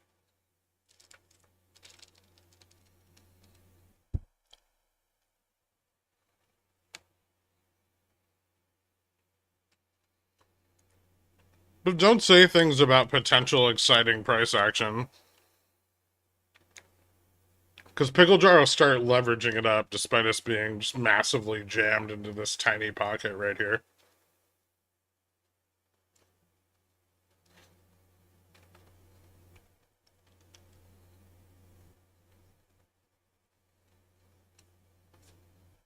There's an ungodly amount of game at 6,000. I know. But it's not just today, it's all week. What's the moving gamut of the upside from here? 68 billion.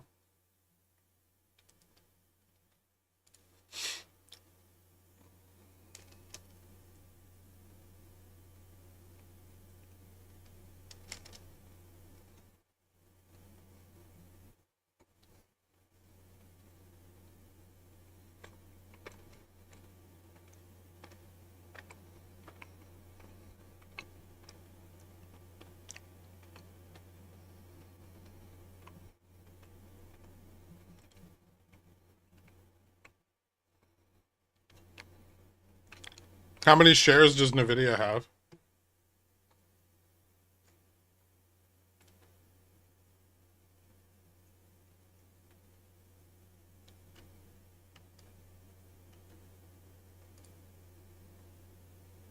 $24 billion. So it's like 3 NVIDIA dollars.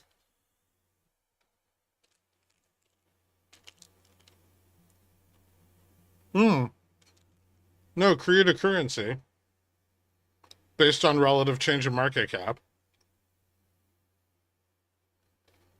Yeah. But my way is more fun. Ooh. Can we create a digital NVIDIA currency?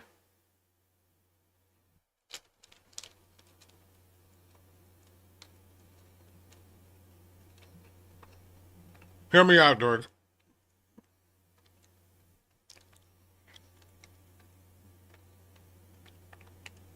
We open like a leveraged guts.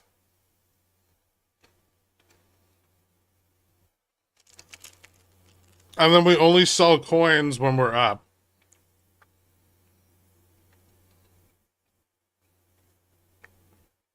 So people are People are paying a premium to par value.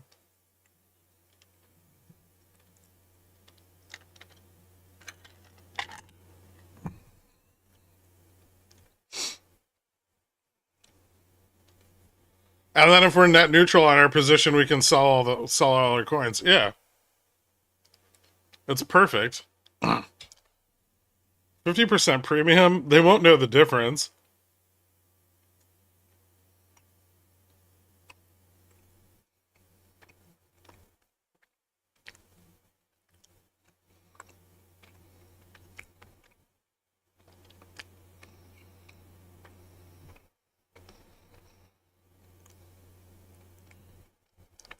I want to call them Huang Bucks popcorn.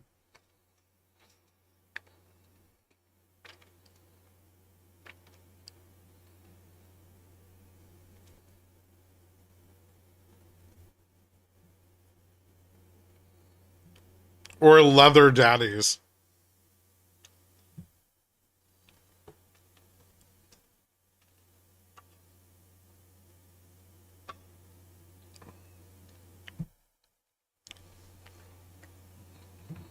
LDs, yeah.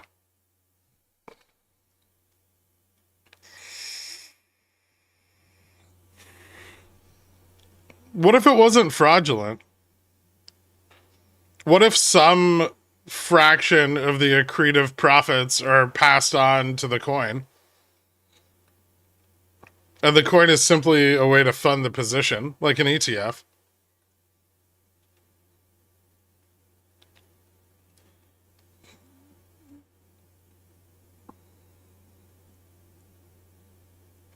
No? Theft or bust?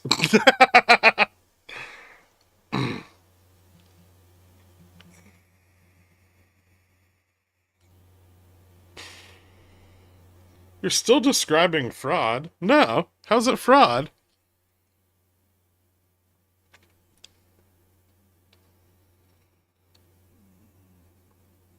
We pay out in Doge? Interesting. It's crypto? AKA fraud. I mean, I guess we could just make an ETF that does the same thing. Don't pretend to be an idiot. I don't have to, sir.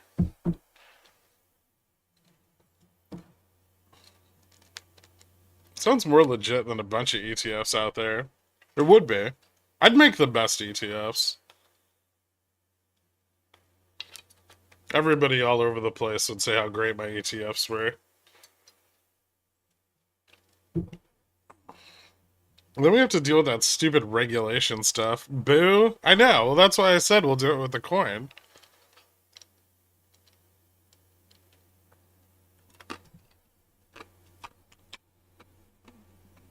We'll take 30% fees, pay out 5%. We've created value in a cryptocurrency, and we're making money.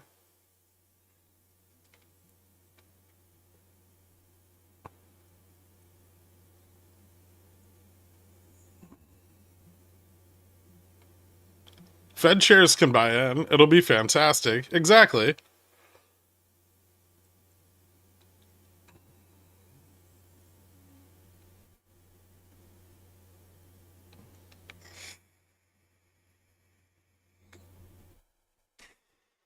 Gherk's ETF would just be a long fund with Dole in it. And what's the problem with that?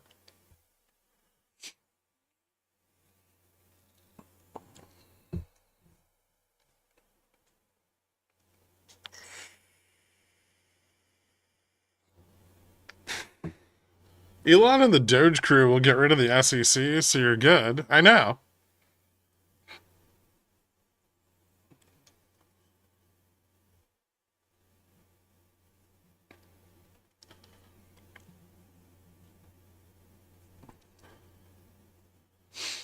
If you made your own ETF, I'd put 80% of my port in it. No joke.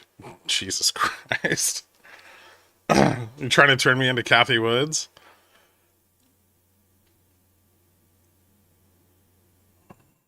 Also, the new controller that has been brought in is going to make me pull out all of my hair.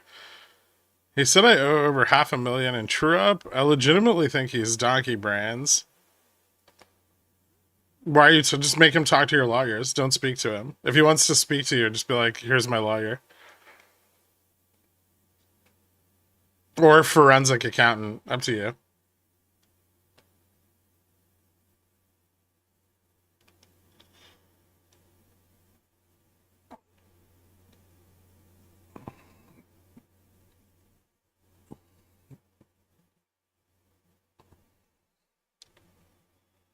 An ETF with all of the Pickles Picks long plays with shares would probably slaughter every other fund out there. Yeah. Yeah.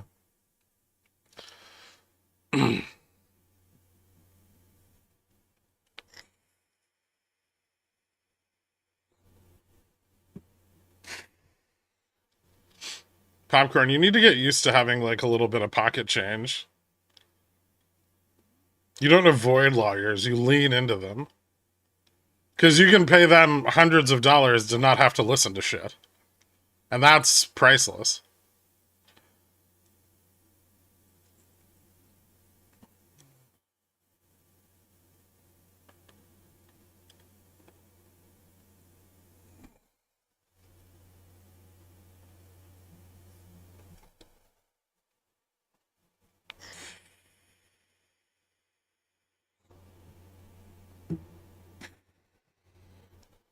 I get off on it. As you should. There's nothing like popping over in the bank account and having a good wank.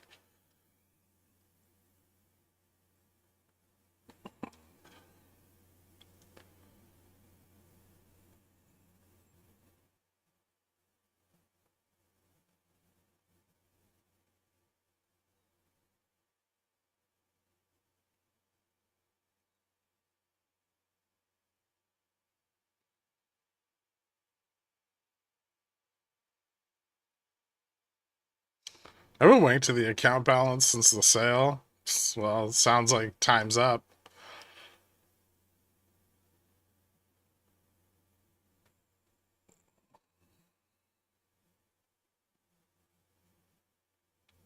Do you sell guts on high IV? Not frequently.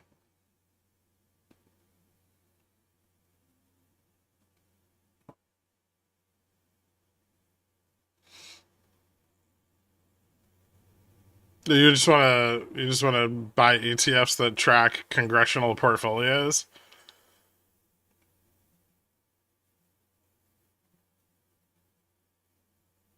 Your signals are too slow. Because they don't report shit for 90 days.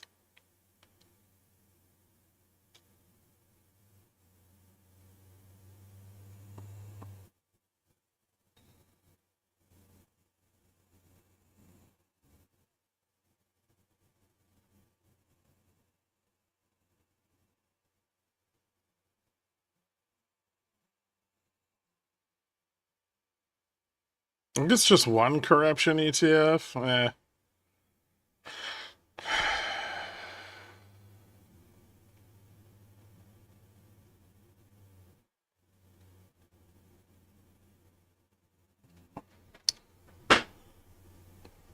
Munis have been sick lately. Some of the yields there are crazy.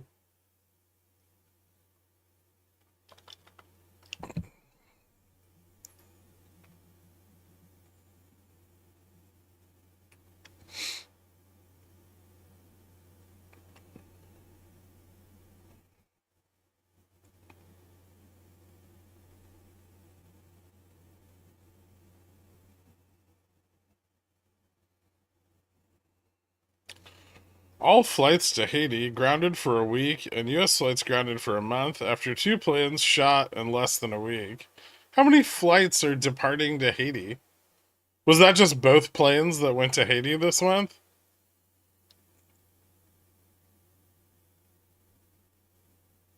Nice, Scooby-Doo.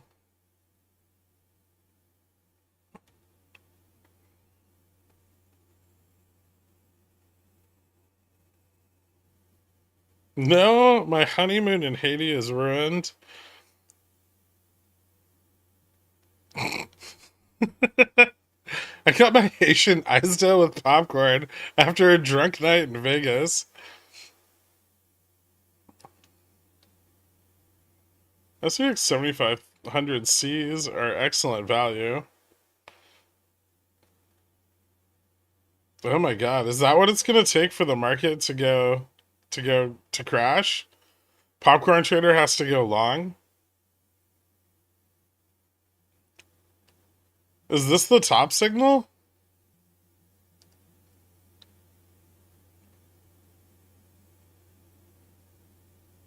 Some would say deep. Are you talking about you and Dork's night in Vegas or the market? I'm longer than 90% of the chat, Gherk. Yeah, but you're long you're long like fixed income assets. Which is bearish.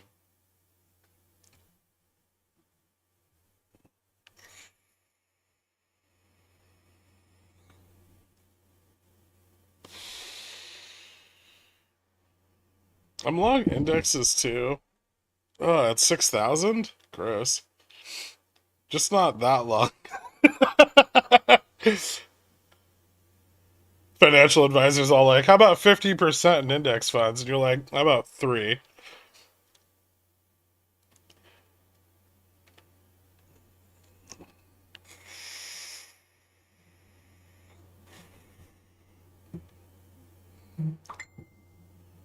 So you're under 40 and you're holding 10% in index funds? Your financial advisor must hate you. Of course they wanted more. They get commission for each one you buy.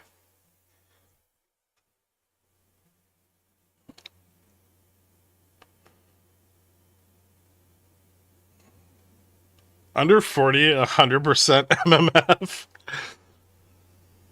It's funny they don't mention that bit. No, their services are just free of charge. Where's support on SPX? Where I drew the line. Probably. Maybe a little below that.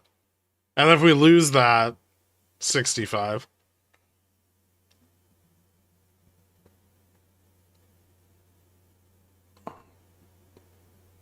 My wife is also full bull. She just doesn't know it. Oh my god, you could create a 60-40 fund with your significant other.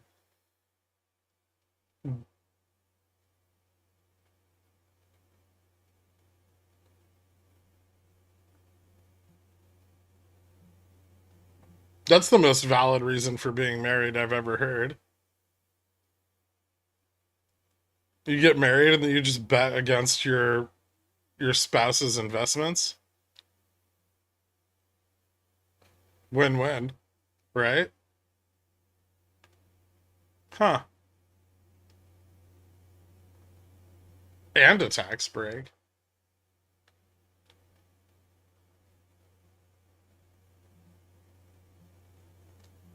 Actually drives me crazy.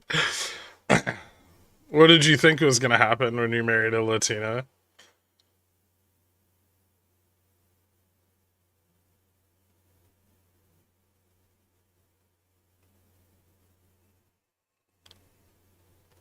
Is that what hedging is? Sure.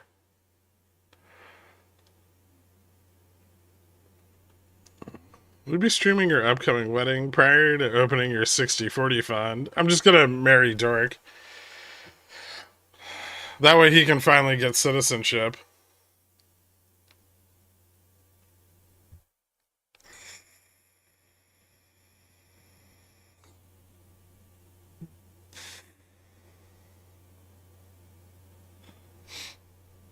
$40K in IBOC that she didn't tell me about because she forgot she had it. And she bought it because her cousin worked there. That's the most bullish bull case I've ever heard.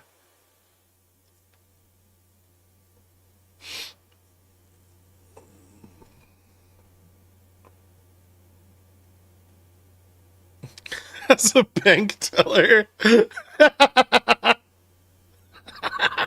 Uh, does that happen to you guys a lot now that you're like slightly more financially educated? Do you guys just like look at other people's financial decisions and just go, oh God? And get angry? That's what I do. I get angry. When people adjacent to me start talking about their finances, I just get really mad and walk away.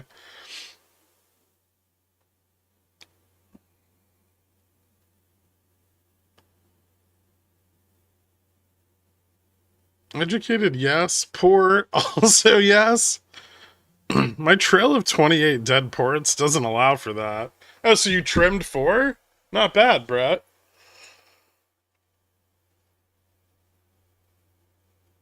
You were at 32 last time.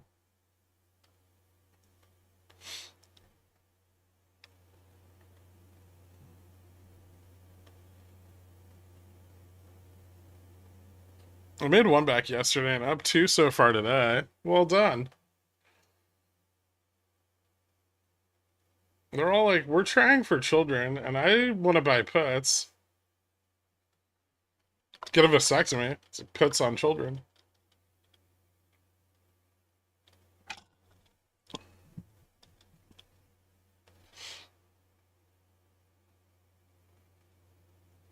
Do you have to tell people if you get a vasectomy? Like if you're married? You just go get one. Say nothing.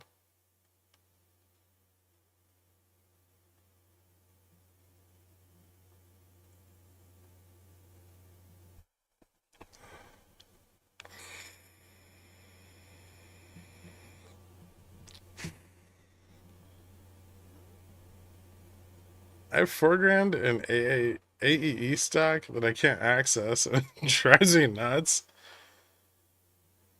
Some homeless lady climbing onto a substation got everyone at work sent home today. Interesting.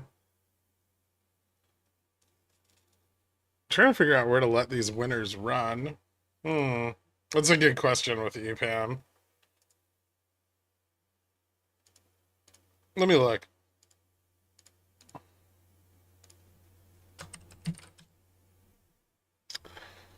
It doesn't look like it's going to get much higher than 270 in the near term. And if it loses 250, it's probably going to start tanking again.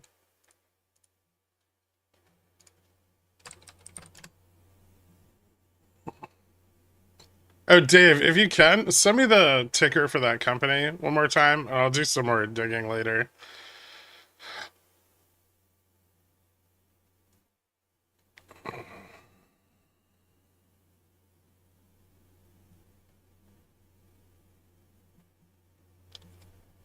My life doesn't let me touch the 100K we have in HISA because I'll probably 1/10 exit.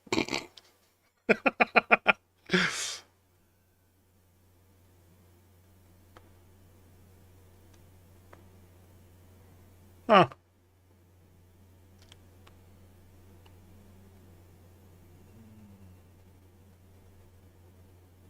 You should, and it's probably a reason for annulment if you don't, but you don't have to. Wait, annulments, you don't have to give someone half your money though, right?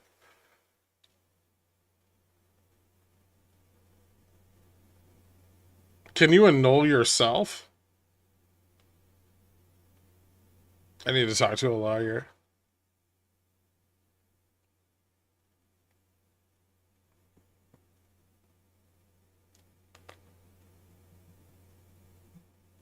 That's what a vasectomy is.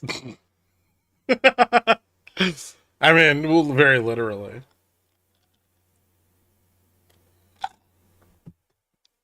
You could sue for false advertising yourself.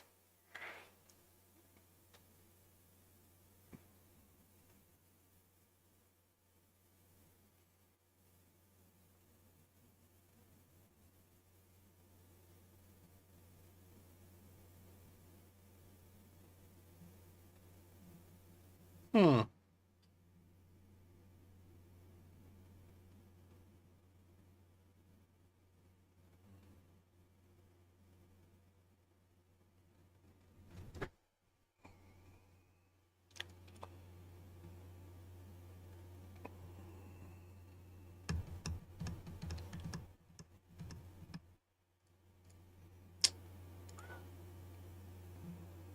Uh-oh. I just closed that window. I needed that open. Hold on. There we go.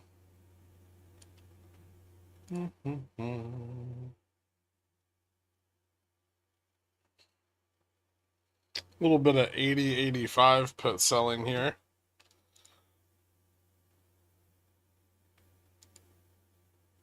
It's kind of risky.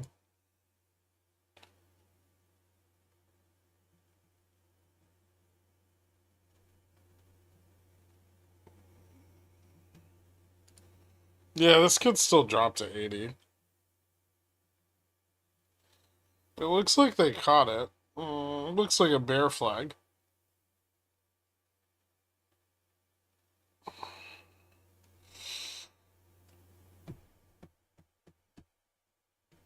So our drop was mechanical plus sold puts closing out. That's part of the mechanics.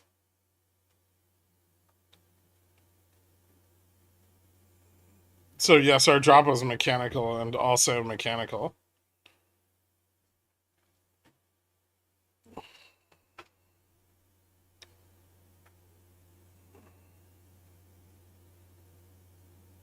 Imagine the feeling of impending doom if you lose 20% and then lose 80% trying to make back the 20%.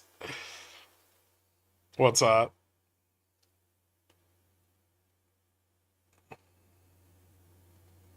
PPI is going to be more important because CPI was so flat today.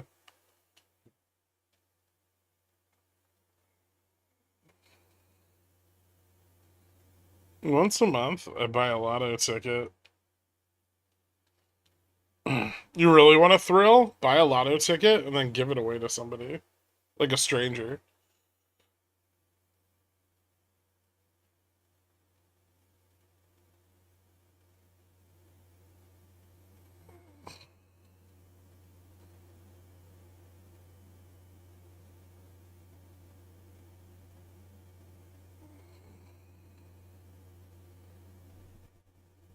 Can the devs do something? It's too much latency.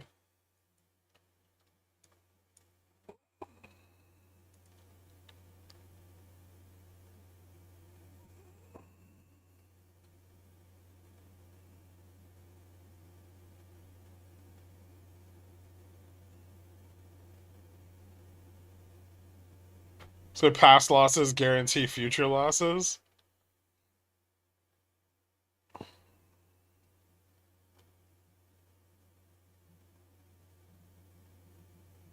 That would absolutely freak them out. I'm from the future. You must hold on to this ticket, check tonight, and don't tell anyone. I mean, there's nothing stopping you. Except the thought of what if the ticket you're giving away is the winning ticket.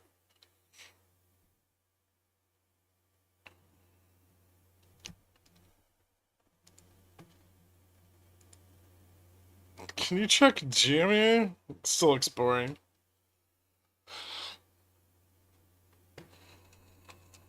What do you think's gonna happen? Do you believe that one day it's just gonna go to like $200?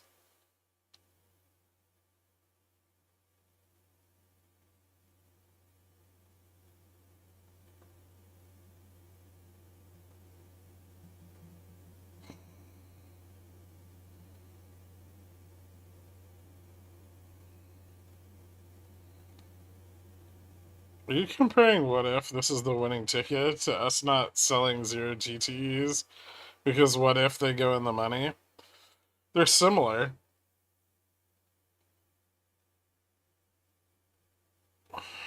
What's an H-town?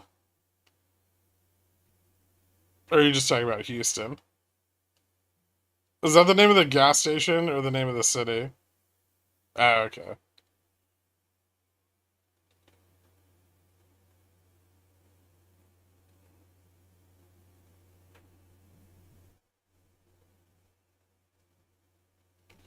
It will someday. Keep thinking that.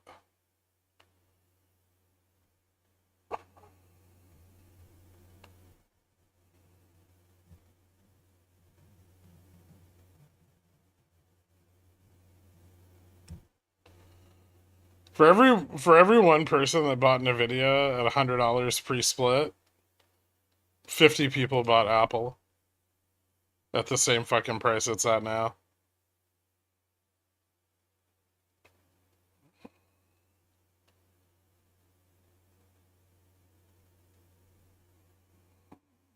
The laser programmer got held up at gunpoint earlier this week. Did he forget to signal when he turned?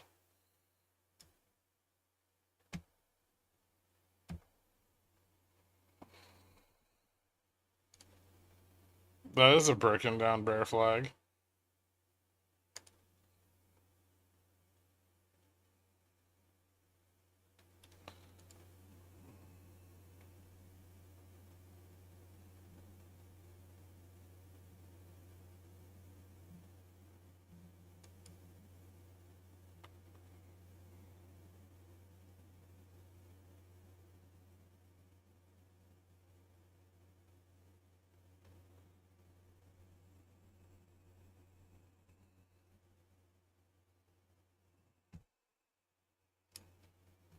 I don't think it's that hard to get a meeting with the president.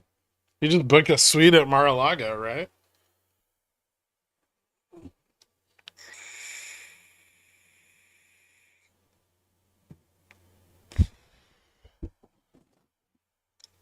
Has anybody ever stayed there? Are the hand towels really tiny?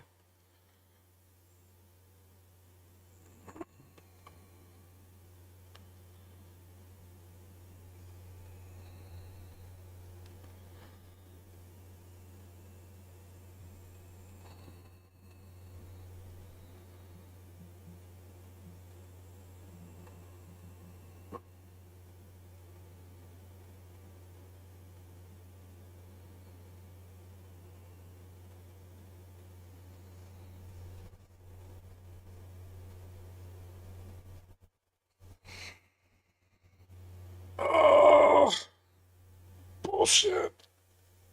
Ah.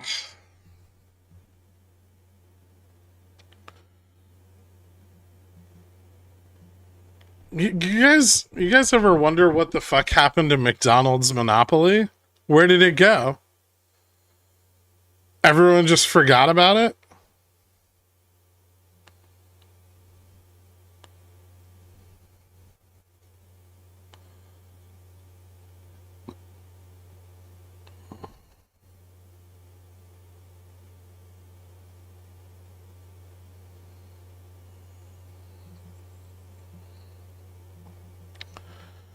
It was a scam? Of course it was.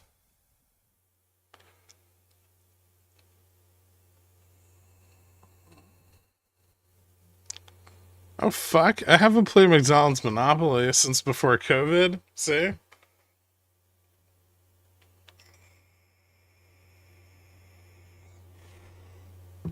Some guy stole, so just close the loophole and do it again.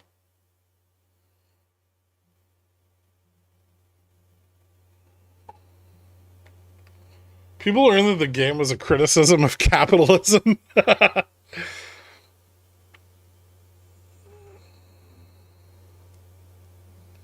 Oh man, the free medium fry. I remember as a little kid, it was so cool getting all of the pieces, but the one that actually won you a prize.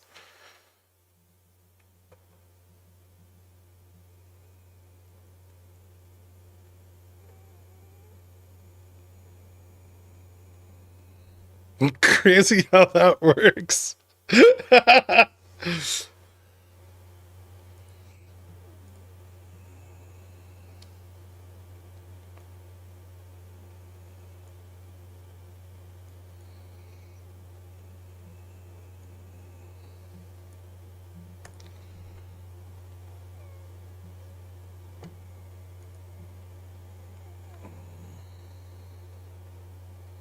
You know, I actually knew somebody who won a PS, I think it was like a PS4 from Taco Bell also.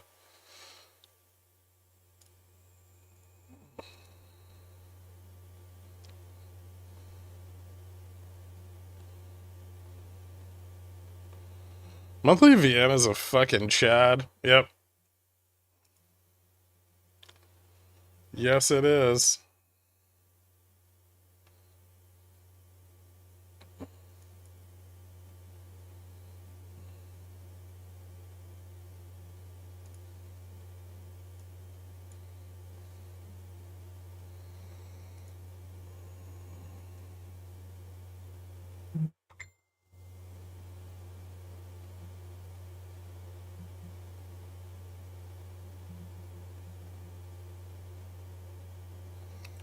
Imagine, like, I mean, just even if it wasn't a scam, you know, you're giving away like $1.1 million in prizes, but you're generating billions in revenue.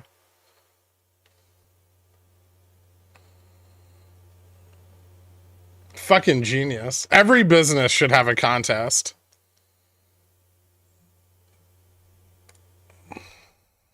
What's the Gamma Strike contest gonna be?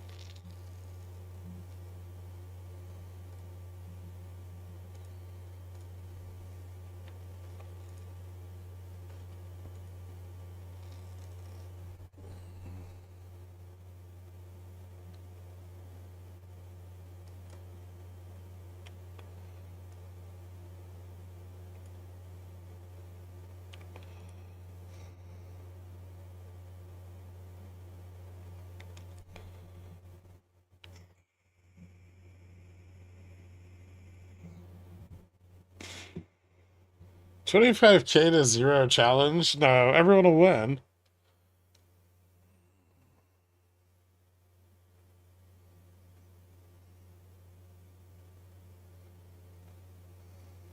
One lucky winner gets to have Gherkin manage their port for a year, but they have to get Gamma Strike tattooed on their forehead.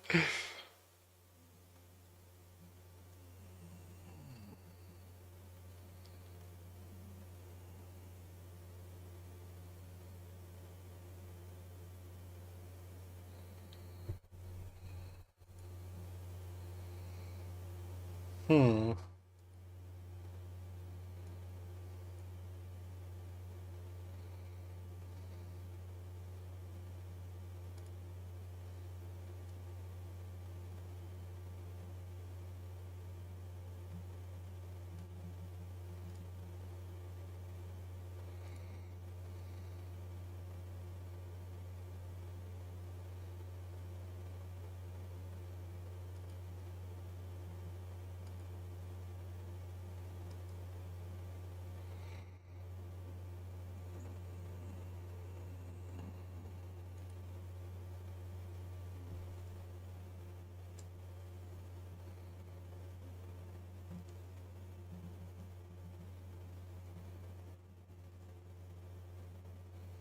I don't watch other streamers. How would I know if they're using it?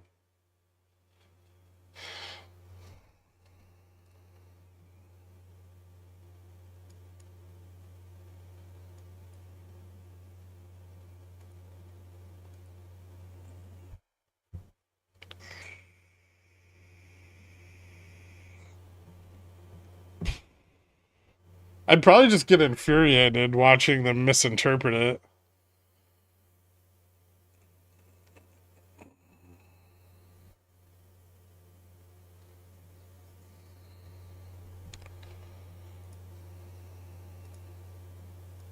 Like, just thinking about that's already making me angry.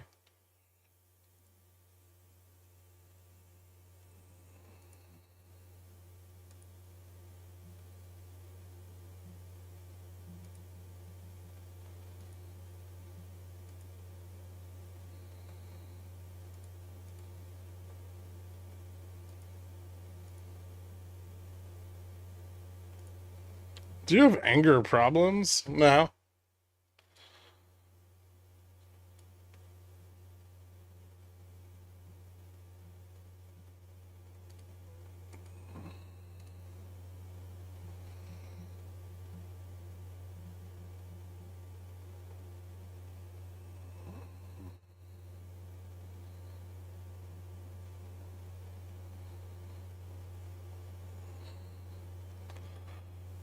We've already done that, though. That's not even new.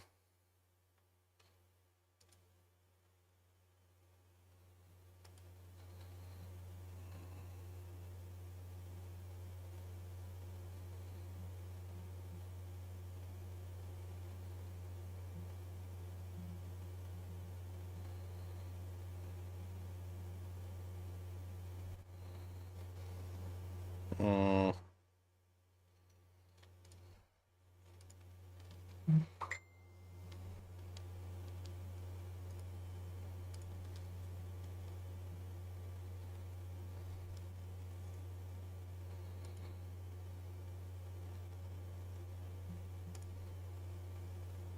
Diam, welcome to Zillionaire, man. Thank you so much. Hit me up on the Discord. I'll get you added after the stream, dude. Yeah. Yeah, we might have a chance, but we ain't got roles. Give us more than a chance, cause we ain't no cold. Get the cash in advance, cause we holding the float. If you are what you eat, that makes Gherkin to go. Hoping that you read the DD, cause when the shit squeeze, we gon' end up with the moon, man. Racks to the 510 weeklies while I'm selling CCs like another fucking moon, man. Praise be to RC and the BY, please, cause I need G and me to move soon, man. Got the van GG on the CNBC saying that he ain't seeing no collusion. Yeah, we might be aged, but we ain't that Joe. Motherfucker, trade this is popcorn cold. When the Citadel fails, I'm a bomber on boat. Sail the Elliott waves like a Kramer on coke. Yo, but we ain't no coke.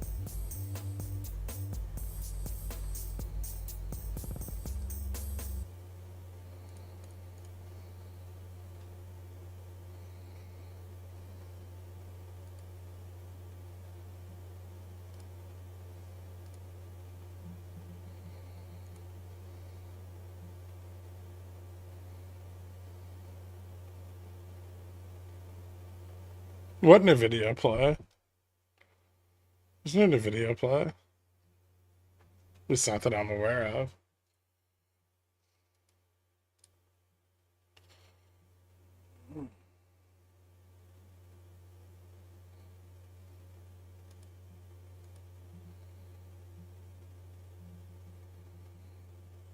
That would be called professional use, and yes, we would charge 10 times more for it.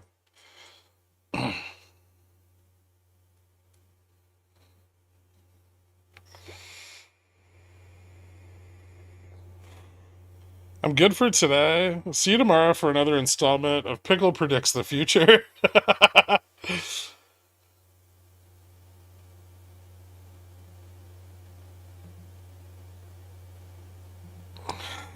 Alright, Stash. I don't know if you fully understand how to play bingo, but once all the boxes are all checked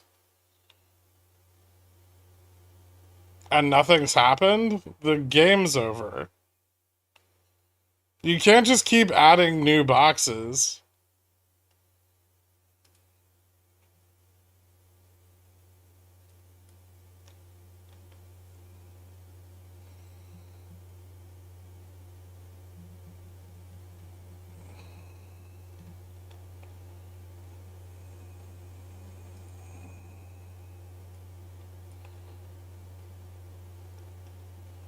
You're thinking of 2D bingo?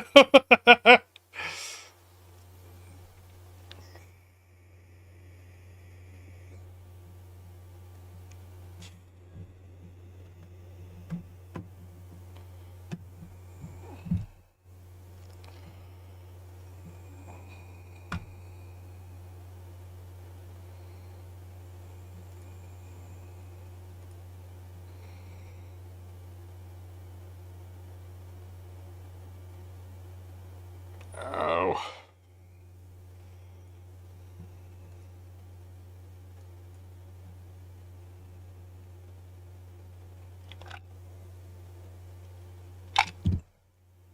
Why is VIX flat on this move? Because we're not squeezing out any short puts.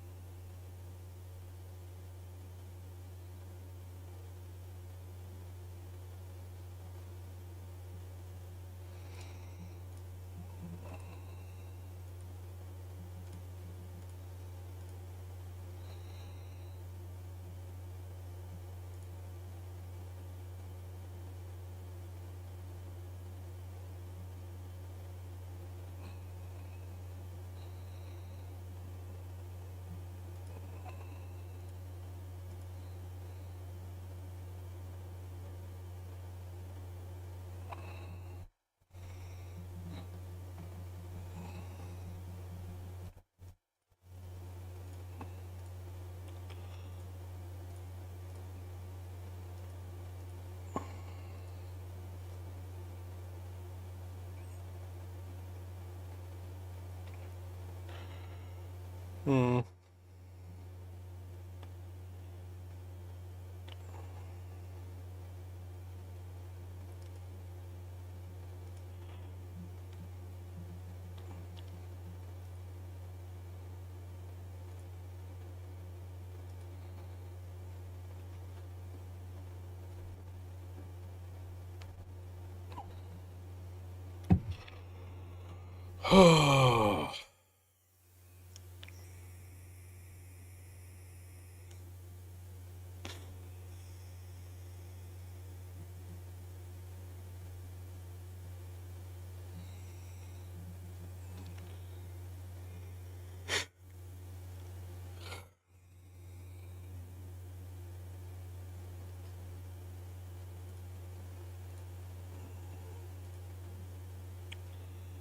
You think they train gap over 6,000 tonight? No.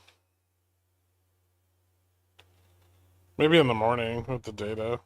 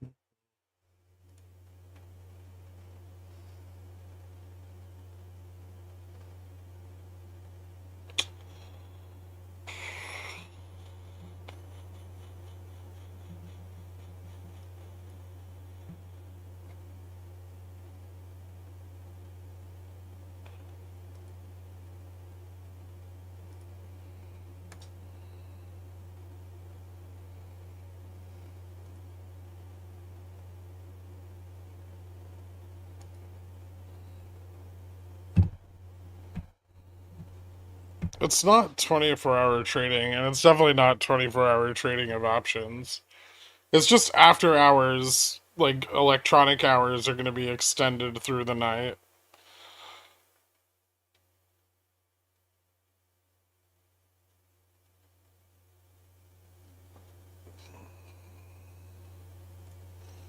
It's not nearly as exciting as it sounds.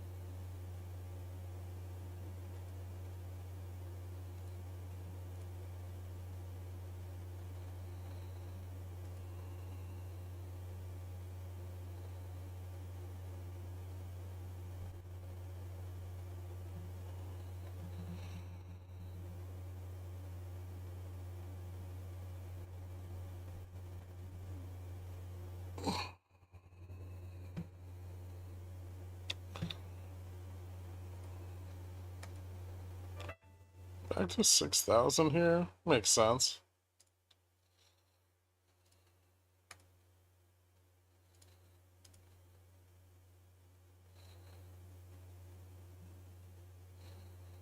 I'm down 95% on my Kamala Harris yes-no contracts from IBKR. Wait, what?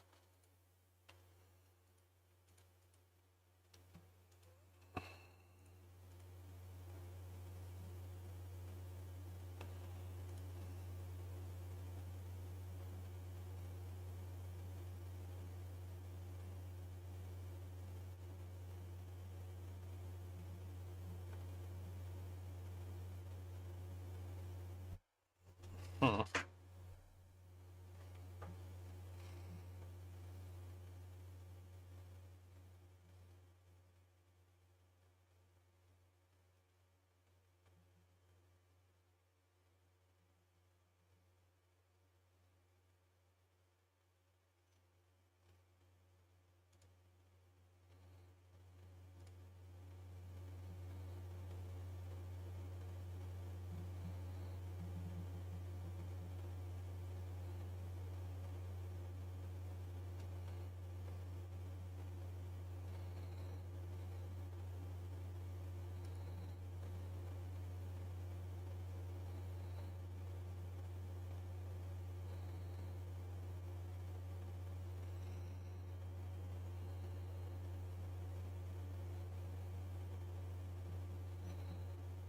I'm already longing with PP play LMT. I'm already long LMT.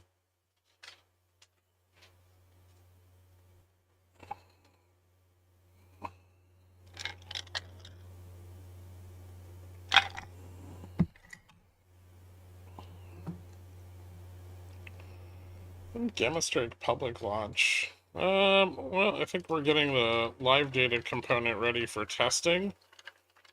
And then we have some stuff to do to polish everything up for prod, and then we should be good to go.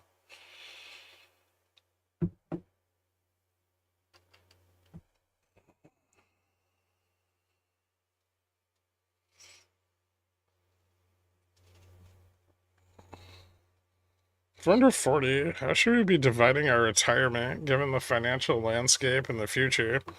I have no idea. I'm not a portfolio manager. I'm definitely not a financial advisor. They have software for you. You can... He uses all those buzzwords. Scrum Daddy's so proud. Well, I'm thinking that one day I might have to run the dumpster myself. So I'm getting more acclimated with my Scrum mastery.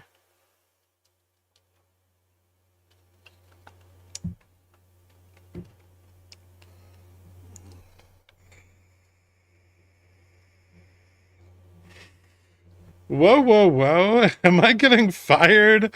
What the fuck? No. But you can't always be there, right? You're not going to be at 100% of Scrum dumpsters forever. So I need the knowledge, even if I don't need to apply it.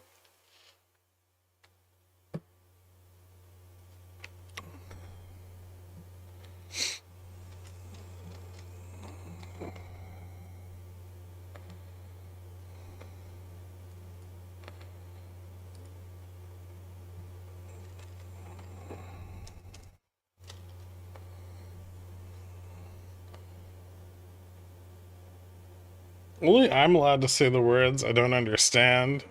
Gherk, I'm just simply trying to learn how to direct brain impulse to productivity and make the world a better place.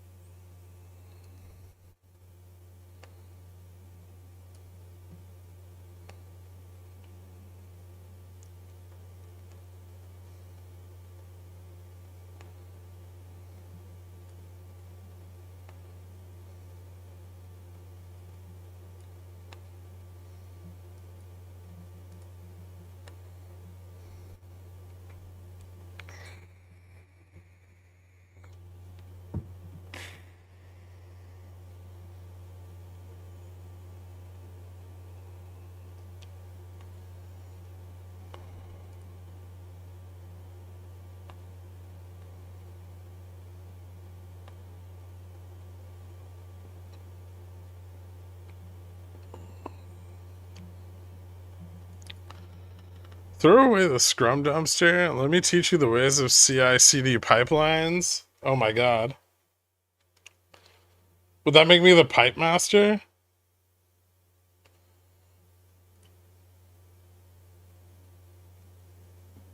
I heard you saying they needed spot over 6,000 before the last half hour of the day. Yep.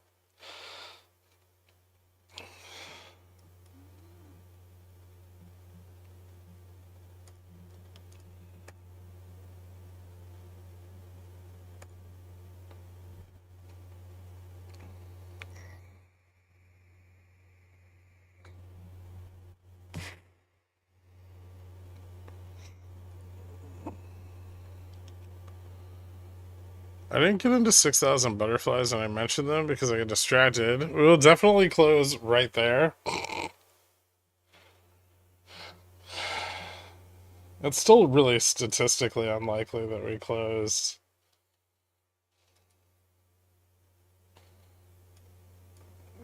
below or above VN.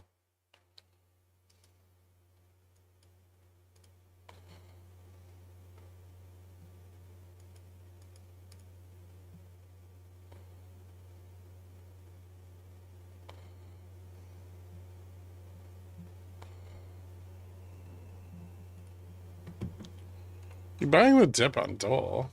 I don't think so. No.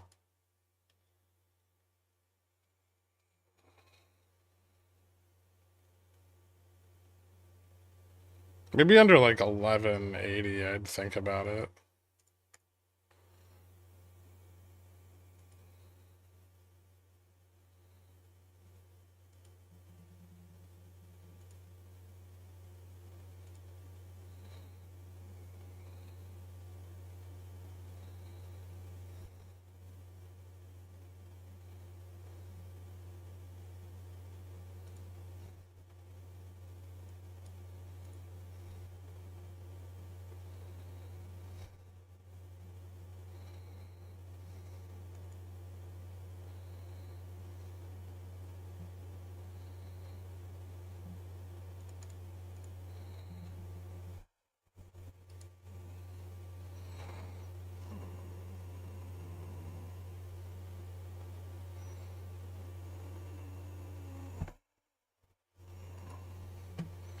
You don't fancy closing those bear calls for 20 cents?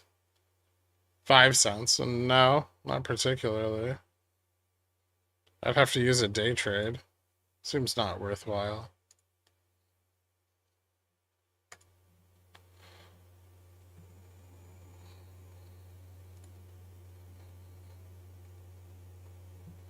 Which puts are they still selling? Someone's selling some 6,000s, but they might get burned.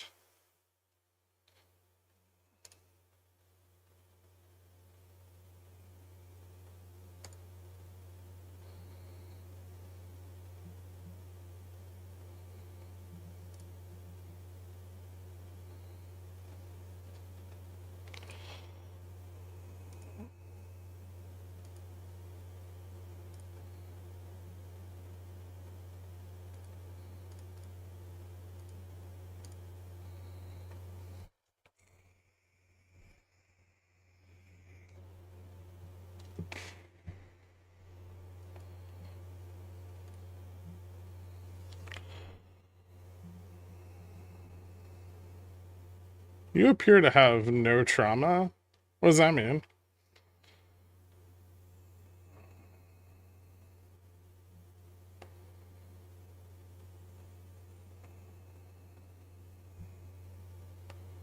Did you change your stream schedule to start closer to noon? No, I've just been sick for like a month.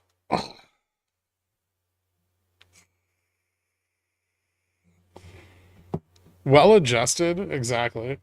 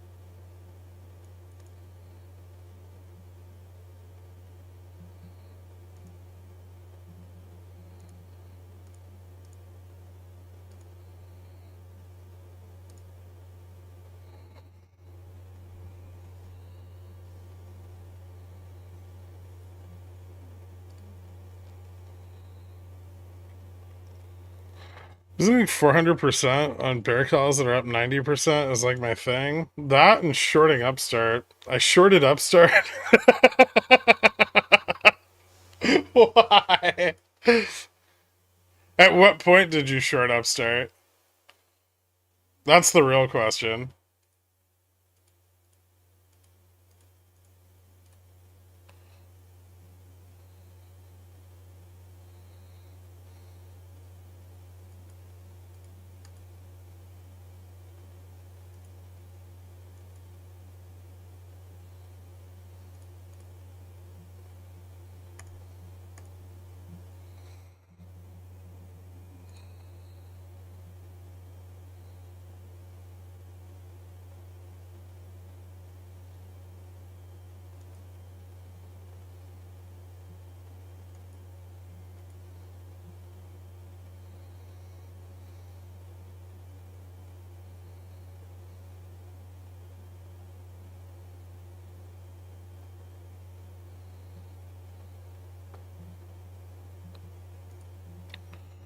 Like 72? I missed the top like an idiot. Well, I'm sorry to hear that. That sucks.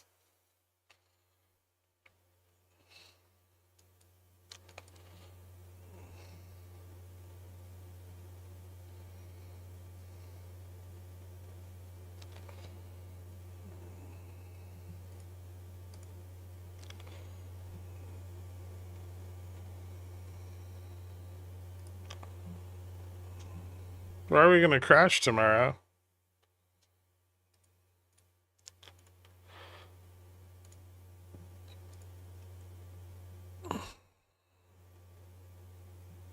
The KRE 62, 65 weekly bears are safe.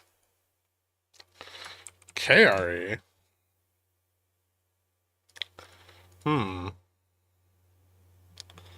Interesting.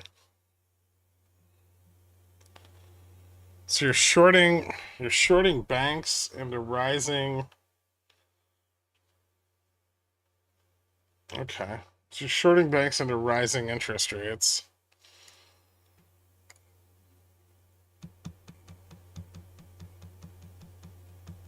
That's a risky proposition.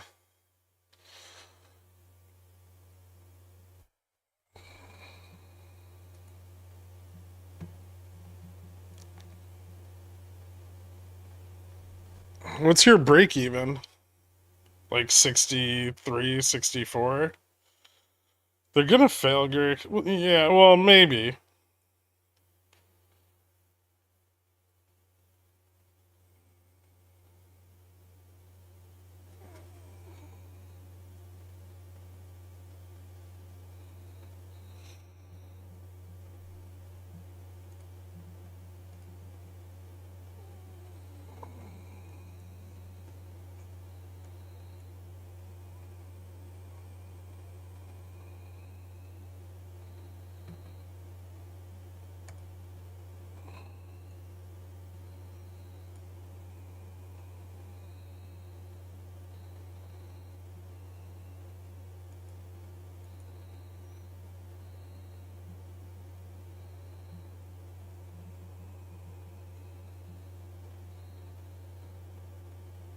Risky is buying shares of Netflix at 8.35. Well, someone's got to do it.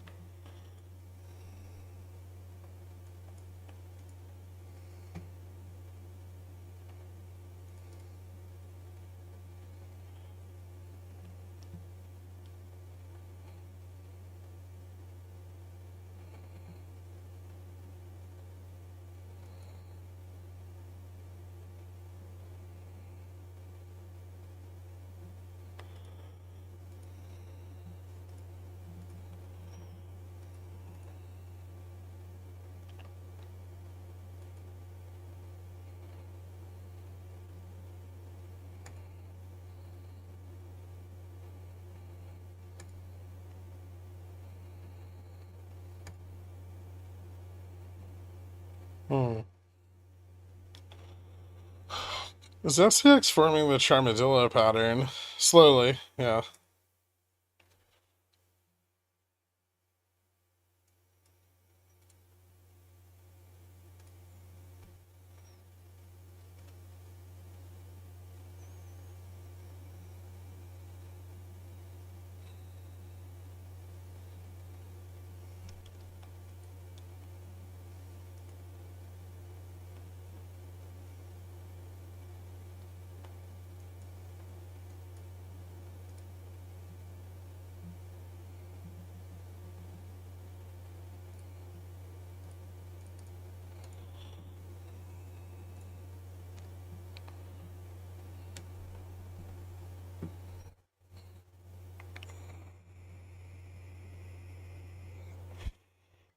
$6,000's not gone. It's just a slightly less likely. Not even that. We could close there.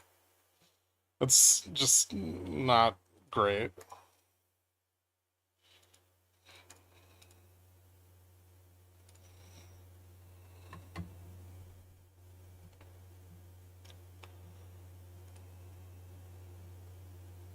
They've got to really want it really, really bad, and it doesn't seem like they care that much.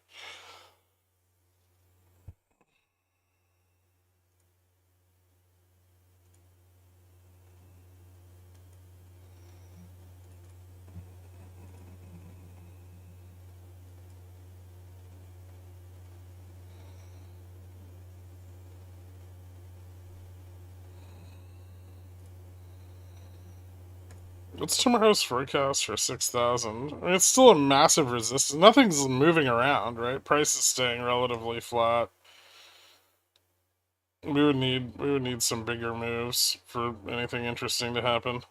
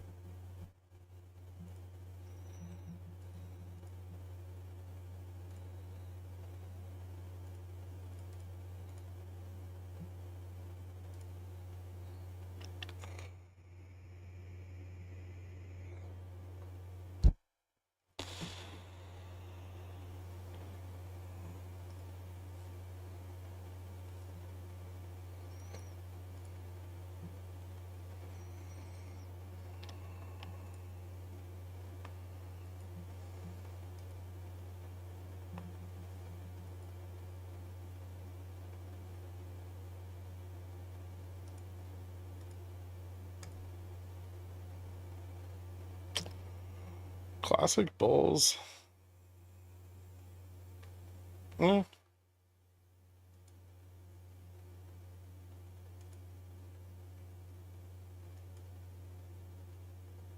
Just buy pets.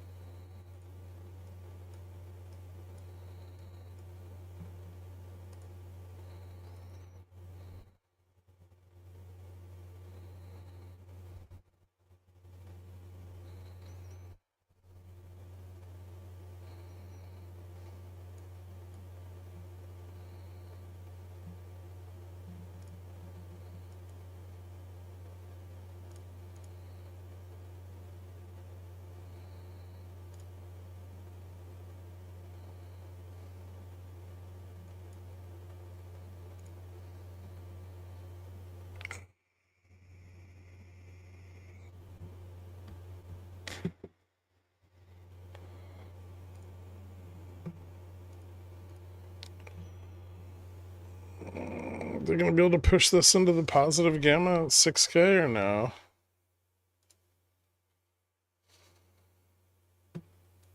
That's all that really matters here, right? Whether we get rejected or not.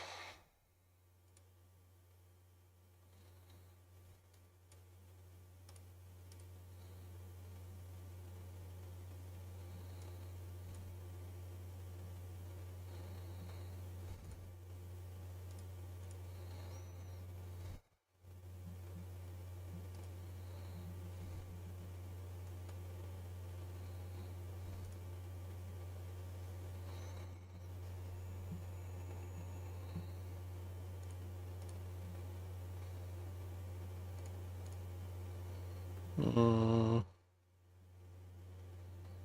I think if we get above 6K, they're just going to capitulate on the short puts they're selling there right now.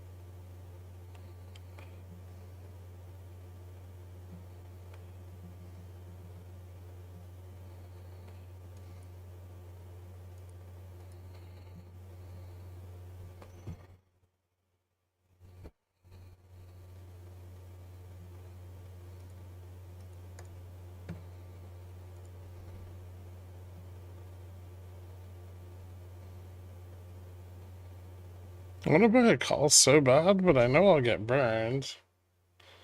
I mean, there's not a lot of money to make on them. I don't think they're worth it, frankly.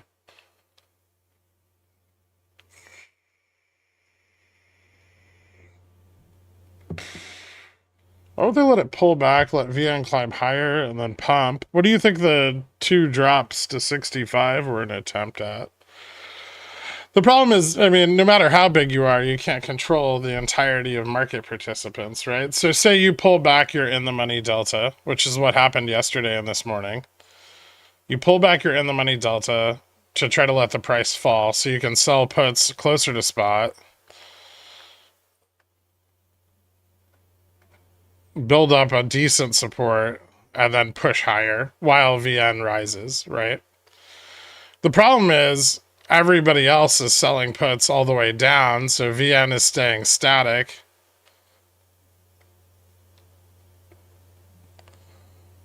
And price action's just turning around and pushing back into Vega neutral again.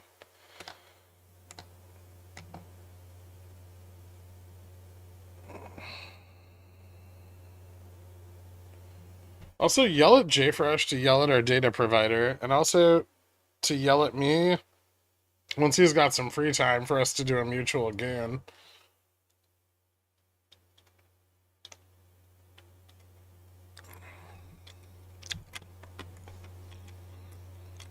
JFresh hates yelling at our data provider.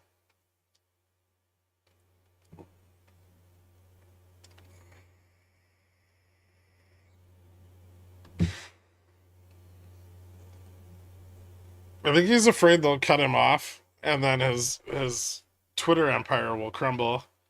He also hates our gooning sessions. I don't think so. I think he loves those. JFresh gets the wrong meal at the restaurant and won't send it back. He's threatened by my edging game? Maybe.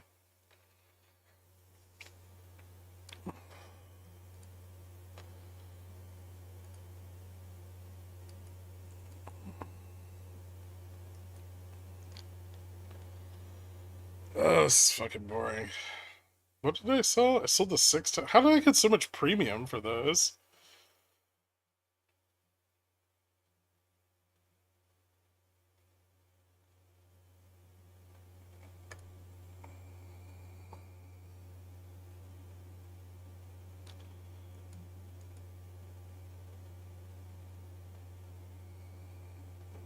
No, Carl's low too.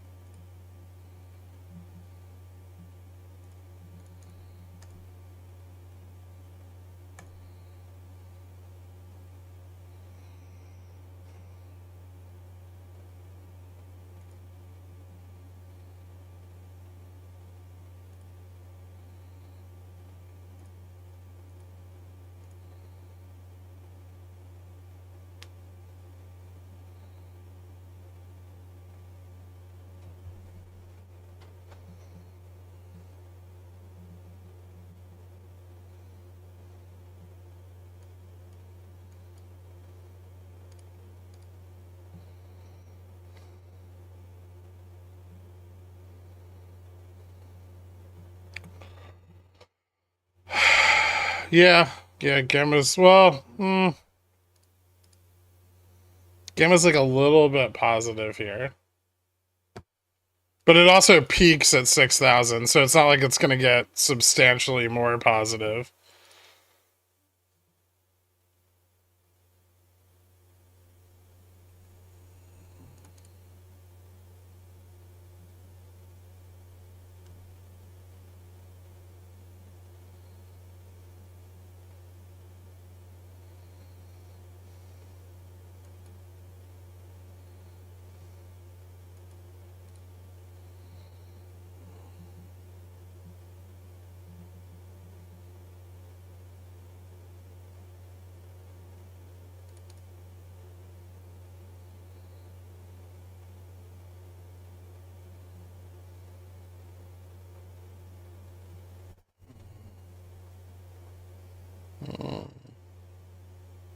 Interesting.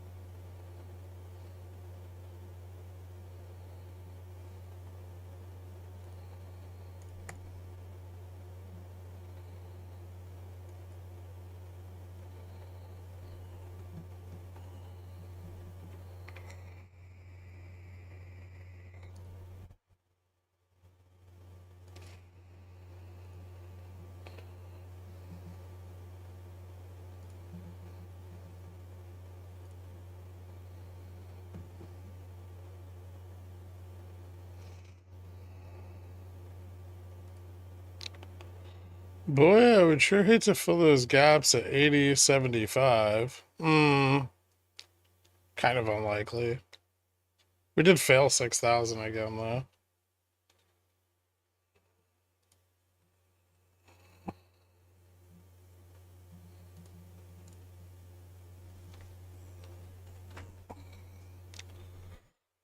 It's so hard to close above Vega neutral.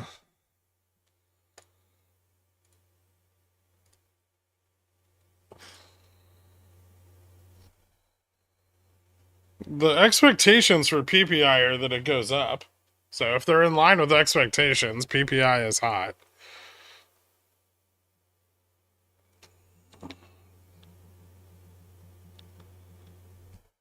I hate for Tesla to open at 280 tomorrow. No, you wouldn't. Don't lie.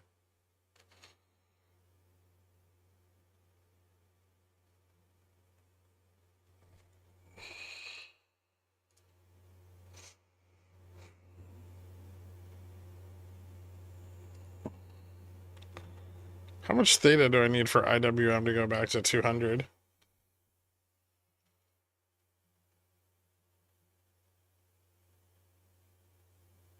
Is high PPI bullish or bearish? That's a good question. Bearish, because it's PPI. I mean, net is bearish, but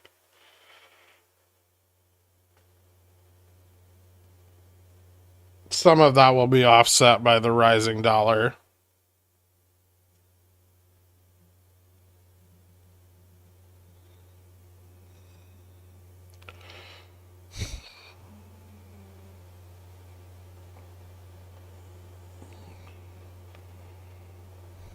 Hotter PPI is a little worse for equities.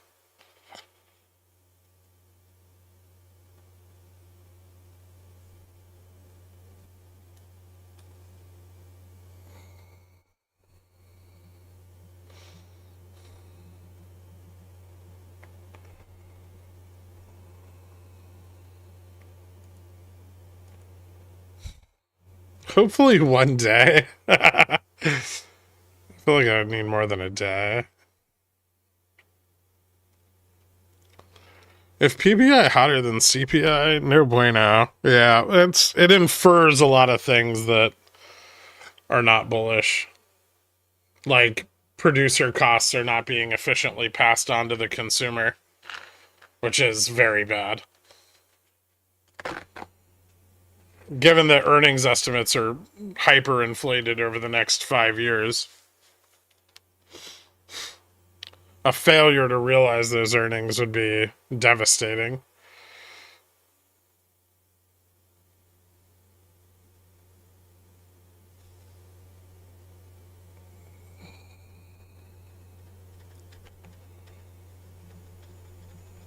Points to increase capex, worse pass through. Mm-hmm.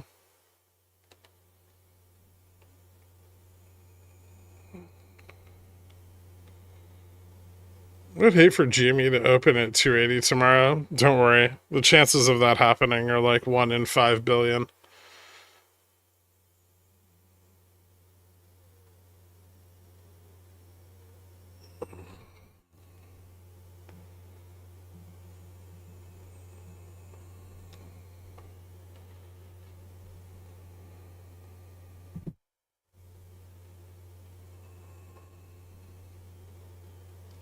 You know what's going to happen? Trump's going to see all of Ryan Cohen's pro-Trump tweets on Twitter, and he's going to hire him as, like, Secretary of the Economy or some bullshit. Oh, he'll put him in charge of the Treasury, and then he has to sell all his GME, and then he finally gets his out.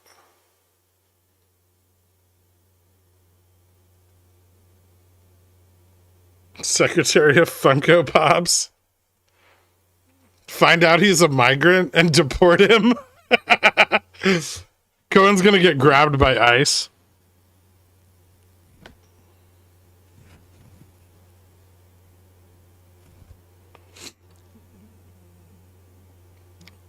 Like in South Park when they put all the Canadians in camps.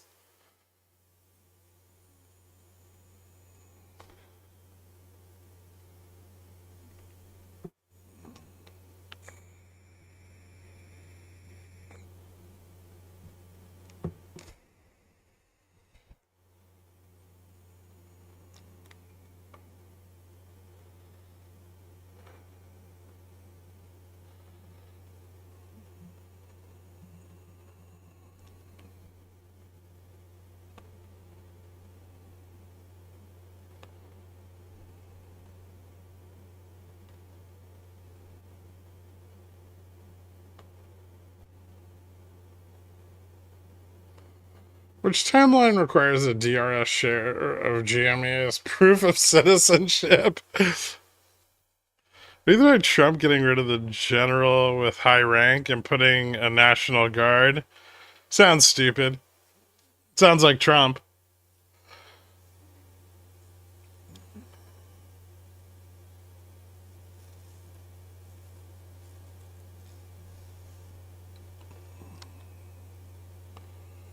Polymarket CEO's house just got raided? Huh.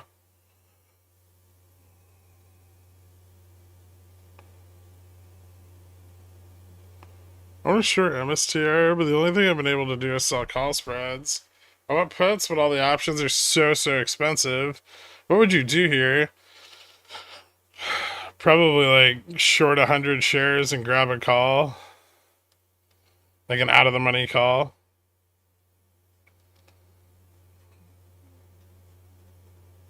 Per leg, obviously. Or you could sell enough credit to buy a put.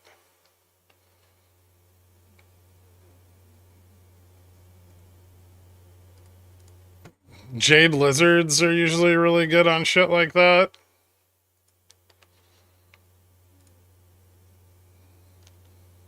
Well, reverse jade lizard. But you could do like a short combo.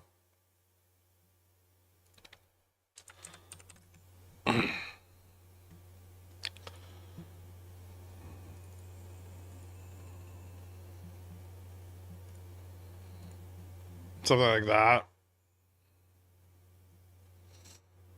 You could go, well, be like, I'd probably do something like this.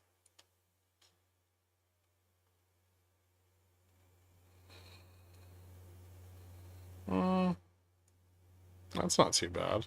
Negative 2%. A nice wide range of coverage. Or you could do,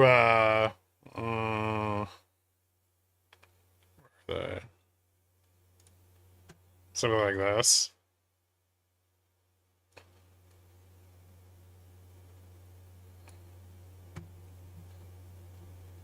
If you think it's going to move really hard. That way, if BTC stays pinned until Trump's inauguration, you don't lose money, right? And then if BTC fails before then, or fails near a test of 100K and everybody sells off, then, I mean, MSTR will fucking dump like crazy, right? It's a leverage ETF with no vol decay.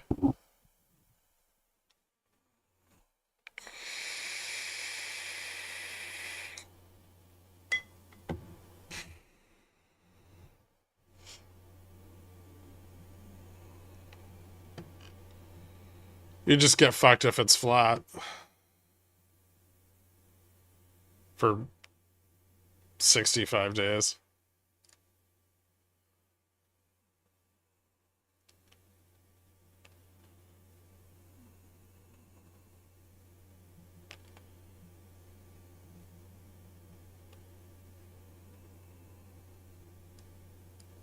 Bull put ladder would probably be the slightly less risky option there. But you'd have a lower break even. Max loss would reduce with a lower break even. That would look something like this.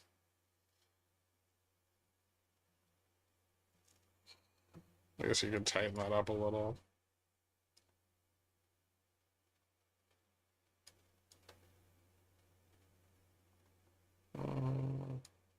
That 221.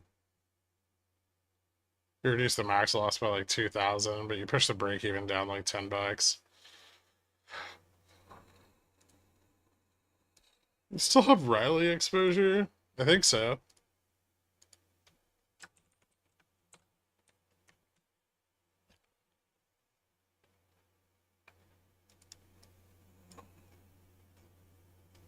Yes.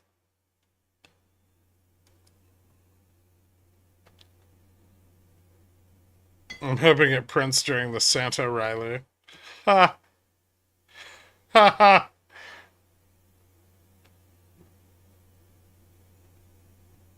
Laugh, goddammit. Didn't land at all. It's real. No one in here is hedging. The evidence is damning. I know.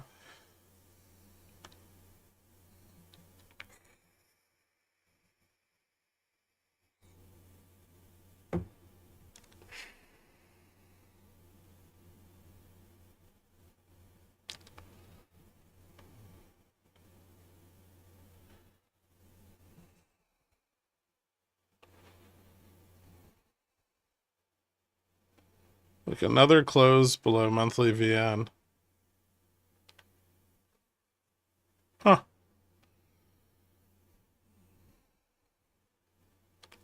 It'd be really cool if there was someone who just like be like, hey man, the SPX isn't gonna close above this line.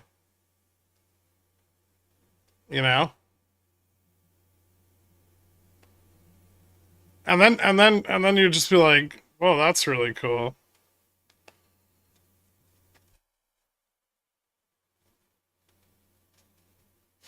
I'd pay a dude $25 a month for that. I'd pay a dude like $2,000 a month for that. That person would be our god. But then that man says you should have hedged if it does. Always be hedging. ABH. That's really cool, but I'm going to buy calls above that. How did that work out?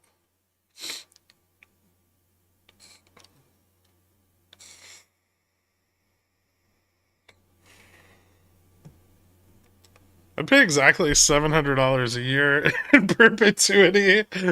No more. You're welcome. Don't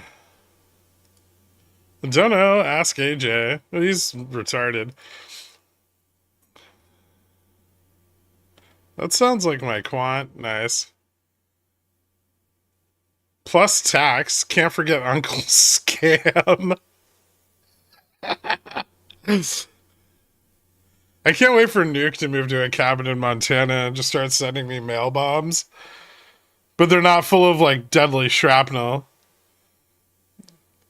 They're just full of, like, various baked goods from Costco.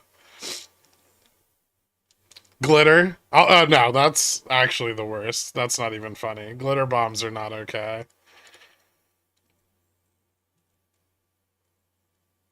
There's nothing okay about glitter.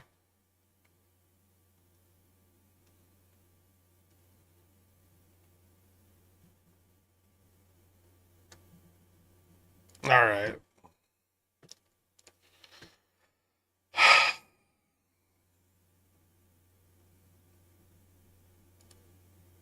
So last night I was like, we're probably gonna close right around Vega neutral, and that's what we did. We closed right around Vega neutral. Staying kind of pinned to that. It's a bit awkward. The fact that, you know, we're below it, and I believe just above the monthly VN, probably means we'll struggle a little bit tomorrow if we don't sell off with the PPI print. Then tomorrow's price action could be just really similar to what we had today. For ES, we've had 1, 2, 3, 4 tests of the 6,000 support. I will say that the bounce today off of the last test of the 6,000 support was a little bit weaker than the prior bounce, and we're probably going to test 6,000 again. How this hasn't failed yet is beyond me, but it's definitely not getting stronger on multiple repeated tests of that level, and it does appear that we have pretty solid resistance to the upside at 60.34. This is a failure of the trend on the 1 hour. Well, at least a rejection. I would say that a failure of 59.67 would confirm that and open a test of the lower trend again. If we were to break out of this, which we have not for, well, since August, but if we were to break out of this, we could fail to the long-term lower trend, which would be interesting. As price action in this trend is in fact consolidating, it is not getting lower lows, at least not for the last 3 months. Commodities up a little bit in the back half of today, but down overall. Gold, silver, copper, all down. We're continuing to see Chinese markets sell off. Obviously, the continued strength in dollar is very bad for them. Oil still not really regaining 68 a barrel yet. And we haven't had any flare up in, geopolitical discourse. So, really nothing going on with oil right now. Kind of boring. S&P up 5% today, but NASDAQ, Russell down, Dow up. So a little bit of breadth still supporting us here, but that seems to be waning, and tech does seem to be getting weaker as the dollar is starting to hit levels where it's going to impact credit and margins. The 10, 20, and 30 year all also up today, rising with a slightly warmer CPI print. Correlation actually starting to turn around a little. Looks like we bottomed out earlier today, and Got a tiny bit of reversal, far from confirming anything here, but we might be getting fairly close to maximum of the available leverage here. And if we do, correlation could break down very rapidly. Carry trade now at 8.5x. 8.54x on the long end, 7.27, 7.17 on the 6 and the 3 month respectively.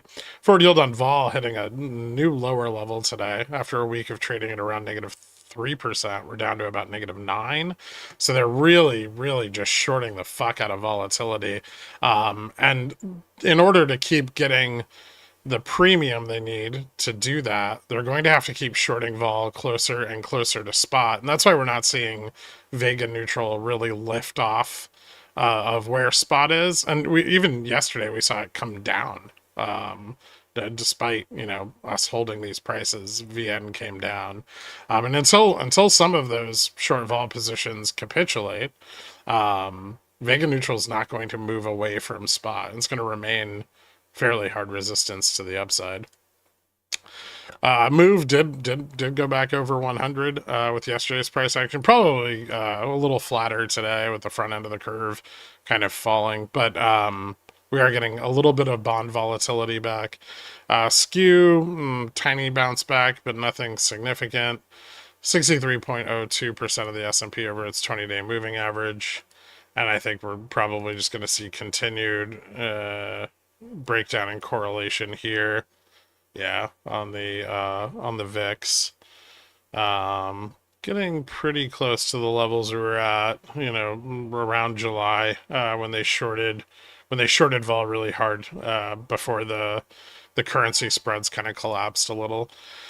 Fed fund futures after today's print, pricing up potential rate cuts to 0.47. That could turn back around with PPI tomorrow, but adding about 0.1 more cuts by June of next year. And then the spread between the 10 and 2-year widening even further today. I think yesterday we were around 0.883%. Today it's 17.4 positive. So the bear steepener just kind of continuing on as the front end starts to pair back and the long end continues to rise higher. And this is the action that I was looking for.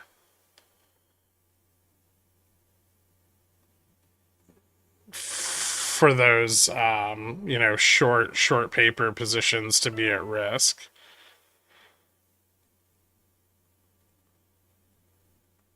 Very specifically. Because what they're doing is they're shorting the short-term debt instruments to provide credit to carry the long-term debt instruments. And as long as, short paper is, is improving in price, which it's not today, right? So as long as yields at the short end are rising, then yields at the long end can also rise without too much damage to overall credit conditions. But today, specifically, we have, yields on the short end falling, short-term down, long-term up, right? And what this does is it pulls the leverage the other way, and the short position is now underperforming,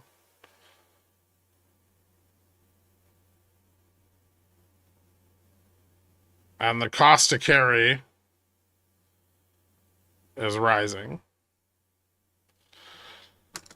And this kind of price action exacerbates risk far faster, right? Because you have both instruments moving away from where they need to hold them in order to control that risk.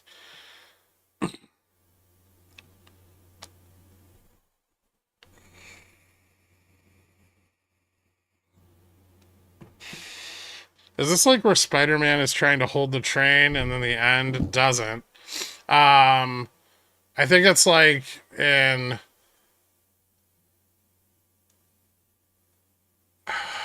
was it? Was it like Game of Thrones? What was the TV show? Oh no, like in The Boys when Homelander just like rips that guy in half. It's like that.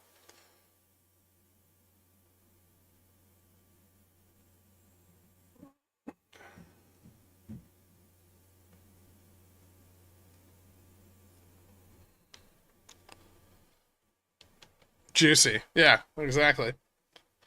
All right. Anyway, that's what I got. Thanks, guys. I'll see you bright and early tomorrow. Maybe. Have a good night, everyone. Later.